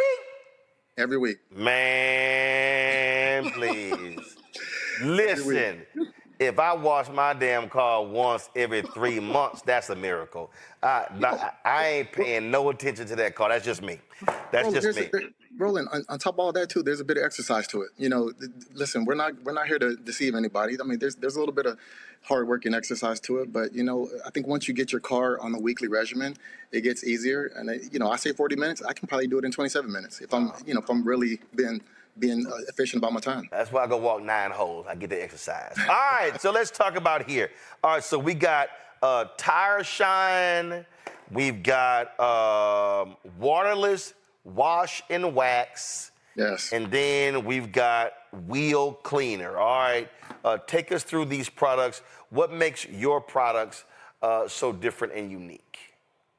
Roland, to answer that, it's a system. And when I say a system, if you look at those bottles are color coded. We're not trying to confuse the public. Red. All right, so we got orange, we got blue. Yes, sir. We got red. Yes. And so what makes that system different is, listen, when you get the towels with those bottles, there's no confusion. When you pick up those bottles, you pick them up with confidence. You pick them up with, hey, listen, if I need to clean the wheels, I clean the wheels. If I need to do the body, the blue bottles for the body, and then we clean it up with the tire shine. As far as it's kind of like, hey, let's put the finishing touches on it. So, and when I say the differentiator, Roland, to your question, essentially when you take those 5 bottles that we have minus the odor eliminator, if you're out in your front driveway and you say you're down in Houston, and Houston is having a water restriction in your area, and you want to wash your car, if they shut down, let's just say hypothetically, the water at your Tono car wash, what are you going to do? So that, having that as a backdrop, we're in Los Angeles as far as LA County, drought conditions, super drought conditions here. And it's getting more and more prescient to say, listen, we need to find ways to conserve water. And this system allows you to do that. Okay, so it allows you to conserve water. So you're calling this water saving, eco-friendly. Okay, walk me through, how is this water saving? So if I, Yes, so when it's time to, hold on one second, which one is here? Blue. All right, so let's see. So when it's time to wash the car, I ain't got no water. So you're saying that if I'm not using any water, I can use the waterless wash and wax to wash the car using no water. Absolutely. That 16-ounce bottle, Roland, I can clean my car, a mid-size sedan, with 4 ounces of that magic. Hold up. You can wash the whole car with 4 ounces of this. So this is 60 ounces. So you're saying no water, you can wash your car 4 times with this one bottle. That's correct. Okay. 4 times a month. So that 4 times a month on that, we call that RTU, which is ready to use. So 4 ounces of that once a week, 4 times a month. You're saving 40 gallons of water. It's 160 gallons a month. So okay. So what are you doing? I mean, are you doing the 4 ounces into something else? Are you putting are the 4 ounces going on the towel here? I mean, just walk me through that process. Good question. So let me be real clear. I ain't gonna do it, but somebody watching gonna do it. I'm just letting you. Ro ain't washing nothing. But go ahead. Good point. Traditionally at our shops, we had a shop over in Beverly Hills that we started in 2016. And we shut that shop down in 2022 to stop essentially washing the cars and sell this product. And so, Roland, what you would get is if you started from your hood and worked from your hood, say down to that front quarter panel, and you spray this product on, you let it sit there. This product, it's registered and trademarked at the U.S. Patent Office. So obviously there's something in it to say, listen, you know what? We are not here to hurt the car. We're not here to hurt the user. And we're definitely not here to hurt the environment. And if you let this product sit there for 30, 40 seconds, you will literally see this product breaking the light to medium soil down on your car. You wipe in horizontal lines, and you wipe from top to bottom.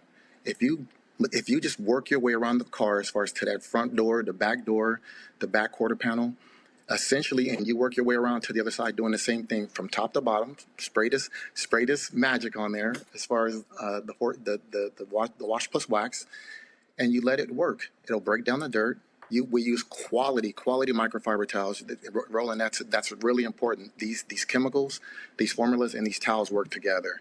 You have to use essentially together to get those professional grade results. Okay, so how you come up with this? Like when you're sitting around going, damn, we using way too much water.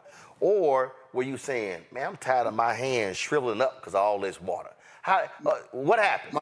My uncle was a biochemist at ExxonMobil, and he used to come out from Houston to I live in LA now, and he used to come out for the summers, and he used to be like, hey Rick, you know what? Let's clean your car. And he had a something that wasn't exactly environmentally safe, I will admit, but he said, hey Rick, if you really want to get serious with this, get you a chemist, get your own formulations, run it, test it. And essentially, it can be done. But obviously, if you're doing something of what I'm bringing and using against your car, you can't do that at retail as far as it's not consumer safe. Now, when you looking at your uncle saying, bruh, you want me to go get a chemist about washing a car? Are you serious? Or were you saying, dog, it's soap, water, and a sponge? Believe me, it wasn't soap water and a sponge he was using, but essentially it was something that kind of stuck, Roland, seriously. And as it was something that stuck, I worked in corporate America, I worked in corporate finance, but on the weekends I would clean cars, and I would get the comments and I would get the results, and they're like, man, why, your car is always this, your car is always that. And it's just something that stuck, Roland. I left corporate America as far as corporate finance, and I said, listen, start my own company, and here we are. I mean, we're still at it. All right, so we wash, so 4 ounces. So this bottle here will get us 4 washes. Now after y'all wash the car, I ain't gonna say we, what do we go to next? We go to the tire shine, or do we go to the wheel cleaner? The wheel cleaner. All right, so the wheel cleaner is next. All right. Very good. There's a cadence. So we would start with the body, right? Number 2, the cadence is the wheel cleaner, right? Because essentially, if your car is light to medium soil, we would have on gloves. So the gloves are, listen, we're trying to keep your hands as clean as possible. Okay. There's a reason for that. So blue, we would start with the body. Number 2, orange, wheel cleaner, we would start with the wheels. Spray that magic on 30 seconds. It won't singe your nose, nothing harmful. As far as the chemicals in it, nothing harmful. You work your way around 1, 2, 3, 4 wheels. After you're done with the wheels rolling, number 3 would be tire shine. We're going to put that tire shine on number 3. The gloves are still on. We're trying to protect your hands. All right, so now do we have gloves on, washing for wireless washing, wax? We gloves the whole time? We recommend it. And is it any gloves? Is it the latex gloves? Just some latex gloves. Okay. Some light, because essentially we're trying to keep your hands clean. Because the number 4 process is really, why we do that. And so if you start with number 1 with the wash plus wax, your gloves are on. Number 2, you come back with the wheel cleaner. You clean the wheels. Safe for all surface types as far as wheels. Number 3, you use the tire shine. Listen, some people like the tire shine. Some people don't. We prefer it. We love it. Our customers love it. So that's 1, 2, 3. Okay. Roland, when you're done with those 1, 2, 3 steps, we take those gloves off. We clean your hands. We clean your hands with essentially a wipe, right? We want to get the moisture. We want to get the grime. We want to get the soil off your hands. Because when we get to step 4, as far as the windows, we want clean hands. And we spray that yellow, as far as that glass cleaner, on those windows with that yellow glass towel. And if you, again, wipe in horizontal lines, you will see very clearly as far as the power of, listen, these windows will probably look about as good as they've ever looked as far as when you first bought the car. Okay. All right, let me go to my panel here. So let me see. Which of these 3 likely spend their Saturdays washing their car? Probably you, Tyler. Look, I hear y'all take washing cars serious in LA, and I love the feeling when a car is freshly washed or detailed, and it's that fresh, clean scent. Does 5W Auto Cleaning offer any products that offer a signature fragrance or option that gives that sensory experience, while cleaning? Good question. And I will say to your statement, LA, you will see some clean cars out here. As far as odor eliminator, we saved that for last. Roland, I'm not sure if Roland can put that up. As far as it's a purple bottle, we have a fragrant. No, I don't think I had a purple bottle, player. Hold on, wait. No. There should be a purple bottle there. Mackenzie, where the bottle at? Mackenzie. But to answer that question, we will finish it off with an odor eliminator. If, pet scents. If you have food scents in your car, some people smoke. It will eliminate. Mackenzie, you're supposed to give me all the bottles. See, that's right. That's why you're on TV right now. Purple. That's why you're on TV. Thank you. You're supposed to give me the towels. Mackenzie, you're gonna be the producer. You're supposed to produce. So to answer all right. So let's go on back. Hold up. Since Mackenzie fine did her job, okay. Odor eliminator. All right, the purple one. All right. So yes, sir. Odor eliminator. I got odor eliminator. Then I got glass cleaner. Okay, go ahead. Sir. Roland, I tell you what, if you go ahead and open that purple and just kind of spritz it in the air, maybe you can tell your panel what that smells like. Man, I ain't about to spray this stuff in there. What's wrong with you? No. Or you can smell it there too. Just smell it there and just tell me if you smell that in your interior cabin, what do you think that smells like? It's pretty good, right? What does that smell like? First of all, I'm stuffy right now, so I really can't smell a damn thing. I really can't smell a damn thing right now because I'm stuffy. But go ahead. It didn't hurt your nose, right? It didn't. No, it didn't hurt my nose at all. And it's not an overpower. See, the part of the problem when you get your car washed, it's an overpowering smell. So Correct. it's actually it's not like a really loud smell, but it's not a flat. So it's right there in the middle. Right. So I think to answer the panelist question, this is what we finished the car off with. You can spray it. There's a black towel that comes with that odor eliminator. We don't suggest directly spraying it on leather or cloth seats. Spray it on the towel. You can work your way around the cabin as far as the carpet areas of the interior. Oh, hold up. So hold up. We got the color coded towels too? Yes, sir. Okay. All right. So that go with the orange. That go with the red. Correct. That go with the blue. Correct. What the hell does go with this yellow? What is this? Yellow goes with the yellow to your right there. All right. Oh, so hold up. That's yellow. All right. So what this towel go to? Hey, come on. Water shot. What does it go to? Now that one, Roland, we call plush dessert. So after you're done with those windows on step 4, I was talking about earlier, you're going to use that plush, and if there's any excess haze on the windows, that plush towel will get your windows as absolutely crystal clear and clean. Okay. All right. So hold up. Now I got the red, I got the orange, the blue. Where the purple towel? What goes with the purple? The purple towel, essentially. I'm just messing with you. I know what you're doing. This the odor eliminator. Ain't no towel. Right.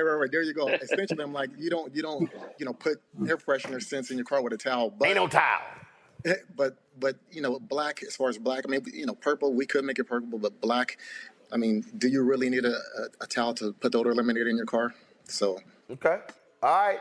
Larry. Yeah, so congratulations on this and having you here this evening. Can you talk about where people can buy the products? Is there ShopBlackStarNetwork.com, Larry? Larry, this is the ShopBlackStarNetwork.com marketplace segment. You can buy it on Roland. So right. You can find it on Shop Redback. No, you're gonna buy it on ShopBlackStarNetwork.com, Larry. Larry, keep up, Larry. Roland. What I meant is if you get it there, right, and then say you need to order a lot of them. Easy. You order a lot of them from ShopBlackStarNetwork.com. Larry, let me help you out again, Larry. This is called the ShopBlackStarNetwork.com marketplace segment. So if you're trying to buy the 5W Auto products, I need you to go to ShopBlackStarNetwork.com, Larry. That's exactly what I just said. I just said that. And when you go to ShopBlackStarNetwork.com to buy the products, you're also helping fund BlackStarNetwork.com. And you get a discount, right? You get a discount. It's on the website. It's there. Let me go to Mustafa, because Larry clearly don't know what the segment is. Mustafa, what's your question? Oh man, got my head down.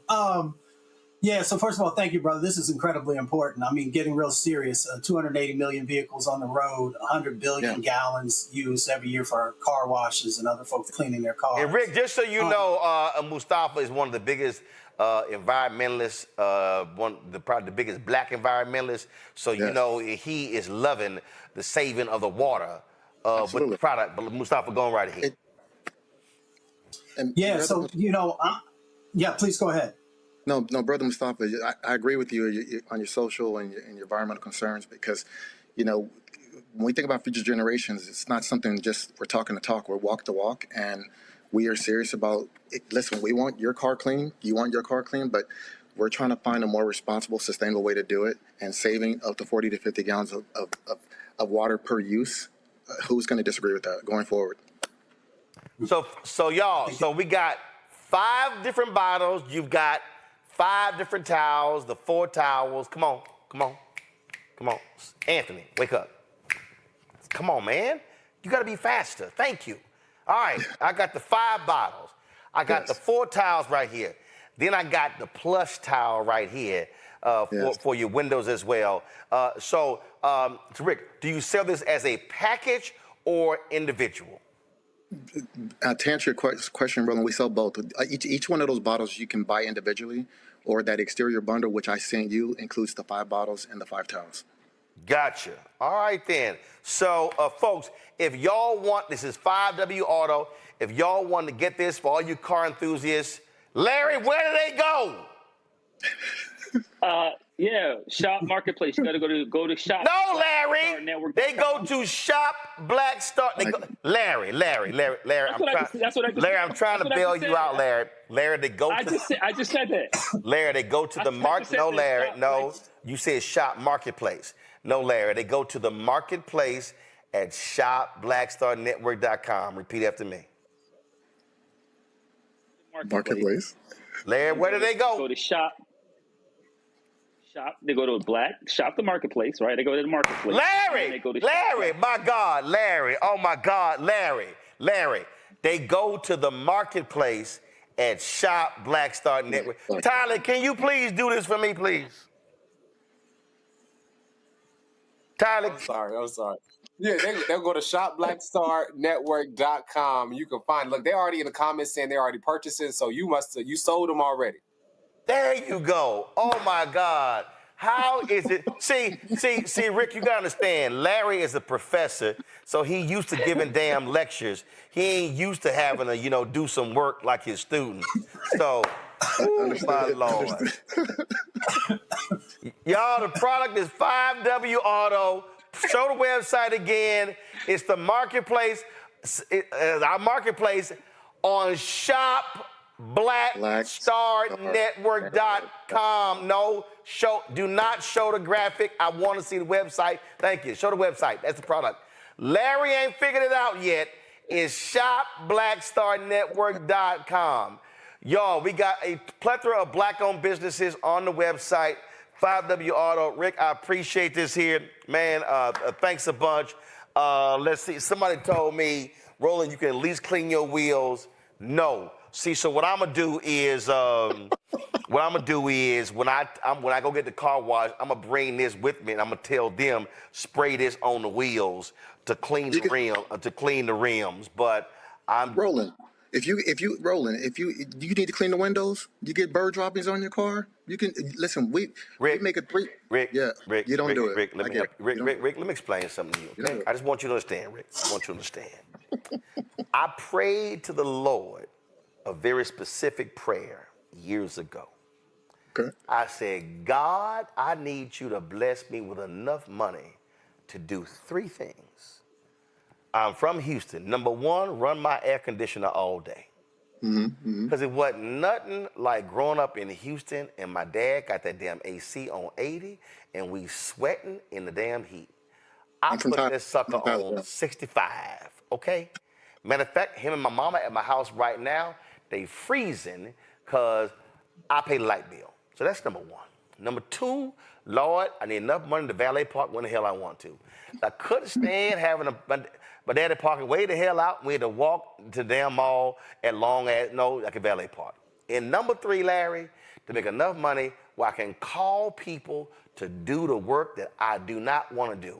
So I ain't fixing nothing. I ain't changing nothing. I ain't washing nothing. That ain't what I do. So when the wash man decides to do the news, then I will wash my car.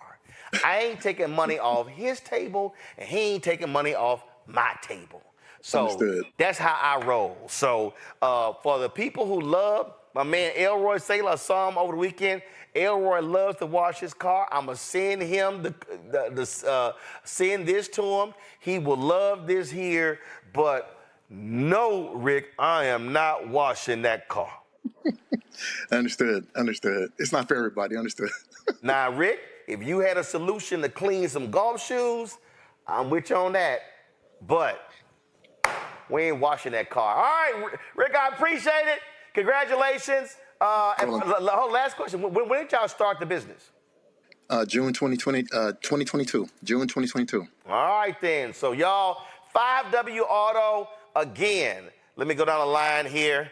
You got, what's her name? That little child, Mackenzie, screwed it up. So let me put this on that end over there. So first and foremost, y'all, you got the waterless wash and mix.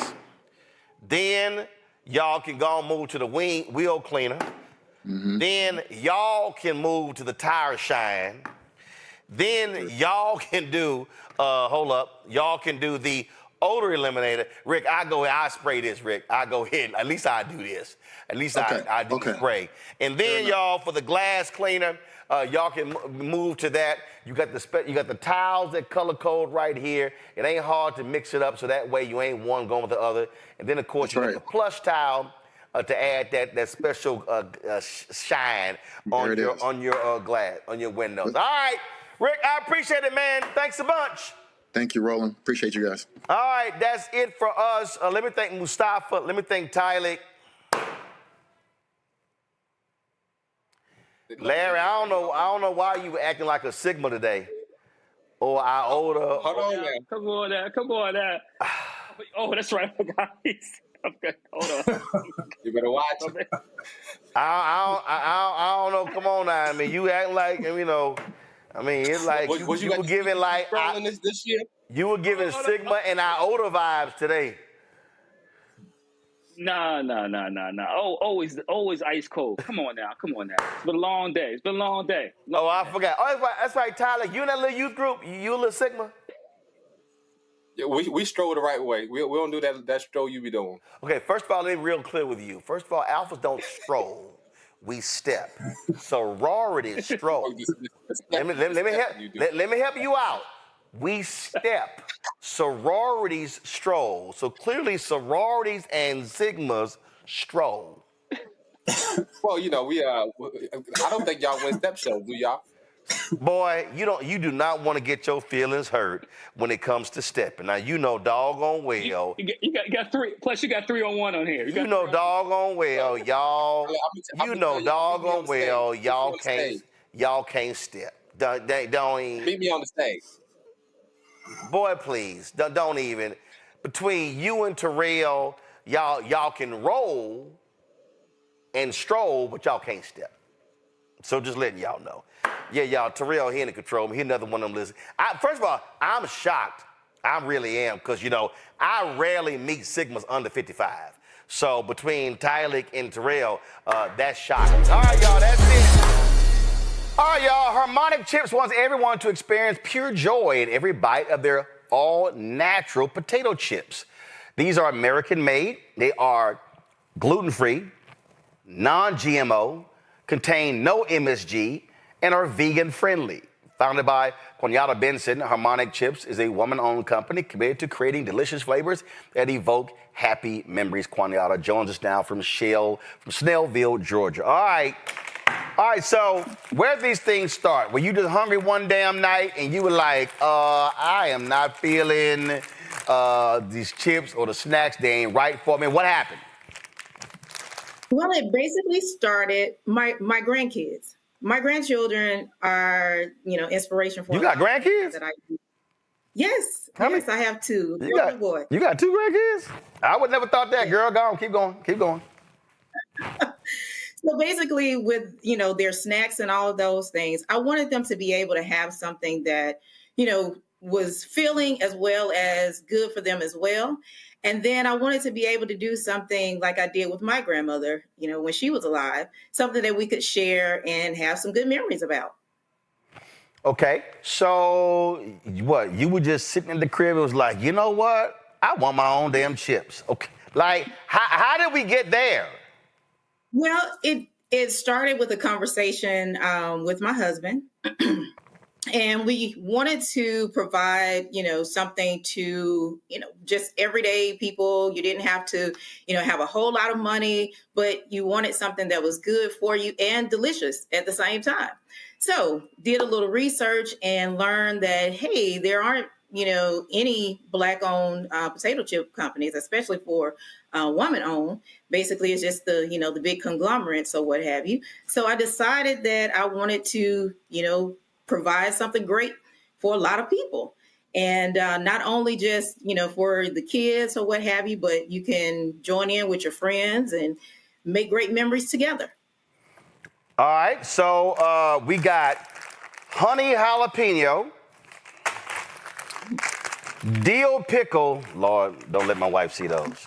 and rosemary flavored. Okay, so how did you settle on these three? Okay. So I like spicy foods. My son Same here. likes spicy food. Okay. So I wanted to do spicy, but nothing that was going to like burn your taste buds, off. But also have that sweetness to it. So that's how honey jalapeno came about. Gotcha. Now I see right there are four. So which one am I missing? Oh, hold up. I see it over here. Which would be? So I see the purple one. No, I got rosemary, the blue one. All right, so the blue one. Yeah, Mackenzie, you left out a bag of chips. These little people. Okay, so we got sea salt flavored. So we got four right here. And so you said they're American made? Oh yes. Right here in the good old USA. Okay. Questions from the panel. Let's see here. Let's see who's probably a chips fiend on the panel. Probably Cameron. I can't lie. I do love a good bag of chips. I had some right before the show. Very proud of this. I love to support Black-owned businesses, and I can't wait to taste the chips. I guess my question here, marketing. I'm in marketing. I work in a marketing company, and I think the story, just hearing the story as we heard about it from the show and you, I think is so compelling and could translate to so many different people, especially about your grandmother and that dynamic there. How are you going about selling the story of the chips and selling the story of, like I said, all the vegan and all the different the attributes of the chips, in addition to them just tasting good? How are you going about your marketing effort to really find your customers? So definitely socials. I mean, you can't do anything. I feel like you can't have a successful business without tapping into social media. So we're definitely, we have a social media presence. We're doing some online marketing as well. We also, have a lot of people giving reviews and so forth. We are in the Atlanta airport, so we're getting foot traffic that way as well. And, just trying to do utilizing every avenue possible to get the word out. Cool. Larry. Yeah, I'm a big chips person also. So question I have is in terms of what kind of growth are you expecting over the next few years? Well, the growth expected is to be in at least 2 big box, retail markets or what have you, as well as some of, your convenience stores and so forth. So right now like I said, we're in the Atlanta airport. We sell through our online store and things of that nature. We have partnered with a few wineries, a couple of coffee shops. So we're, looking to definitely expand that footprint. Mustafa. Yeah, well, congratulations so far on all the success. In our community, we have to deal with high blood pressure and a number of other things. So I noticed in some of the material I read that you talk about clean ingredients, you talk about no junk. I really appreciated that language. Could you unpack that for the viewers? Okay, so a lot of times the first thing you will notice when I say junk, if you read the label, you'll see a lot of words that you really can't pronounce and those types of things. For me, that's the first sign that, hey, there's a lot of fillers or preservatives and so forth. But with my chips, pretty much everything you've heard of. The only thing that we add in it is, what is it? I can't think of the name of it right now, but it's to prevent the spices from clumping, which isn't anything. I see on the dill pickle it says maltodextrin, sea salt flakes, garlic, powdered vinegar, sugar, onion, mustard seed oil, mustard seed, dill, citric acid, silicon dioxide, oil of dill weed. That's the under dill pickle. Go ahead. Yes, sir. So, like I said, we want to use all natural ingredients and everything. So that way you're not feeling guilty when you're, if you go through an entire bag, because, hey, these are some of the same spices that you have in your cabinet already. Mm-hmm. So, it's kind of like, having a good meal, if you will, right in a bag, right in a potato chip bag. So that's what we're trying to do, provide some options, again, that's delicious as well as, not harmful to, just your everyday life. All right, y'all, we got Harmonic chips. We've got, again, rosemary flavored, honey jalapeno, dill pickle, and of course, Mackenzie left out sea salt. So these are the 4 chips right here. Go to shopblackstarnetwork.com, shopblackstarnetwork.com for these black-owned chips. Y'all can check them out. Again, these hit your taste buds and see if y'all buy these up like crazy, and they can come out with some other flavors as well. Quanyetta, I appreciate it. Thanks a lot. All right, folks, we all travel and we want to be comfortable. Well, as a black-owned brand, redefining being cozy and comfortable when you are traveling. E-Marie delivers everyday luxury, whether you're at home or on the go. We're joined right now by Eula Smith, owner and operator of E-Marie Travel, joining us from Los Angeles. Eula, glad to have you here. And so, Hi. all right. How are you, Roland? Talk about these stylish blankets and hoodies you have.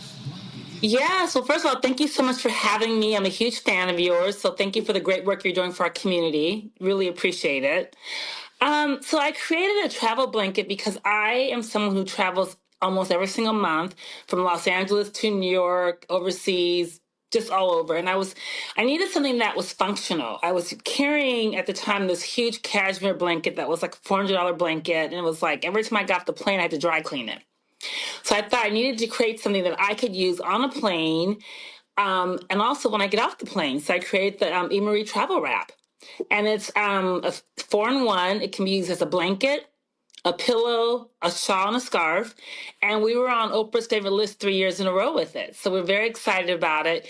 And I think the best part about our blanket is that it's washable. People seem to love that.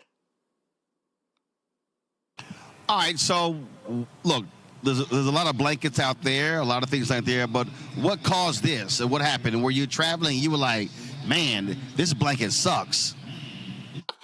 Well, you look at the ones in the airport and they're so flimsy. They're not warm. They're not comfortable. And I just wanted something that was very luxe. I wanted to feel luxe like it was cashmere, but not cashmere because I wanted to be able to wash it. So what we call it our faux cashmere blanket because it looks like cashmere and it feels like cashmere and it's extremely warm. So I think people just love it. And it comes in its own little pouch. So you can put it in this pouch, throw it in your handbag, throw it in your tote, or tie it on your suitcase. So it's a bag that you don't have to ever leave home without.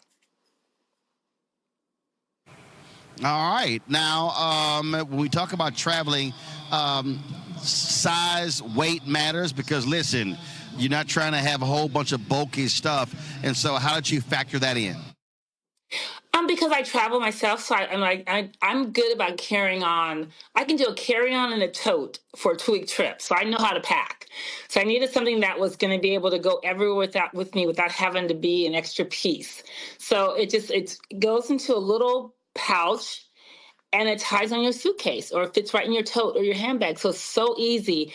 You never have to worry about trying to check it or having too much stuff with you. It's just a perfect item to go anywhere you go. And I actually keep one in my office and I keep one in my car because I live in LA and it could be 80 degrees in the afternoon and the sun goes down at 60 degrees. So I always have one on me, always.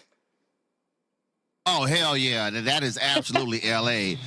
So we got the blanket, but we also have the eye mask. And I'm telling you right now, I'm a huge believer in the eye mask because you always got that dumbass who refuses to pull a window shade down. Right, and it's like exactly. 7 o'clock in the morning and a bright ass sun is coming in.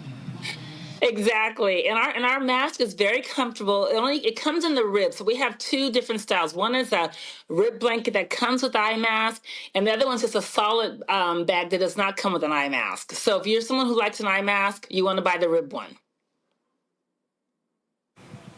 All right, questions for the panel. Mustafa, go.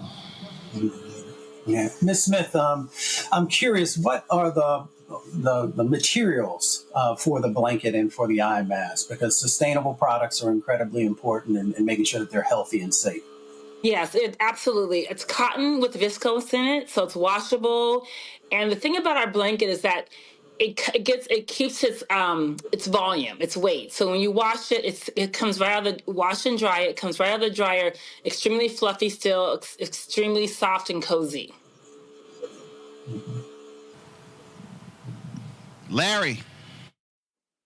Yeah, I'm curious if how way your business has been impacted by the tariffs the last couple of months.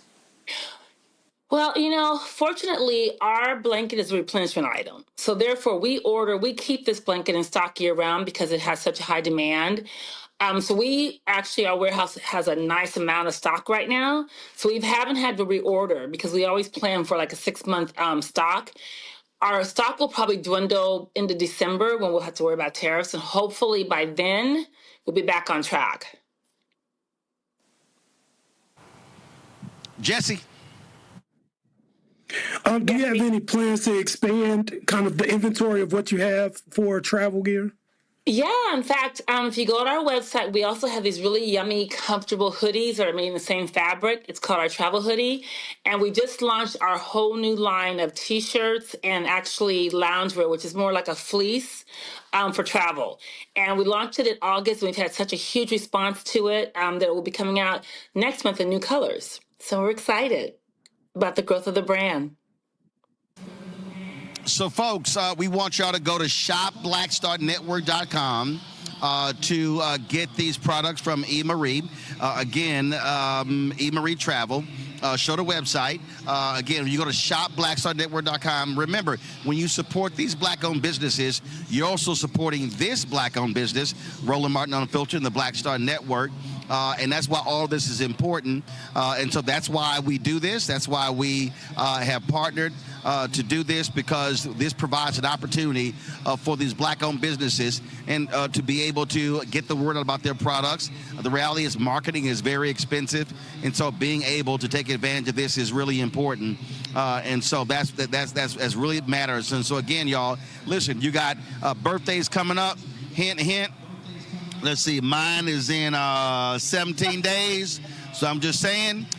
But you also, of course, you got Christmas going as well, and so all that's happening. And so, folks, again, if you want to get one of these blankets, get the eye mask, go to shopblackstarnetwork.com. Just simply put in the search box E. Marie Travel. E. Marie Travel, you see the products right there. And let's make this happen. And you can support Eula and all the other Black-owned companies that are on shopblackstarnetwork.com. Eula, how many colors of the blankets do you have, and what are the colors? It comes in 9 colors. We have black, we have light gray, dark gray, olive, dark olive, a beautiful, beautiful Bordeaux, which is the color of the season. And we have a what we call goldenrod, which is beautiful goldenrod color, and oatmeal, which is light, very light, creamy. And I will just say, Roland, what you're doing for Black-owned businesses is so fabulous, because we really need to support Black-owned businesses. There's so many talented people out there in our community doing great things, from clothing to jewelry to candles to even wine. And we need to get behind these amazing, amazing designers and owners of companies. And thank you for the platform. And I hope so many other people will be able to get on your show as well. We have a lot of those on the site. We're adding more products as well. And I'm going to have to get that Bordeaux, because I'm a Texas A&M graduate. So maroon is our color. So that would have went perfect with the maroon cowboy hat I was rocking today flying from D.C. to Houston. It's been perfect. And it's our #1 selling color. It has been. It's just crazy. It's a beautiful, so rich. All right, then. Well, Eula, we appreciate it, folks. It is E. Marie Travel. Thanks a lot. Thank you so much, and nice talking to all the guys as well. Thank you. Have a good evening. All right, folks, we're near the holiday season, and we're here to help you find that perfect gift. How about jewelry? Giselle Stella Jewelry, a Black woman-owned brand, redefining what everyday luxury looks like. They may just have the piece you need. Candace is like, oh, shit. With more than 20 years in the industry, Giselle Stella Jewelry combines bold style with timeless elegance, creating pieces that empower confidence and celebrate individuality. Allie Davis, founder and CEO of Giselle Stella Jewelry, joins us right now. Glad to have you here. First of all, who the hell is Giselle Stella? That's a very good question. It's actually my daughter's name. I was like, what's a good rich sounding name. You know what? I did that already. My daughter. I'm sitting there I'm like, your name Allie. I'm like, who is Giselle? When did you start this? I started this in 2023. I've been doing this for a little while now. I've been doing this for about 20 years, but Giselle Stella started in 2023. So when we say you've been doing it, what does that mean? I've been in the jewelry industry for almost 25 years. I'm a graduate gemologist by trade. So jewelry is all I do. You said a graduate gemologist? Graduate gemologist from the Gemological Institute of America. The Gemological Institute of America. Where is that? That is based out of New York and out of Carlsbad, California. Okay, We're the people that grade diamonds. Okay, all right, cool. All right, so in 20 years, and so then you decided to say, I'm going to do my own line. Yes. Okay. That's actually exactly what happened. Okay. I was in the corporate space for a long time, and I've dealt with high-end pieces to costume pieces, and I kept noticing that there was a gap, especially for women of color, to be able to find luxury at an affordable price. And I figured that I would probably be one of the best people to fill that gap, so that's where Giselle Stella came from. All right, then. So this right here, the box you sent us, what is this? Is this costume? That is the shipping box. Okay, so it's costume jewelry, or what is it? It's called demi-fine. So it's not quite costume jewelry, meaning that it won't turn green and it's hypoallergenic. Well, that's a good-ass thing, not turning green. Nobody wants that, but believe it or not, we pay for that. So Giselle Stella does not offer that kind of jewelry. We call it demi-fine because we're using 18 karat gold bonded to stainless steel. So that gives you a hypoallergenic quality as well as gives you the craftsmanship of 18 karat gold. And to all, I see somebody in the chat, they say, Roland, we are boycotting the holidays, but we will always support black business owners. Okay, we're boycotting those people. We ain't boycotting black businesses. So, okay, so let's go through here. So, all right, so we got these, okay, let me take them out. So, and again, I know, I'm telling y'all right now, y'all need to give, Candace is like, ooh, what are you about to open? What are you about to open? Candace, there's some goodies here for you, I promise. Huh? I've been online already. See, okay. So yeah. That's what I'm talking I've been about. online already earlier today. Yeah. All right. I'm good. I'm good. I just need to be there in the studio with that box that Roland has. Nope. Sorry, ain't gonna happen. Keeping it from you. Okay, what we got here? We got. That's the bold toggle. That's actually what I'm wearing right now. All right, what is this called? The bold toggle. It's a toggle necklace, 18 karat gold and stainless steel. Okay, all right, cool. Let's see here. What is this here? All right, let me open this here up. And this is... Sorry, that one is a locket pendant. So it has CZs in the center of it and a little heart that gives you like kind of that high-end refined look and a great piece for layering. All right, then. All right, it looks like, what's this, some heart earrings? Is that what I got here? Yep. Got these right here. Those are the contour hoops. I actually have these here as well. They are Oh, no, the contour hoops. These are the contour hoops right here.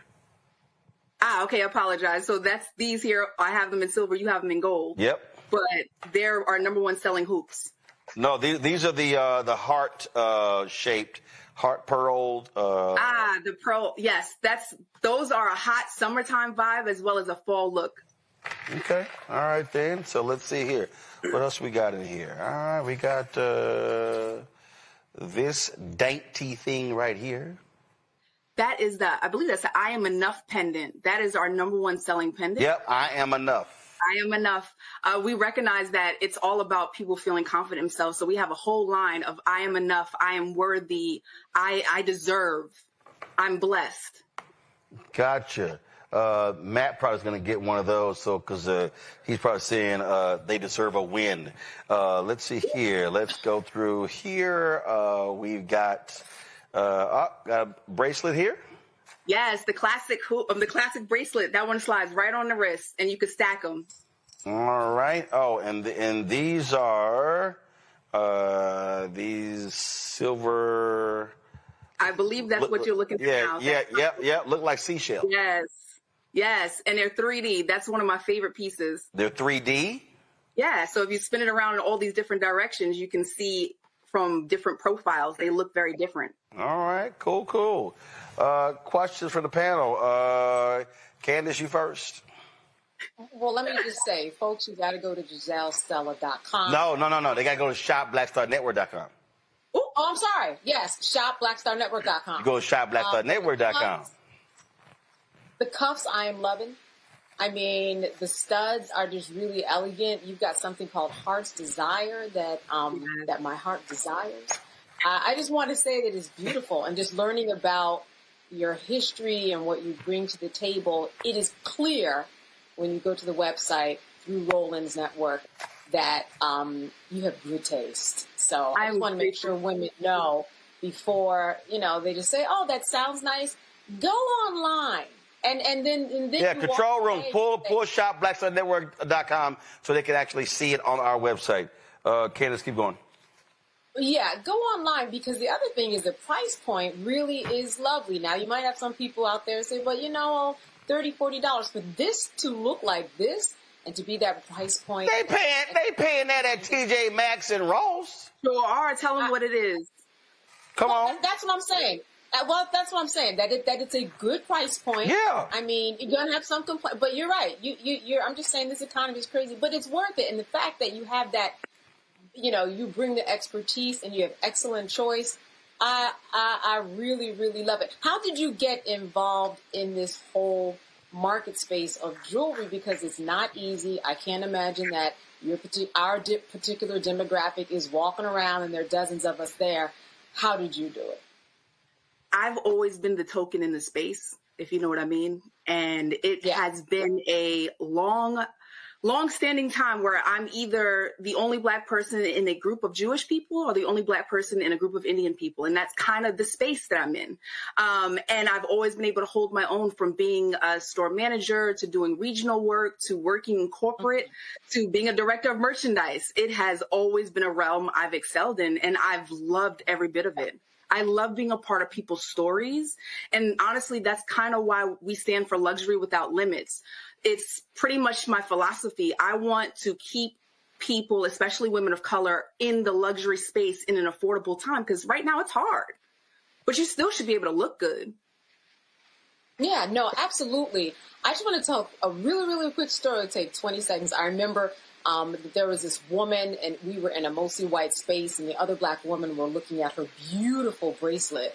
And that bracelet, they talked about it so much that this statement piece, it said a lot about her that they bought into immediately. People really do notice jewelry. I have seen it, and if you have that one statement piece that you get or two or three off your website, trust me, people respond. I've seen people go crazy and think just beautiful things about a person just because of the statement piece that they have.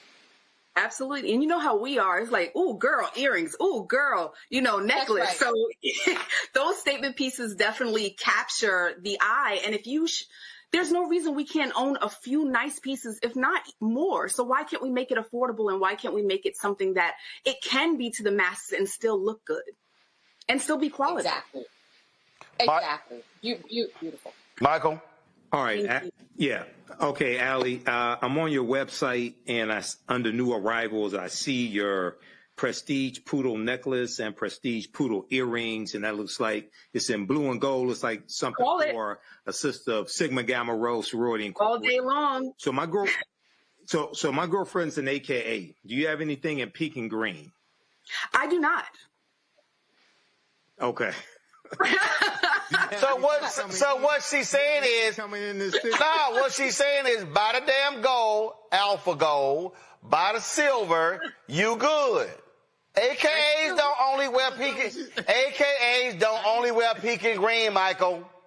That part. But believe it or not, Michael, the reason I have that Prestige Poodle collection was actually a fundraiser. So I'm all about giving community service, giving back to the community. So we did the Prestige Poodle fundraiser for a chapter of Sigma Gamma Rho Sorority Incorporated that was able to pour back into the community. So they actually were able to earn $1,022 actually from that fundraiser. Okay, good. Matt. Without Roland's input. First of all, ain't no segment if I ain't got no input. Let's just be real clear. So, Matt sitting here wearing a shirt with quite a handsome gentleman on it. And so you damn right I'm King Petty. Go ahead with your little question. Wow. Is you finished or is you done, Roland? Here's the question I had. Is what have you found to be the response to partnering with the other entrepreneurs through Shop Red Bag? I thought that was really like a dope partnership. And I'm assuming what's happening is you have a lot of cross-pollination where people are buying from you, then they're buying from a sister who's selling clothing, and then buying, maybe skincare products or whatever else. But what does that partnership look like? What was the genesis of that? And, what is it looking like these days? Sure. So Adrian from Sisters Media reached out to me and was like, hey, I think your brand would look really good on Shop Red Bag. And I was like, thank you. We had a great dialogue and we started there. And from the cross-pollination of like the I Am Enough necklace to match up with, a dope top or a nice blazer has been a really good combo. So I'm seeing really good feedback when it comes to getting pieces that are simplistic and elegant and speaks to that person as an individual. Can I just jump in right quick? Yeah, go ahead. Real quick. I just wanted, because I know you got some, Jones and all that stuff to do with Mac. So, but quickly, I know that, I just want to make sure that people understood that before when I was making reference to the price, I was trying to say it was a good price. Yeah. Overall. Yeah, but first of all, listen, it's okay to say affordable. I mean, the bottom line is, as Allie made, you got high-end jewelry, you have less expensive jewelry. The bottom line is it's affordable. At the end of the day, if you want to move product, listen, you're either going to have very expensive, small customer base, but they're going to, but a high profit margin, or you want to move product to have affordable jewelry. And the key, Allie, I want you to talk about that is affordable quality jewelry, because again, listen, I mean, I don't do jewelry, but I've dealt with enough women in jewelry, and so, I got 3 sisters, a mama, I got 9 nieces. Absolutely right. So hell, I got a wife. I kind of know about jewelry, and so quality jewelry is important. It's not cheap. That is well crafted. That good materials that last.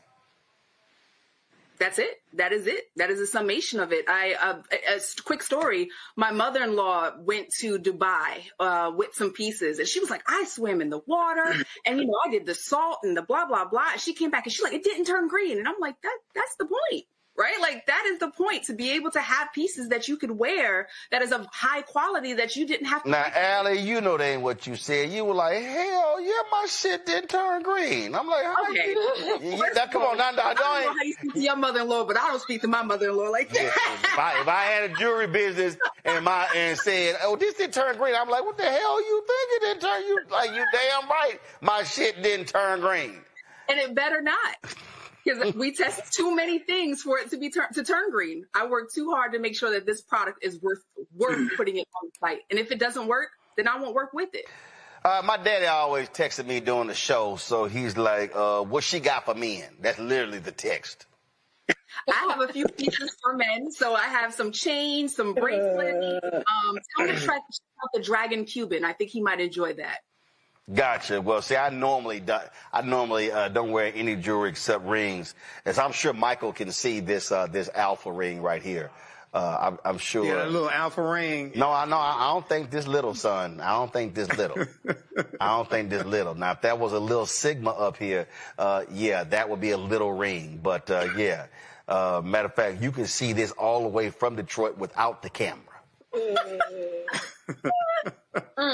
Right, and more than likely, with my Texas Aggies handle their business, we're gonna probably have rings larger than this. Matt team won't, but it's all good. All right, Allie. So here's the deal. So I'm texting the folks, and so that was so everybody, that was a glitch. And so the items from Giselle Stella Jewelry will be on shopblackstarnetwork.com. So there was a slight glitch with the upload. And so I'm texting them right now. So check back on the site in about 10 minutes. You'll see the products on there. Again, it's Giselle Stella Jewelry. Fantastic items. Allie, we appreciate you being on the show. Thanks a lot. Thank you, everybody. Have a blessed rest of your day. Absolutely. That's right. Non-green jewelry. That's right. Appreciate it. Thank you so very much. Folks, you're looking for that perfect fragrance. Well, we have it for you. Dojo fragrances are handcrafted in Los Angeles, inspired by the founder, Antoine Jones's grandmother, Doris Jones. Antoine birthed the company during the pandemic. He joins us now from L.A. All right, Antoine, glad to have you here. So when you say that it was inspired by, it was actually you birthed the company during the pandemic, but it was inspired by your grandmother. Explain. Yeah. So when I was 19, I was a doorman in New York, and I took a fragrance making class from a lady in the building. And I was making fragrances and making candles for about 10 years. And I promised myself that if I ever had the time, I'd create a fragrance company. And then COVID came, and I had nothing but time. So Dojo is a promise that I kept to myself. And when I was looking for a name, my grandmother passed away when I was 12, and I wanted to honor her. And that's why the company's called Dojo. And her name was Doris Jones. So, okay, what's a fragrance class? Like, what is that? Yeah, so it was basically the lady in the building. She just kind of had a bunch of neighbors come together, and she kind of taught people how to mix fragrances. It was like a small rudimentary class, just kind of introduce you, get you used to mixing different fragrances and things like that.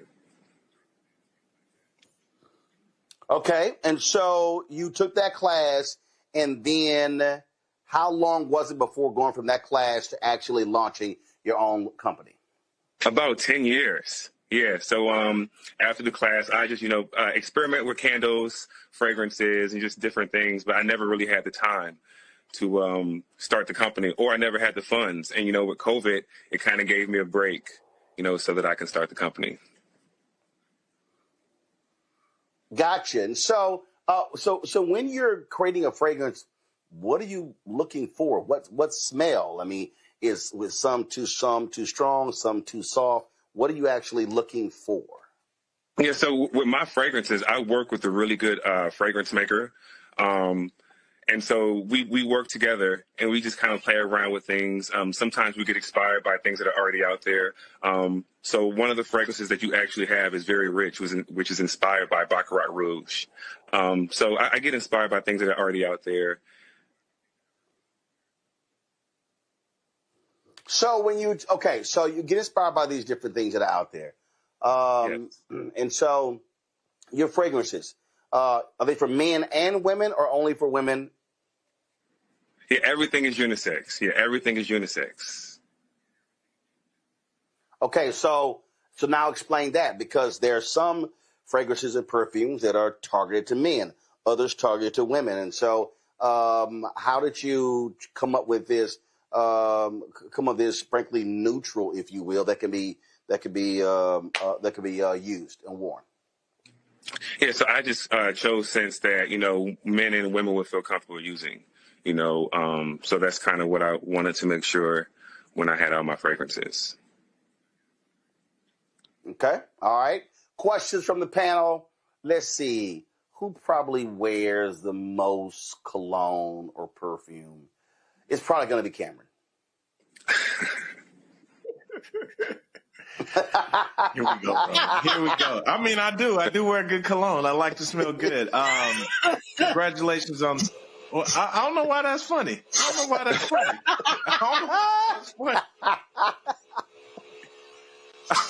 that's funny. Why can't a brother smell good? What's going on here? Please excuse the panel and our host. Congratulations on your business, sir. Hey, Kelly the one losing it. That ain't me. No, all jokes aside. Come on, Cameron. What's your question? No, my question is, if you're trying to make sure you make a statement in the room, but you don't want to be overbearing, which one of the fragrances would you suggest? I would suggest Antoine 33. This is what the packaging looks like here. This has rose, cloves, cinnamon, blackcurrant, patchouli, a little bit of anise. And it's a great evening and daytime scent. I'm going to pick some of that up. Yes, please do. You'll enjoy it. And I actually came out on my birthday. Okay. I'm sorry. Say it again. Yeah, I said I came out with this particular scent called Antoine 33. I came out with it on my birthday. Okay. All right, cool. Kelly? So when it comes to, similar to Roland's question, but I want to be more specific on the types, like the elements of your scents. So I know, a lot of people use, I think it's pronounced oud, O-U-D, rose, lavender. So what are your favorite combinations of scents? Like as far as like your base, like when you create something, what do you typically start with? So I get inspired by scents that are already out there. So one of the scents that Roland has in the studio is called Her Scent, which is inspired by Delina, which is Parfum de Marly, and that's vanilla. It has rose, has a little bit of lychee, some bergamot. That's a really fresh, great unisex scent. And then I also have a sandalwood and cedar and leather and violet and musk if you want like a deeper, more woody smell. Yeah, I have a wide variety of scents. I have things for everyone. Okay. All right, Mustafa. Yeah, well, Antoine, congratulations, on your success so far. Could you talk a little bit about, because you started during COVID, can you talk a little bit about what your greatest challenge has been, and then what has been your greatest success for your business? Well, COVID really gave me the time. So before COVID, I never had the time or the money, but with COVID, we had nothing but time, so I really utilized that time, testing different fragrances and different scents, sending things to my friends and family, kind of seeing what they liked. And what was the second part of the question? What was about challenges and success? Oh, challenges. Well, this year in particular has been a little bit challenging, like with everything going on. So things have definitely slowed down a little bit. But, it's definitely learning to pivot, learning, to kind of add new lines, add new fragrances, add new scents. And so, yeah. Thank you. All right, then. Well, listen, folks, go to shopblackstarnetwork.com, shopblackstarnetwork.com. To check out the fragrances dojo. Again, go to shopblackstarnetwork.com. There are multiple products there. So go to the website and check it out there. Antoine, man, we appreciate it, man. Thanks a lot. Thank you very much. I appreciate you having me. Tonight we have some holiday cheer with Christmas in Color. Becky Goodlow, the creative owner behind this vibrant brand, offers culturally inspired decor that brings warmth, joy, and representation to your celebrations. Becky joins us from Atlanta. Becky, how you doing? I'm good. How are you doing? Doing great. All right. So how did this whole thing start? How did you start with doing Christmas decorations? So we started the company in 2010. So it's been 15 years. And we started because we couldn't find any decorations for our own house that had brown skin. And we had two nutcrackers, actually 3-foot tall nutcrackers that were a gift from a friend of my parents. And we had them in our Christmas card photos for a couple years in a row. And every year people would call us and say, "Where'd you get those? Where'd you get those?" And so we thought, well, maybe we should be selling them. So that's how we started, was with the idea of helping other Black families have decorations that look like them. All right, so we look at these decorations, and I'm moving them actually over here. So you got, so first of all, let's make sure Megan Kelly don't see this segment because, she said Santa was undeniably white. So this here probably would drive her ass crazy, seeing a Black Santa. But you got the snow glow here. We got the Black Santa. We got some angels. So what else we got? So who are these brothers? So did you notice the Black Santa? There's one Black Santa. I don't know if you have that one. Hold on. This one I got here, and let's see, what is it? What is his name? Let's see here. Hold up. He got names on here. He's holding a bag, and he's holding a Texas A&M bag. Yeah. So in that bag, he's carrying all of the Texas Longhorn players who we gonna beat next Friday. Matt Manning is in here as well. Matt, of course, Matt's gonna be sickened when we beat them down in Austin. So that's cool, Santa right there. All right then. Yeah, just have to let you know my husband is a Longhorn, so he said to say hi. Well, he's been used to losing this year. So the only saving grace for him is he's an alpha. But that's the only saving grace. So he know he gonna get a text from me next Friday after we beat that behind. All right. So you started this in 2010, and has it just been methodically growing every year? Yeah. So what was interesting was in 2010, you could barely find anything. Like every major store, like a Macy's or a Target, would have one or two things. But there was no place you could go to have a selection of items. And we would approach the major companies and every year and say, hey, would you make some nutcrackers or angels with brown skin? And the response at first was no, because we'll lose money.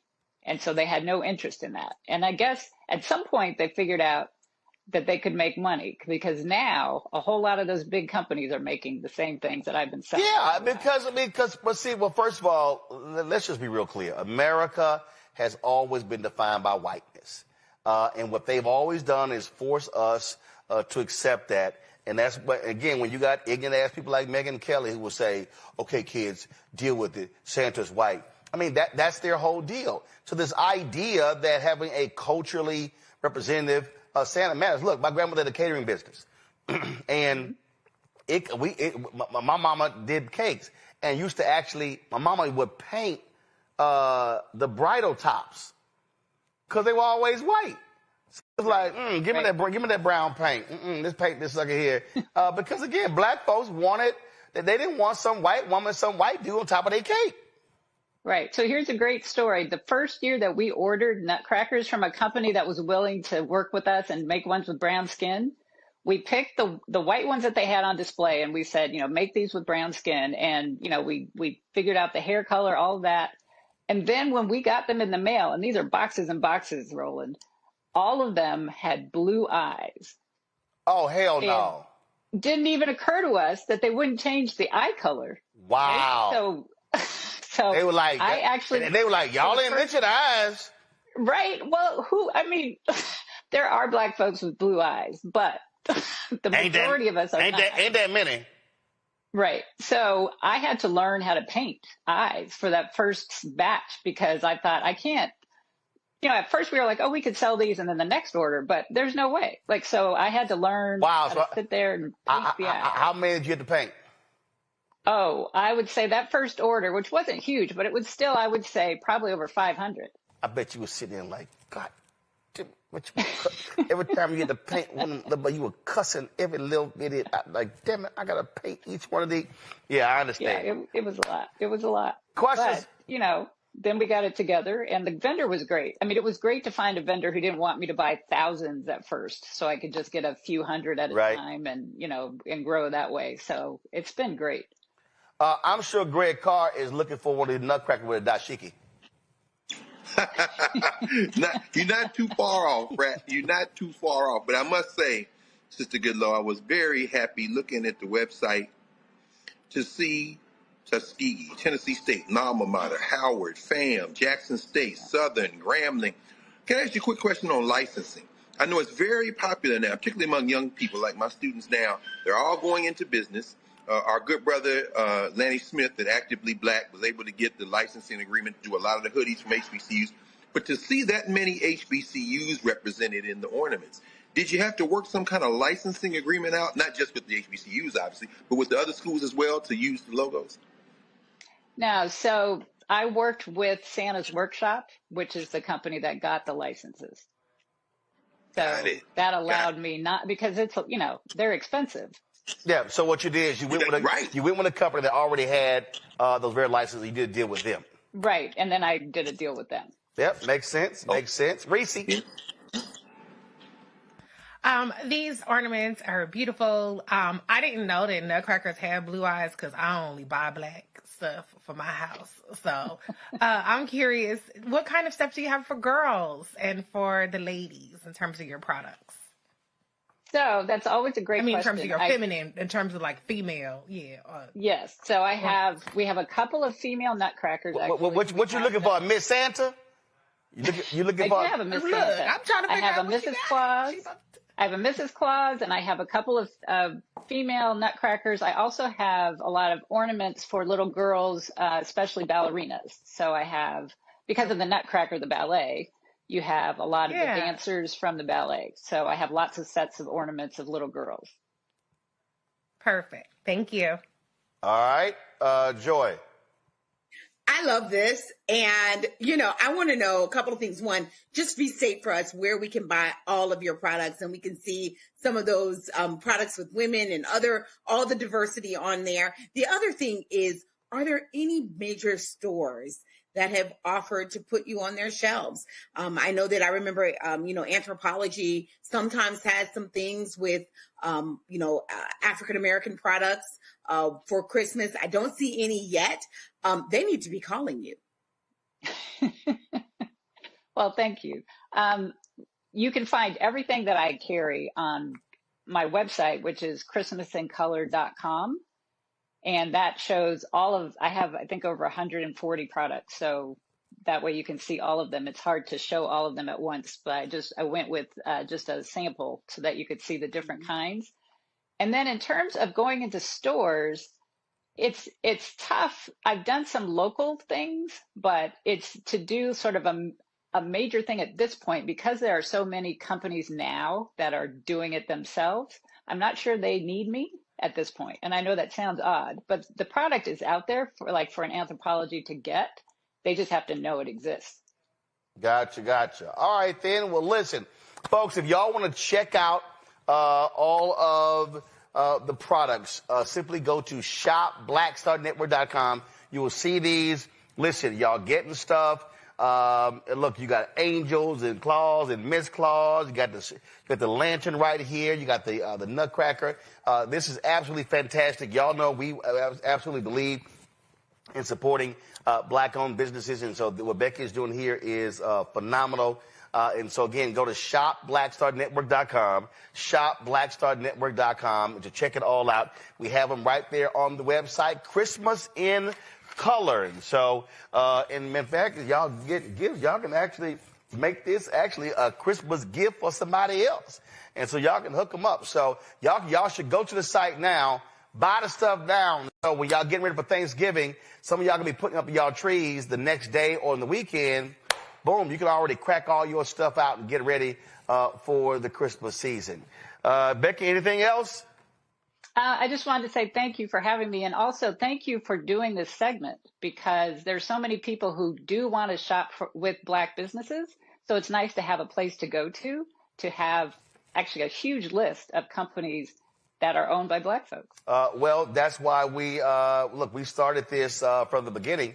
And when we launched this show, we always had a marketplace segment to feature Black-owned businesses. And so that's why we're doing it. And that's the difference when you own it versus when you working for somebody else. That's right. All right. That's right. Thank you so much. I appreciate it. Thanks a lot. And tell your husband, saw horns off. Saw horns off. But I will pass that along. Hey, Greg, husband, he's a fellow alpha, but I want him to be in immense pain the day after Thanksgiving. Oh, man. So I say, brother, y'all choose violence, man. Y'all be choosing violence down there in Texas. Yes. Saw horns off. Is that?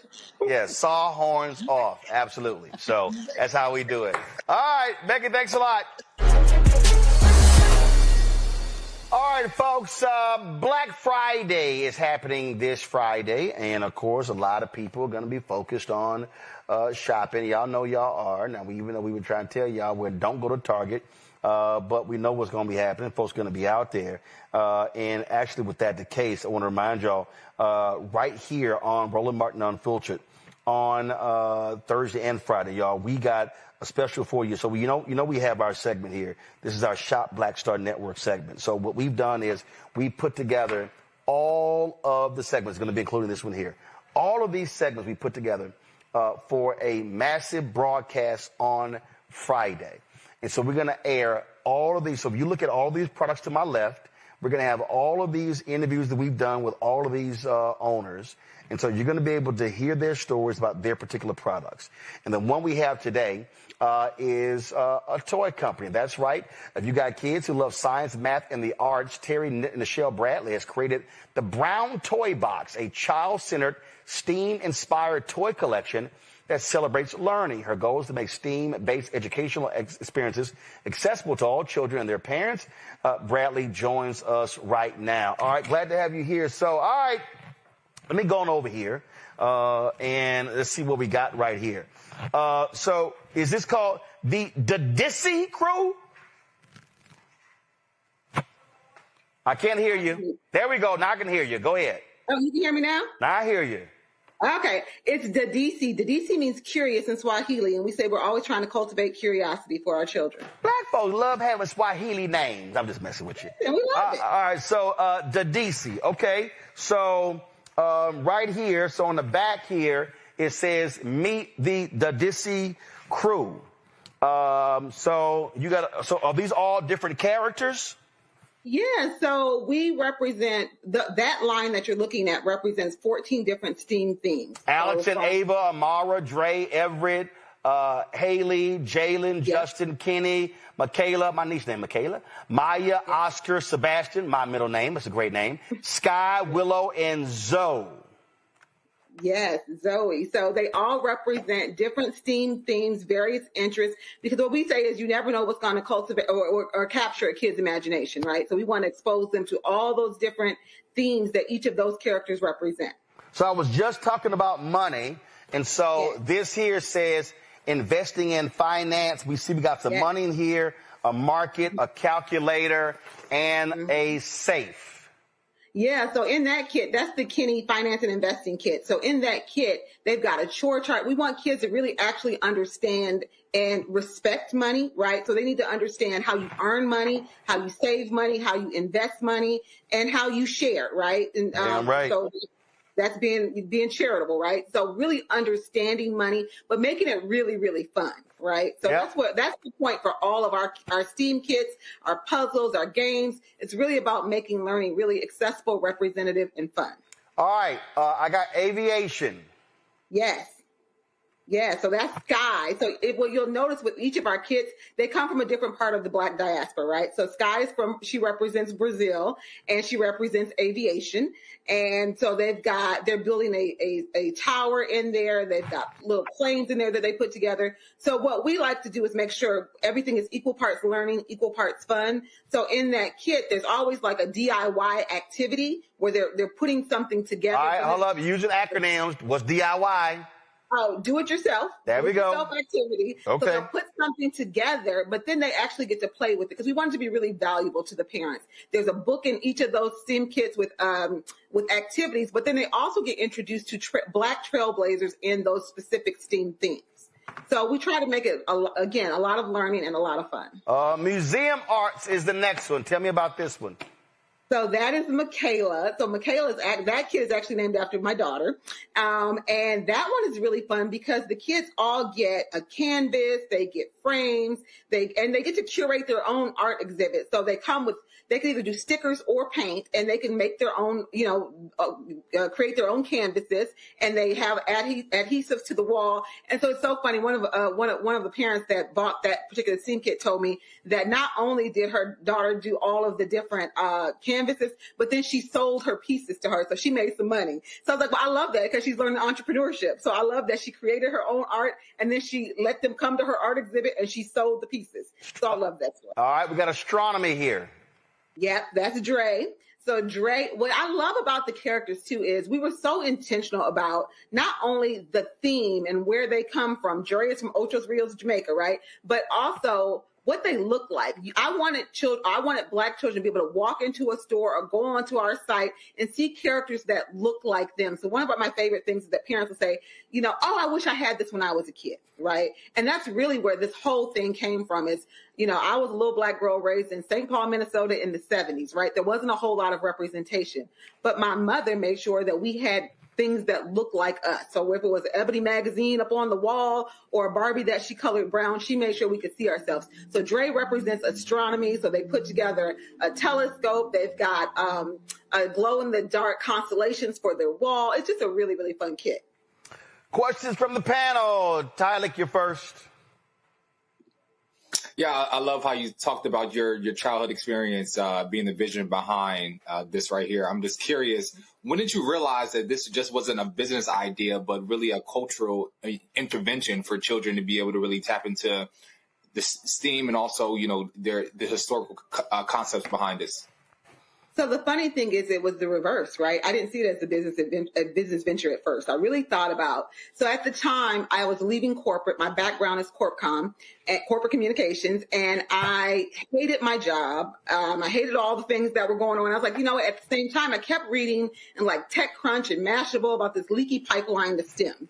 And I always knew it was not an intelligence issue. It wasn't a capability issue. It was an access issue, right? It was an exposure issue. And so I was at a point in my career, I was really trying to find purpose. And I wanted to do something like when my mom used to color my Barbies brown, I thought she was crazy, right? When I was a little kid. But when I had children myself, I remember going on those quests to different stores looking for, you know, ornaments with you know, my children's names or, you know, brown things, and I could never find it. So for me, it was a little bit of the reverse. It was like, how can I create something, one, that exposes children to STEAM in a way that's really, really fun, and that's also makes STEAM accessible to the parents, so science, technology, engineering, arts, and math, accessible to the parents as well. And so I really started it less as a business, but more as a altruistic kind of mission. I thought I was starting it as a business, but what I realized was I didn't have a lot of business acumen when I first started, but I got that together. Larry.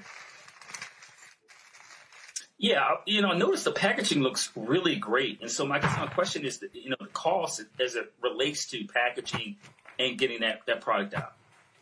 Yeah, so when I first started Brown Toy Box, we started as a subscription box. We started with my children and I at my dining room table, right? And it looked very different. So it was in 2021 when we got our first retail deal that we were like, you know, I had reached out to a toy designer and he's like, I want to help you. I'm aligned with what you're doing.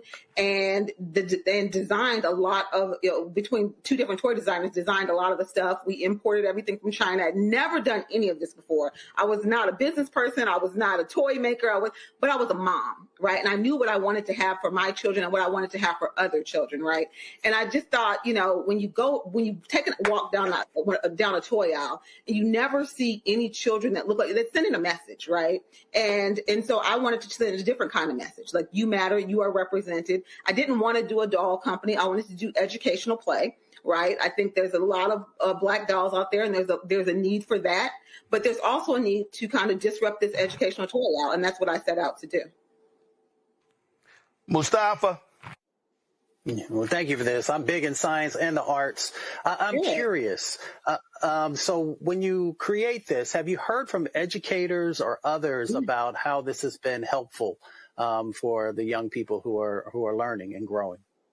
Yeah, absolutely. So when I first started Brown Toy Box, we did a lot of high-touch testing in elementary schools, right? I wanted to make sure that we were on the right track. So we would take our products. So it was really focus grouping in schools, right? But one of our big customer bases are schools or corporate partners who buy for schools that are in their communities, those kind of things. So we work a lot with schools. You know, we go into schools ourselves. And, you know, for us, we're going to bring all the kids always get, you know, a STEM kit or one of our giant puzzles or one of our games, but we also take in programming. So we'll go in and if the theme happens to be marine biology, we'll connect with a Black marine biologist, take them into a school so kids can see someone that looks like them, that shares a path that's not too dissimilar from them, right?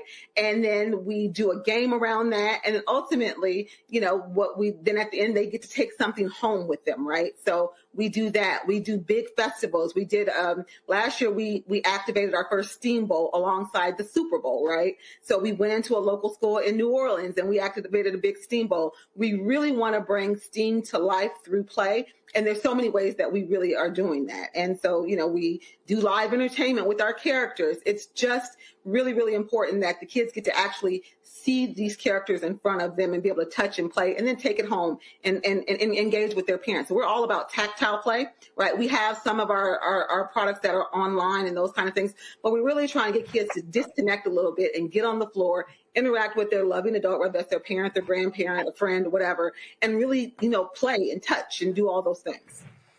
All right, folks, if you want more on these toys, go to shopblackstarnetwork.com. Shopblackstarnetwork.com. You can check them out. You can get them through there as well. And so, again, Brown Toy Box. Terry Nichelle Bradley is the creator. You can see all of them right there. So if you're looking for Christmas gifts, you're looking to buy Black Friday, y'all just go buy Black by going to shopblackstarnetwork.com. Terry Nichelle, we appreciate it. Thanks a lot.